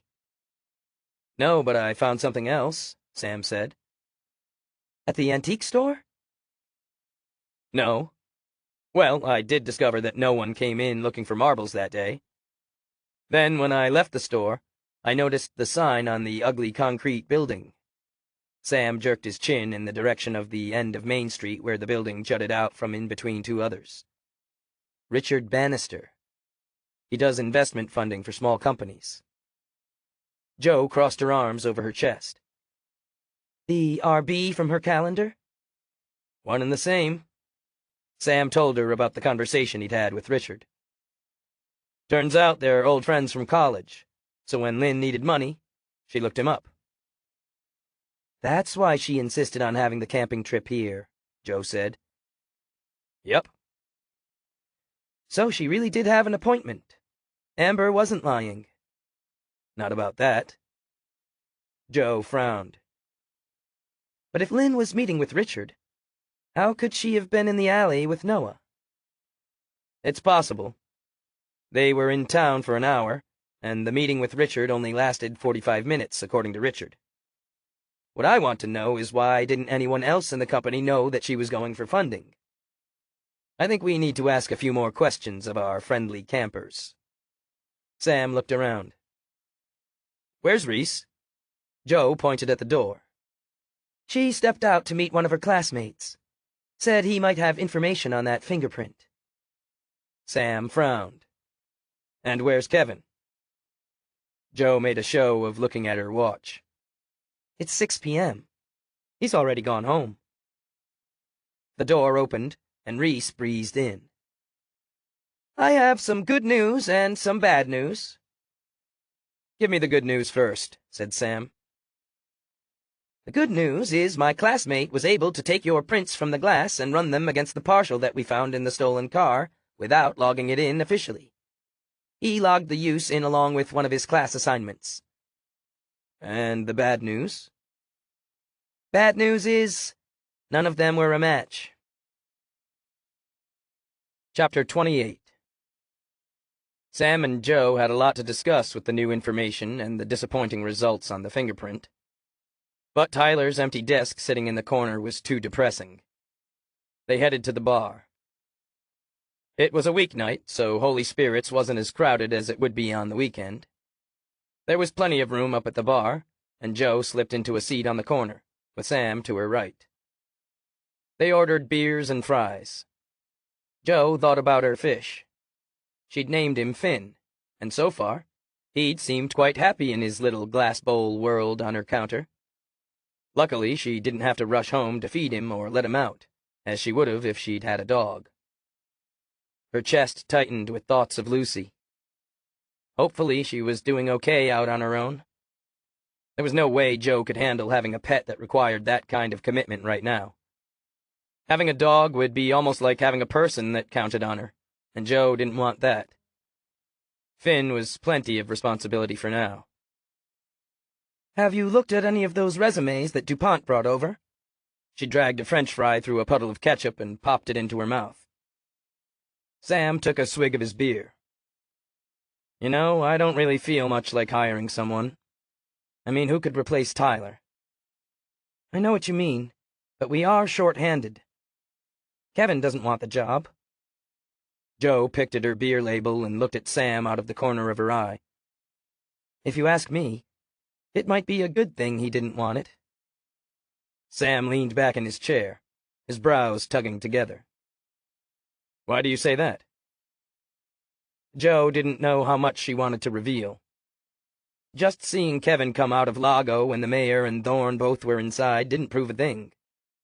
But she couldn't help the strange flutter in the center of her chest. It was a warning feeling that told her to be cautious around Kevin. Seemed like he was hiding something. Then again, Jo had her own things she was hiding and wouldn't want Sam digging too closely into them. Maybe she shouldn't raise his suspicions about Kevin. His secrets might have nothing to do with their work, just as Jo's didn't. He's just not as enthusiastic about police work as we are, or as Tyler was. Sam nodded and hunched back over his beer. Yeah, I know what you mean. Mick slipped into the seat around the corner of the bar next to Sam. No sooner had his butt hit the leather chair than a drink appeared in front of him. He really had Billy trained. Mick leaned toward Jo and Sam. Did you run the print? Yeah. Bad news. It didn't match. It didn't? Mick pressed his lips together and shook his head. I know there's something funny going on there. It just adds up. The woman has a grandson into drugs. Drugs are found in the car. There's got to be a connection. He downed his drink in one swallow. What about your other case? You guys look pretty down in the dumps. Things not going good? Got a few new leads, but they're confusing. Sam took another swig. Anything I can help with? Mick reached across Sam and snagged a fry. Sometimes they used Mick when they needed to get information that they couldn't acquire in their official capacity. But with the Palmer case, Jo knew they couldn't risk anything that wasn't on the up and up. Not at this point. Sam shook his head. What about your girlfriend? Mick asked. Jo almost choked on a fry. Sam had a girlfriend? She coughed and punched her fist in the center of her chest where a strange pang had surfaced. When did you find time to get a girlfriend? She hoped her voice sounded casual. It wasn't that she minded Sam having a girlfriend. Not as if she was jealous or anything. But somewhere deep down inside, she was afraid a girlfriend might change their work friendship. And her work friendship with Sam was about all she had in the way of human relationships. She really needed to get out more. Mick stood and slapped some money on the bar. Yeah, she's a real looker, too. Brown eyes, black and brown hair, 4 nice legs. She could use a little shave, though. Oh, you mean Lucy, Jo laughed. Have you seen her tonight? She ran off from the police station earlier today.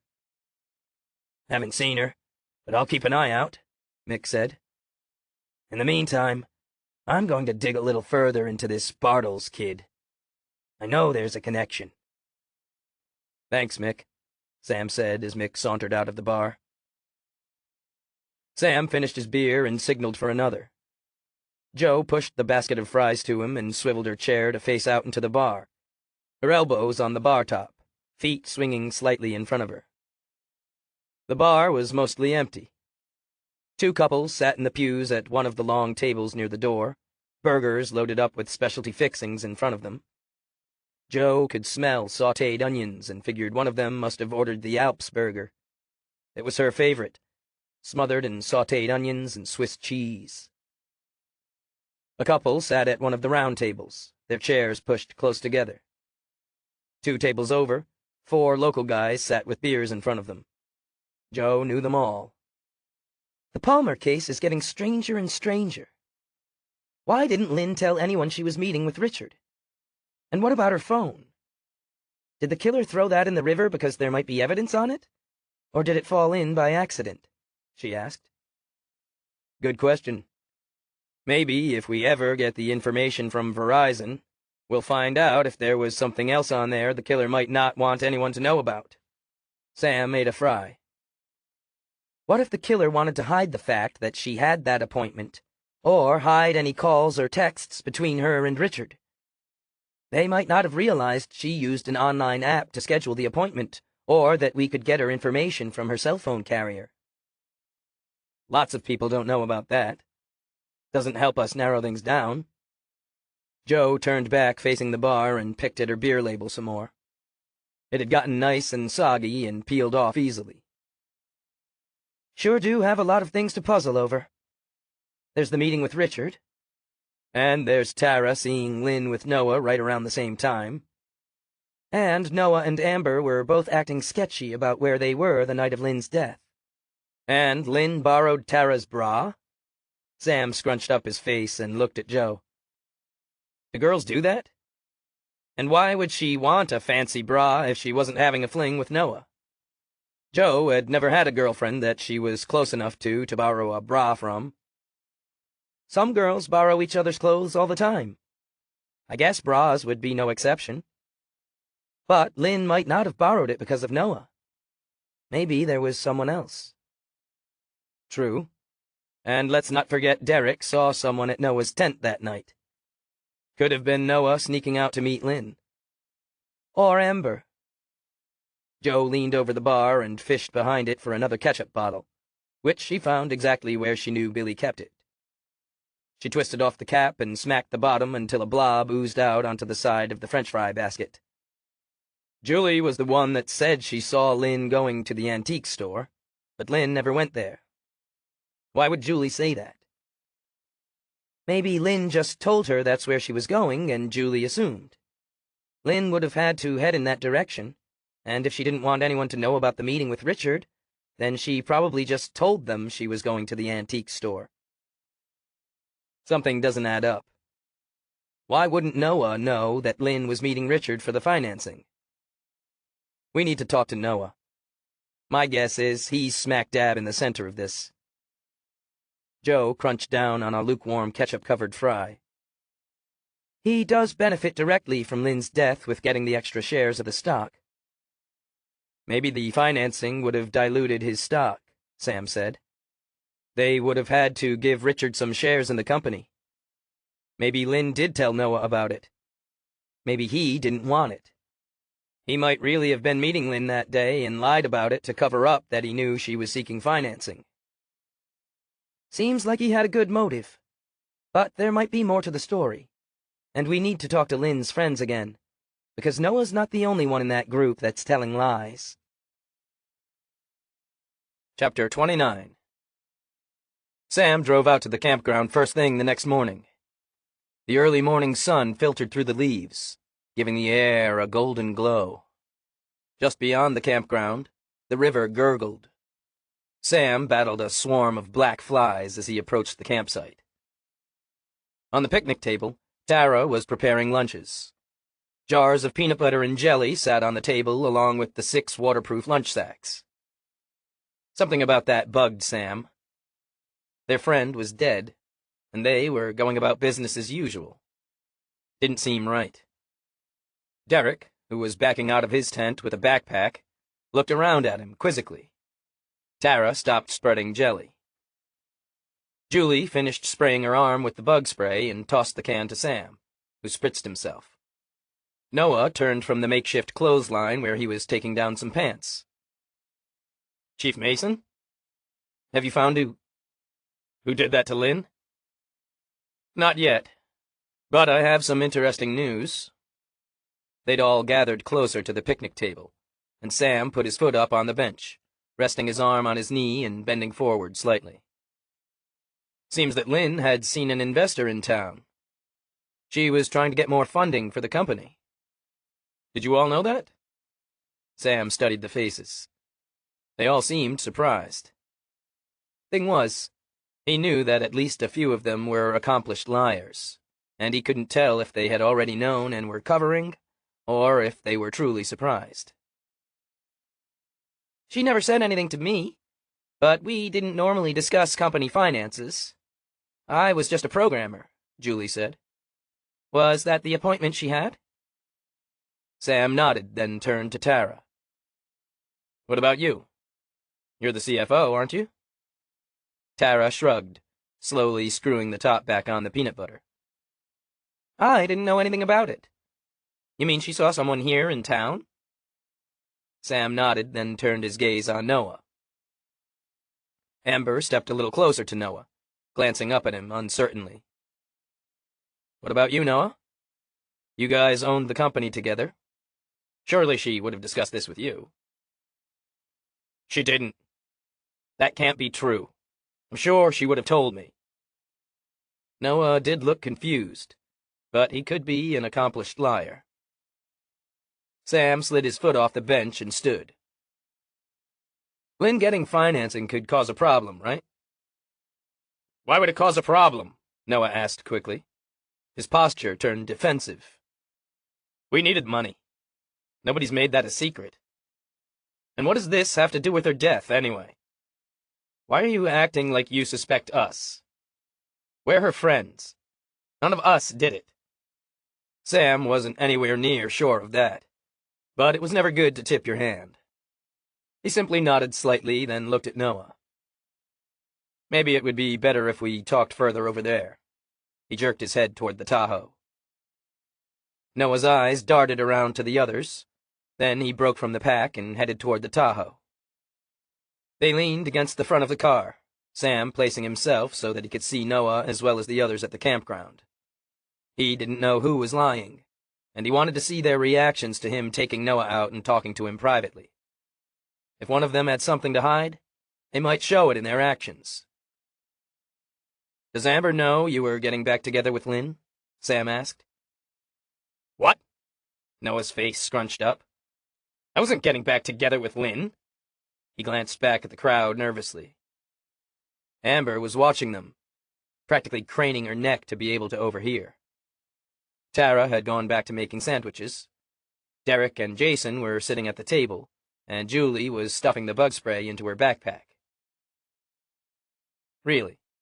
One of your friends over there saw you in a compromising position with her in the alley in town the day she was killed, Sam said. What? Who said that? That's crazy. I was in O'Malley's pub with Derek and Josh. So you said. But Derek and Josh were playing pool and can't swear that you were actually in the pub the whole time. Noah pushed his hands through his sandy-colored hair. I was there. Why would I meet with Lynn? We broke up a long time ago. Really? Sam said. That's funny, because Derek says he saw someone sneaking around your tent the night Lynn was killed. Amber seemed a little uncertain when she verified you had been in the tent all night. Noah's eyes shifted to the left, his jaw tightening. Sam continued.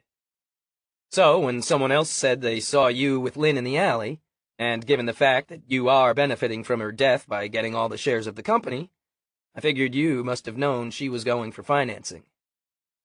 Then I figured maybe getting financing was a double-edged sword for you. It would water down your shares, but your company needed it to survive.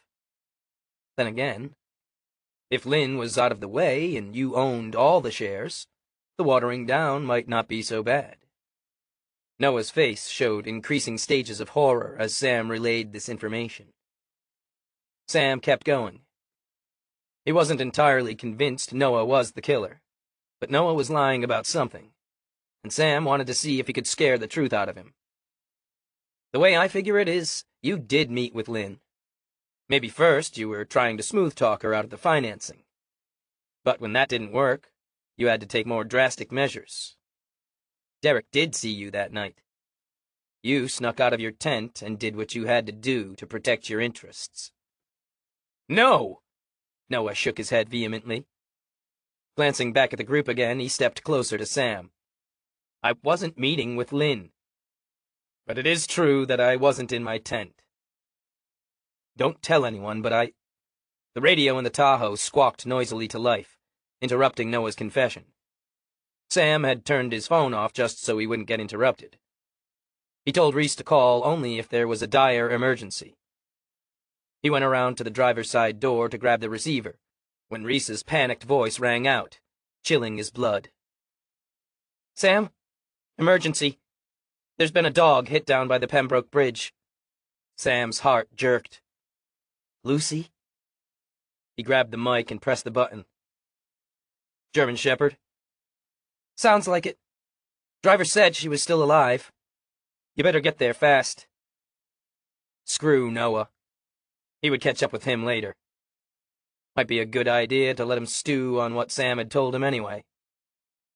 Better yet, if he told the others, the real killer might do something stupid and reveal themselves. Right now, Sam's quick actions might be the only thing that kept Lucy alive. He jumped into the Tahoe, flicked on the siren and lights, and screeched out of the campground toward the Pembroke Bridge. Chapter 30.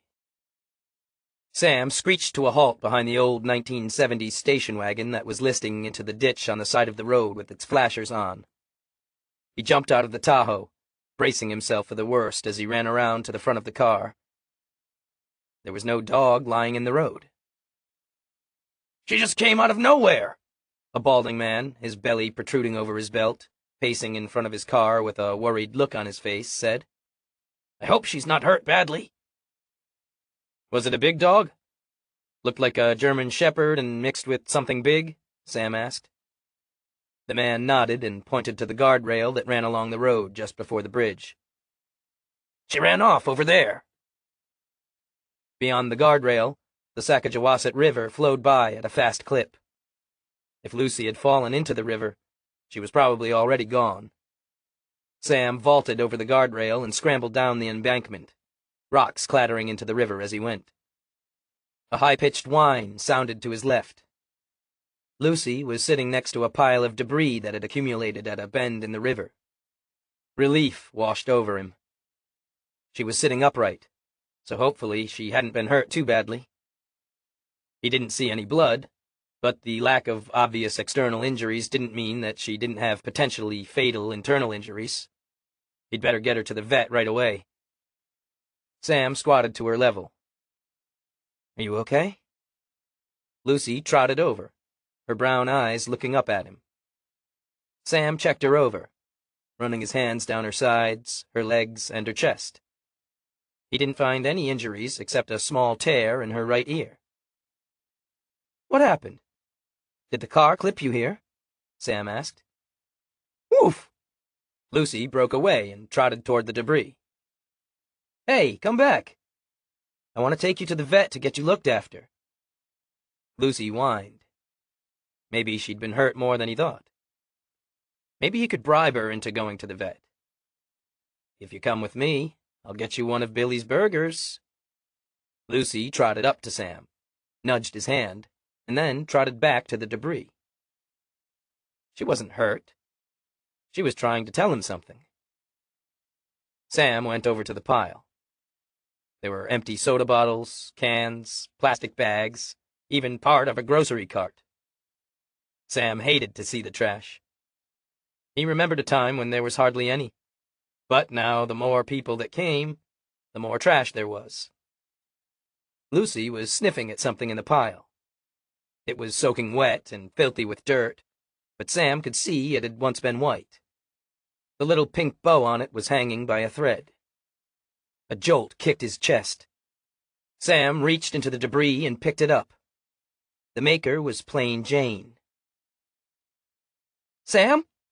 What the hell are you doing?" Sam squinted up at Jo, who was standing at the top of the rock embankment. She must have heard the call for the accident and rushed down. She had her sunglasses off and a quizzical look on her face. Her eyes flicked from the bra to Sam. He turned to face her, the bra dripping from his hand. "I think Lucy just solved the case." Chapter 31. Jo took care of calming down the driver and sending him on his way while Sam brought Lucy to the vet. Lucy had only been grazed by the car, the tear in her ear the only injury. Sam called Reese with the good news and told her to assemble the campers in his office in 2 hours. He had a few things to check into first. By the time they gathered in his office, it was just past noon. The campers sat nervously in extra chairs they'd brought in from the squad room.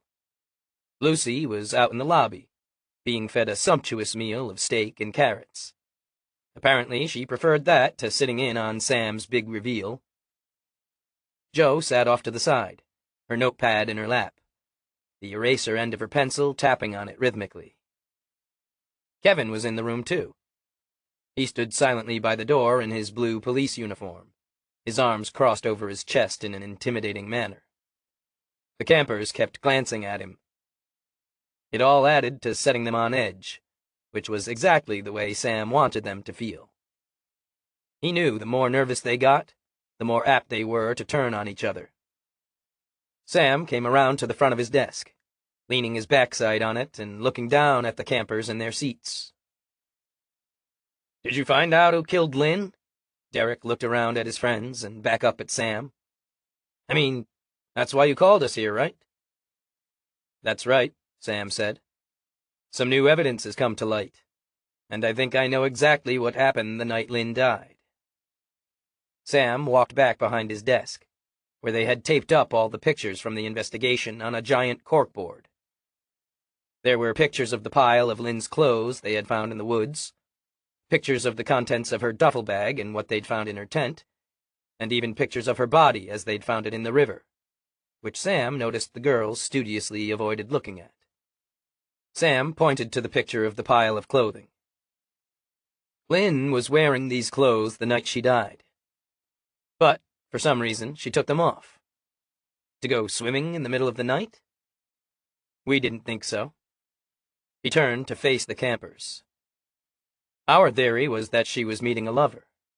Something went wrong and he killed her, then dragged her body down into the river and sent it downstream, hoping it would look like an accident.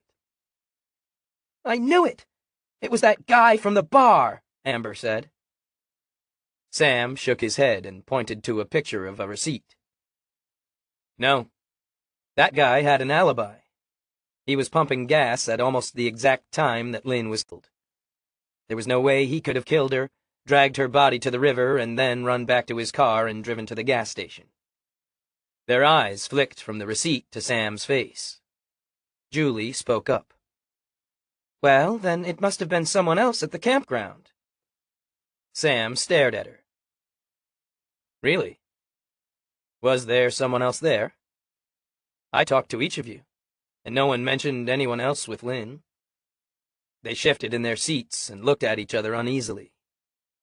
"There were some other campers that we talked to a little, but I don't remember anyone else with her," Josh said. "Me either," Derek added. "But wait a minute. If it wasn't anyone else, that means it was one of us." Julie's eyes shifted around the group nervously. "Precisely," Sam said. "Now, imagine our surprise when we discovered that Lynn had something in her will set up so that Noah would get her shares in the company. A fact that Noah conveniently forgot to tell us." All heads turned toward Noah. His cheeks flushed crimson. "Of course she had that in her will. We agreed on that from the start. It wasn't a secret. I just didn't think it was important. That's why I never mentioned it. I didn't even think about it, actually." "Well, it meant that you would gain from her death," Sam said. "And since she was trying to get financing for the company, Maybe you either didn't want the financing, or maybe, if she didn't tell you about it as you claim, she was going behind your back to gain a broader control of the company. You'd broken up, so why would she want to share control with you? Maybe she wanted it all for herself. The room was silent. That's why I was so confused when someone saw you and Lynn in a compromising position the day she died, Sam continued. Amber made a squeaking noise and shot a look at Noah. I told you I wasn't with Lynn. I was in the bar. Noah started to get out of his chair, but a warning look from Kevin had him sitting back down quickly. Too bad no one can corroborate that. Derek and Josh had their eyes on the pool game. They can't say for sure that you really were in the bar. Sam walked the length of the whiteboard, looking at the pictures slowly. Then he turned to face them again. And Derek saw someone by your tent at almost the same time Lynn was killed. Everyone was quietly staring at Noah. In fact, we know Lynn was planning on meeting someone because she borrowed a fancy bra from Tara. Sam pointed to the red bra in the pile of clothes they'd found in the woods. And when I took the statements from you and Amber, I had a sneaky suspicion that each of you was lying about being in that tent. Amber turned on Noah. You snuck out to meet her? How could you? Sam raised a brow at Noah. So you weren't in the tent. Where were you? Did you sneak down to the beach with Lynn and kill her so that you could get control of the company? Noah shook his head frantically. No! I wasn't with Lynn, I swear. His eyes drifted over to Julie. That's right. He wasn't, Julie said softly. He was in my tent with me. He couldn't have killed Lynn. The others gasped, but Sam wasn't surprised. He stood in front of Julie, arms crossed over his chest. And you're willing to swear to this? Why didn't you tell me before? Yes, of course. Julie looked at the others apologetically. We didn't want anyone to know. Things just sort of happened, and Noah wanted to let Amber down gently. We didn't want to tell anyone yet because things were so awkward after Noah and Lynn broke up. Sam looked at Amber. That's why you faltered when we asked if you and Noah were both in the tent for the rest of the night, isn't it? You knew Noah wasn't in the tent. Amber looked down at the floor. Yes. I didn't know where he was, and I didn't want to think that he could kill Lynn. But I wasn't going to be the one to get him in trouble. She sniffed, then scooted her chair away from Noah and fixed him with an angry glare. Now I wish I did tell you. Sam nodded slowly, then turned to Derek. And you saw someone at the tent, but you didn't know what time it was. It could have been Noah sneaking off to Julie's tent or slinking back to his own, couldn't it? Derek shrugged. I'm sorry, I just wasn't looking at my watch or anything, so I have no idea. I was sneaking around myself. Then it could have been Amber, right? Sam asked. Hey, now wait a minute! Amber shot out of her chair. I might have lied about Noah being in the tent, but I was in there the whole time. Why would I kill Lynn? Jealousy? Sam said, then held his palm up. Don't worry. Now that we know Noah was meeting with Julie, we know it's unlikely that you were the killer. If you'd left the tent to follow him, you would have seen him with Julie, and then you'd have no reason to kill Lynn. Sam made a motion for Amber to sit back down. Right. Amber sat. Sam walked back over to the whiteboard. Seems like there was a lot of sneaking around and lying going on with you people. They shifted restlessly in their chairs. The day you all went into town, Julie said Lynn went to the antique store. She did. Julie seemed mad. She collected antiques. Marbles, Noah said. But she didn't go there. She went to see Richard Bannister about financing, Sam said. So this Richard Bannister guy was the lover she met that night on the beach where you found her clothes? Josh asked. There was no lover. We think she was fully clothed, and the killer took her clothes off after they killed her. Sam pointed to the picture of Lynn's pants that clearly showed the tear in the fabric. That's how her pants got ripped. It's not easy to get clothes off a dead body. The pants must have gotten ripped in the struggle. But the killer needed to get the clothes off and pile them up to make us think she met a lover. They even left a little extra piece of clothing there to seal the deal. Or because they had to. Josh made a face. They had to? What do you mean? Sam pointed to the picture of the bra he'd fished out of the river. I found this downstream yesterday. It happens to be the same exact size and make of bra that we found in Lynn's duffel bag. Amber scrunched up her face. So what? A lot of people wear the same make and size of bra. Sam crossed his arms over his chest. Sure, but this one had Lynn's initials on it. But she was dragged into the river in her underwear. Her bra probably came off and floated downstream, Derek said. I'm sure it did. Sam turned back to the whiteboard and pointed again at the picture of the pile of clothing. But how many people wear two bras? What? See, we found a bra in the pile of clothing, too. Sam tapped the picture that showed the bra. Derek's right, though. The bra did come off when the killer was putting her in the river. It couldn't have been easy to drag her in deep enough so she would float in the current. The bra must have come unhooked and floated away before the killer noticed. And that presented a problem for the killer. How so? Josh asked. I mean, the bra could have come off while she was meeting this supposed lover. True, Sam said. Except the killer's initial plan was to pretend that Lynn died by accident. It was a pretty good plan, too. Everyone knew that Lynn swam alone at night. She'd been drinking, so it was plausible that she could have gone for a swim, slipped and hit her head, then died in the river. If her death had been ruled an accident, as the killer planned, there would have been no investigation, and the killer would have gotten off scot-free. Sam paused, watching them as it sank in.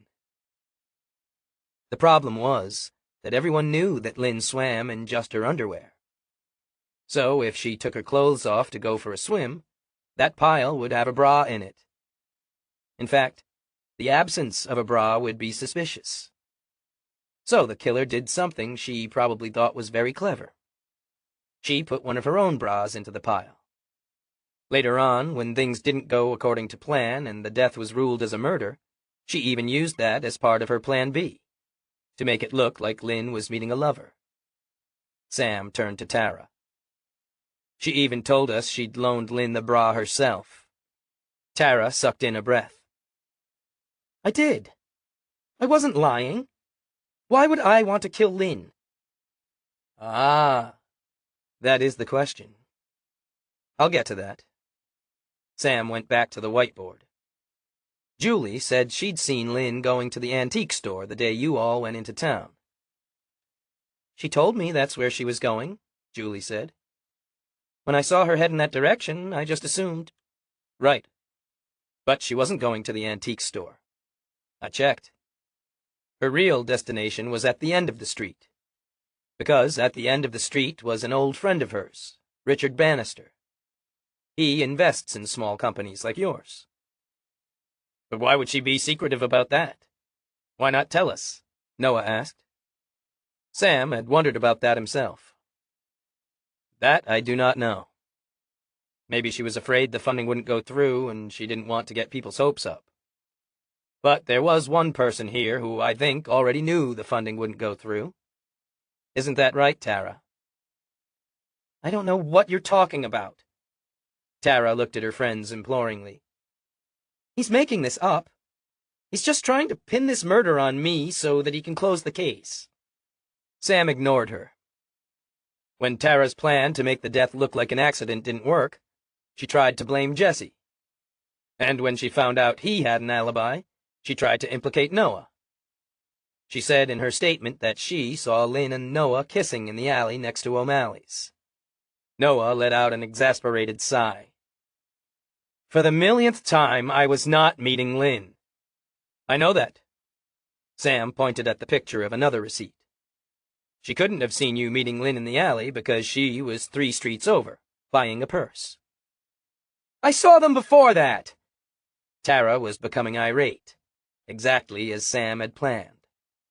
People always said too much when they got pissed off. The timing doesn't match, Sam said. Lynn's meeting with Bannister was from 12 until 12:45, so she couldn't have been meeting with Noah then. It was after that. Tara spat the words out. Sam noticed everyone was leaning away from her. You couldn't have seen them, Sam said. According to Julie, you left the second-hand store around 12:40 and went to Fern's. You were on foot, so it takes about 5 minutes. But Fern's is 2 streets over. You can't see the alley next to O'Malley's from there. And Josh said you were meeting them. You rushed over from Fern's, and everyone was already gathered on the sidewalk. Noah narrowed his eyes at Tara. Tara, is this true? Why would you do this? Tara's eyes darted back and forth between all her friends. They all had strange looks on their faces, as if they were starting to see that what Sam was saying made sense. The clues were starting to sink in, and she wasn't going to be able to wriggle her way out of this. He gave the final blow. Tara had a reason. When Lynn met with Richard, he told her he couldn't give your company more financing because your expenses were too high for your income. But I think the truth was, if you look at the company books, you'll see some of those expenses were overinflated. Sam tapped the receipt from Fern's. Tara had expensive tastes, like this $300 purse. He gestured to her outfit. She's wearing expensive camping gear, and I noticed her backpack on the first day, as it's a very expensive model. I don't have to listen to this! Tara tried to get out of her chair, but Josh held her arm, his fingers making white marks in her flesh. I think you do. We all do. Josh's voice was tinged with sadness. Naturally, after Lynn talked to Richard, she would have approached Tara. She's the CFO. She would know about the finances. Tara never said anything about that. Noah looked at Josh. Did she say anything to you? Josh shook his head sadly. Of course she didn't, Sam said. Tara couldn't have an audit happening. She was embezzling from the company. Now wait a minute, Noah said. If Lynn knew about that, she would have told me. I don't think Lynn knew. But if she wanted the financing, they would have to scrutinize expenses. So she must have mentioned that to Tara, and it must have been that night. It was probably the only time she had her alone after she talked to Richard. Maybe she still didn't want to tell the rest of you until she was sure of what would happen with the financing. Tara must have been out of excuses. She sat there silently. Sam continued. I'm not sure how it happened. I imagine Tara tried to talk her out of doing an audit, and Lynn insisted. Maybe Tara snuck up on her later that night in the woods, or maybe she lured her there. Or maybe Lynn didn't mention the audit until that night when they were on the beach and it erupted into an argument. Tara hit her with a rock on the beach and killed her, then pulled her clothes off to make it look like she had an accident while swimming. But her bra must have floated away, and her pants got snagged. Tara shoved her into the river, tossed the phone in after her, then folded up her clothes and added her own bra so no one would notice one article of clothing was missing. Isn't that right, Tara? Tara dissolved into tears.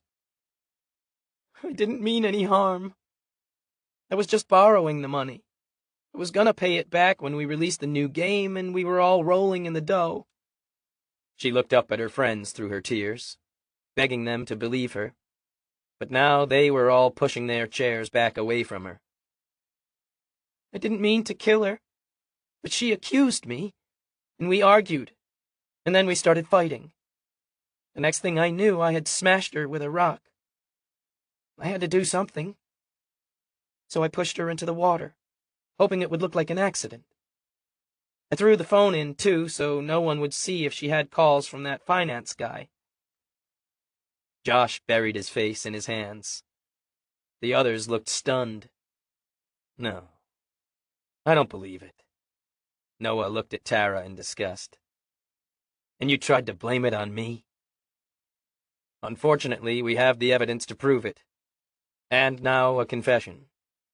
Sam nodded to Kevin, and he went over to Tara, taking her elbow, gently lifting her from the chair. He read her rights as he walked her out of the room. Chapter 32. Kevin glanced in the rearview mirror at the redhead in the back seat of the police car. She'd cried for a while at first, but was quiet now, looking out the window, accepting her fate. The White Rock police station was too small to keep anyone overnight. They only had one cell, and it was used rarely, mostly for drunks to sleep it off. But this girl would be locked up until she could go before a judge, and Sam had asked him to drive her to the county jail. Sam had never asked him to do that before. Usually he relied on Joe or Tyler. Sam had never asked him to sit in on an interrogation before either. Pride warred with regret in Kevin's chest. Did Sam trust him and want him to be part of the team? Would Kevin's little side job put that in jeopardy? Watching Sam get the redhead to confess had been interesting. He admired the way Sam went about it, forcing her hand into admitting she'd done it. Kevin could learn a lot from Sam, and it had felt good to be in on things for once instead of sitting on the sidelines. And now he felt guilty because passing along that information he'd been paid to look for felt like spying on Sam and Joe. It felt like a betrayal. The information wasn't anything that would hurt Sam or Joe. It was just general stuff. Stuff that might help them. Or at least that was what Kevin wanted to think.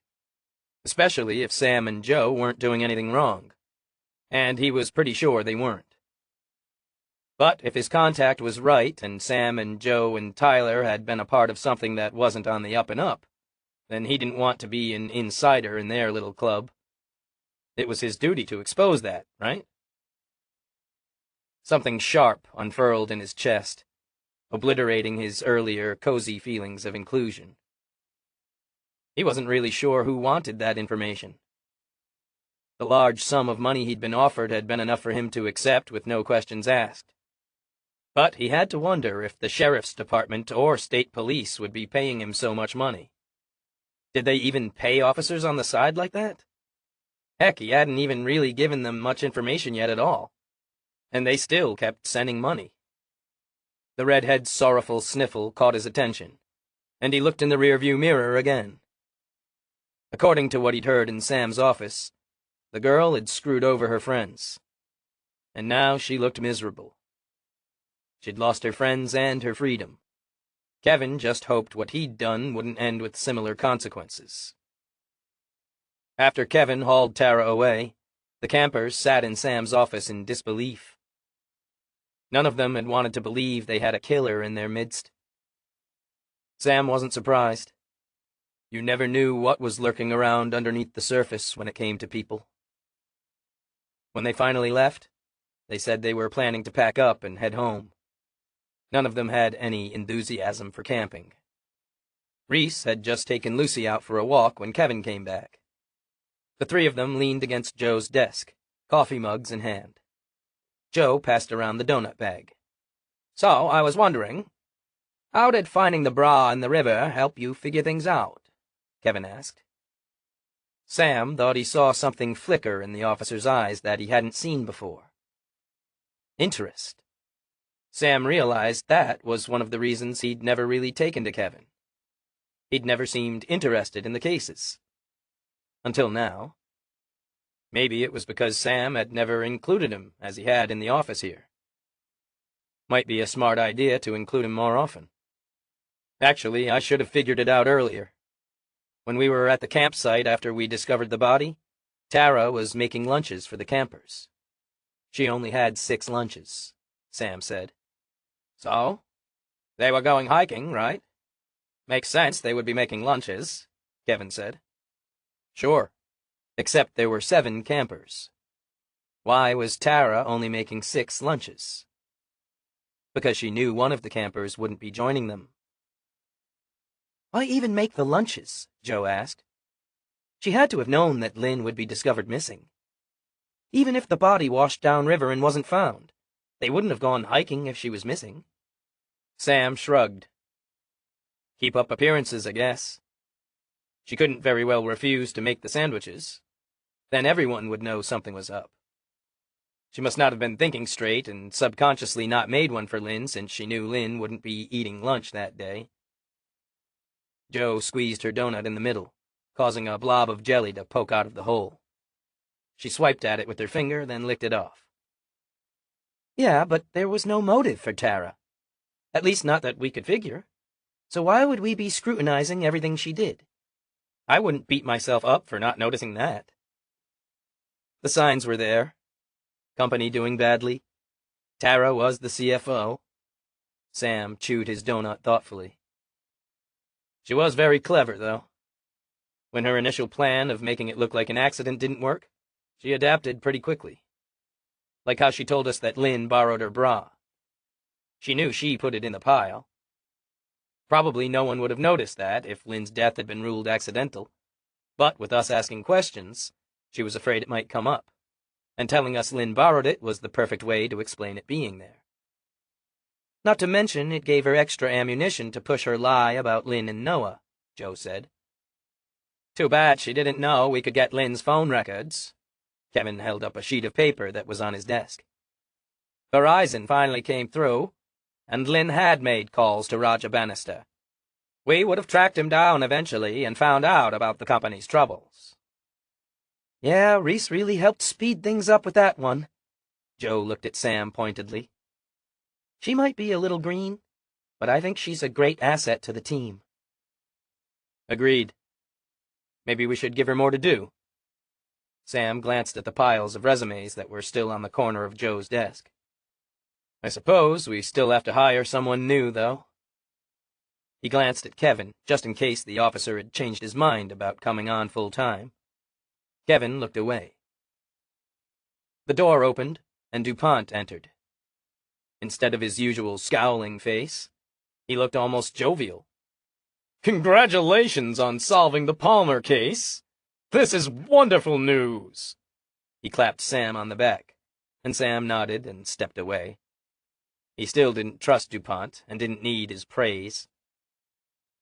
I hope it brings some closure to her parents, Sam said. I've talked to them. They are relieved. Of course, they're upset that it was a friend of Lynn's, but glad that justice will be done. DuPont glanced over at Tyler's desk and back at Sam. How are the new hires coming along? We've been kind of too busy solving this case to interview people.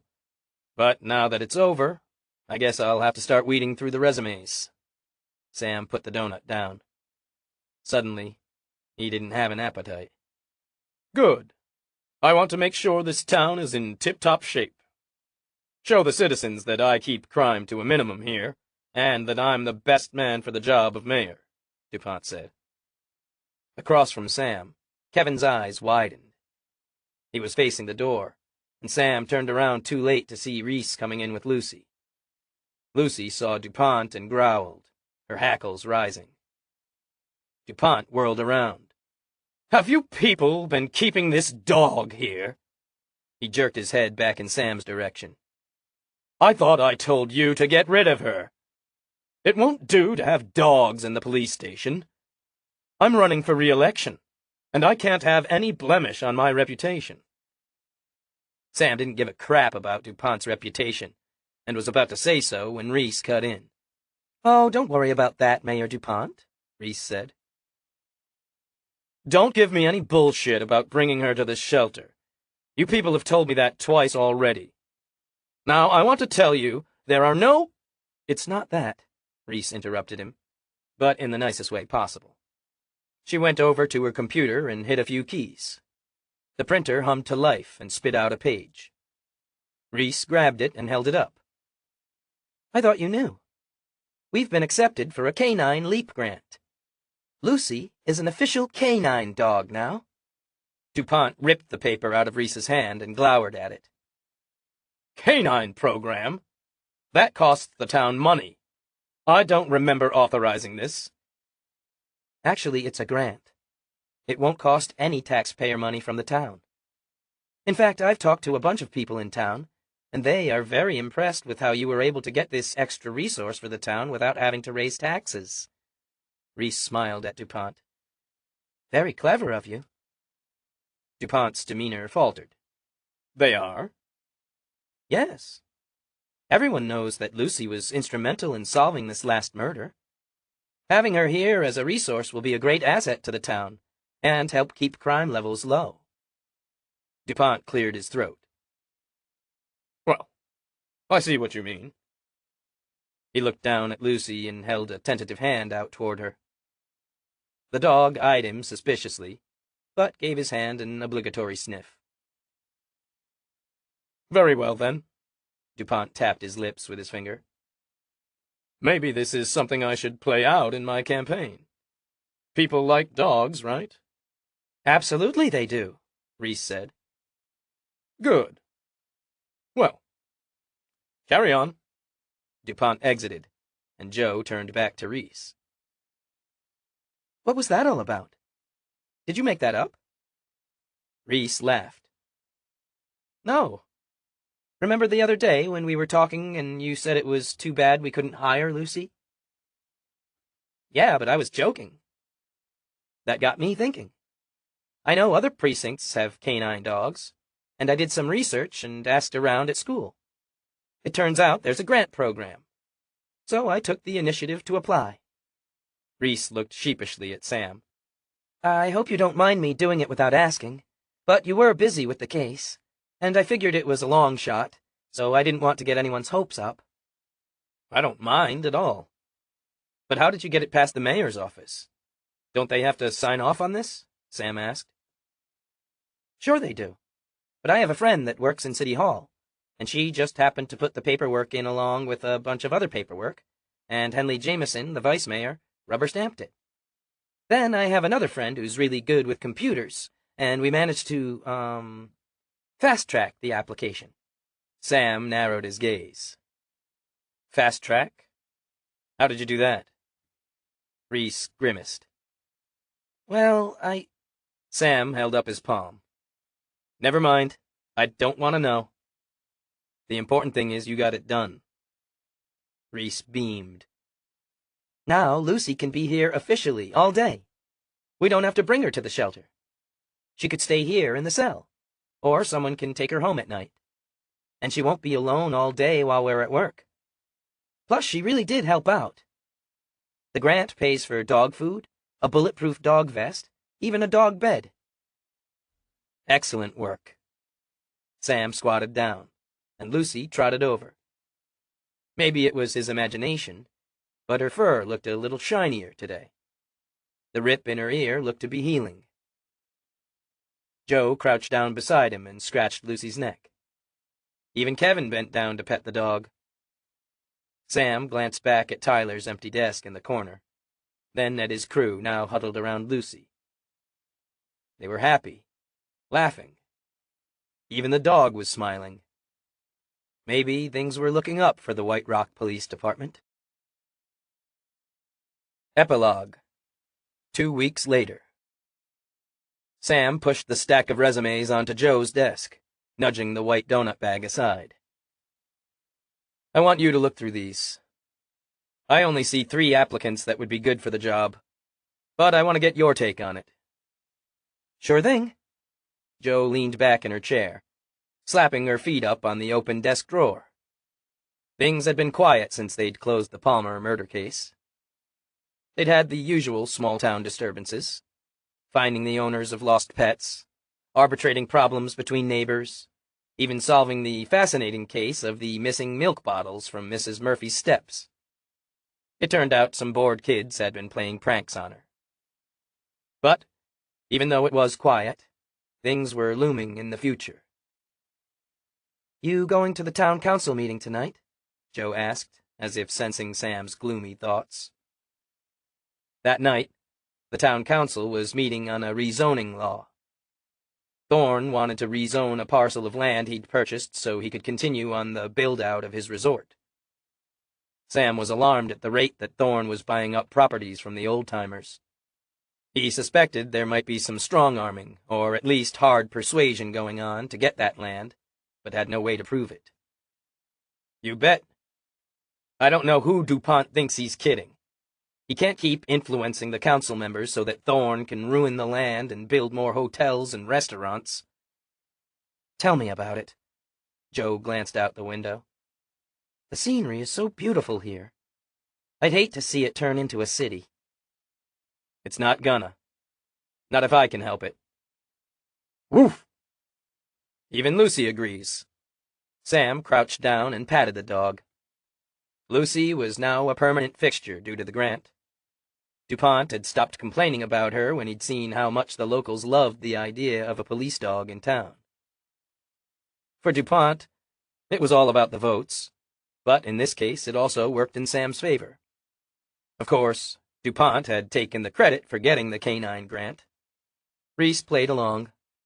She was happy just to have saved Lucy. Sam had taken to bringing Lucy home with him. He'd gotten accustomed to having the dog as company. She was better company than either of his ex-wives, just as Mick had predicted.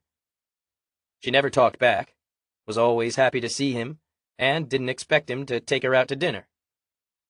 Joe opened the manila folder and started shuffling through the resumes. "I don't know. It seems disloyal somehow to be hiring someone else in Tyler's place." They both glanced over at the empty desk. Lucy must have agreed with them. She trotted over and started sniffing around, then looked back at Sam and whined. "I know. Even Lucy senses the loss. But we have to fill the opening," Sam said. "Maybe we can get a different desk for the new person." "Woof!" Lucy scratched at the corner of the desk. "Are you hungry?" Sam glanced at her dish. He'd fed her just a few hours ago. Lucy kept scratching and looking back at Sam with those whiskey-brown eyes as if she was trying to tell him something. "Looks like she's after something," Joe said. "Did you ever clean out Tyler's desk?" Sam nodded solemnly. Kevin had done that job shortly after Tyler died.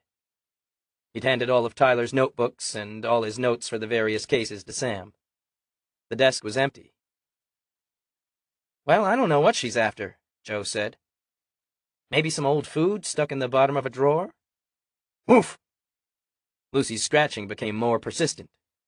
She shoved her nose into the 3-inch space under the bank of drawers on the side of the desk and sniffed loudly. Sam went over and crouched down beside her. "What are you doing? Is something under there?" "Woof!" Sam pressed his cheek to the cold marble floor so he could get a better look at the bottom of the drawer. As if to encourage him, Lucy pressed her snout under the desk too, looking sideways out of the corner of her eye at him. The desk was old, made of solid wood, not like the new particle board crap. Even the bottom of the drawer was old oak, except for a small piece of metal that glinted gold. He wedged his hand under, his fingertips brushing the smooth surface of packing tape and thin bump of something the tape was holding. He peeled the tape away, and something small and metal clinked onto the marble floor. He grabbed it. Joe had come over and was squatting next to him. "What is it?" He pulled it out and opened up his hand. A small gold key, tarnished and pitted with rust, gleamed in his palm. The numbers 317 were engraved on the rounded top. Joe plucked it out of his hand. "What is this? A post office key?" They both looked back at the row of post office boxes. Those old boxes didn't take keys. They were a combination lock with 2 dials on the front. And besides, they didn't need a key to get into those boxes. The backs were open. "Or a safety deposit box or locker key?" Those types of keys are all this size with numbers on them. Sam took the key back and flipped it over in his hand. It would be impossible to tell where it came from. How long do you think it's been under the desk? Joe looked up at Sam. Their eyes locked. Do you think Tyler put this here? Sam got that tightness in his chest. The feeling that told him this was something important. That this was something he needed to investigate. Hard to say. These desks are left over from the post office. The key looks old, so anyone could have put it here. But... yeah, I know. It seems awfully strange. I don't think this is something we should just put off as coincidence. Sam stood up and glanced back at the empty desk, a feeling of foreboding darkening his thoughts. But if it was Tyler who hid this key under the desk, then that begs the question, what the hell had Tyler been up to before he was killed?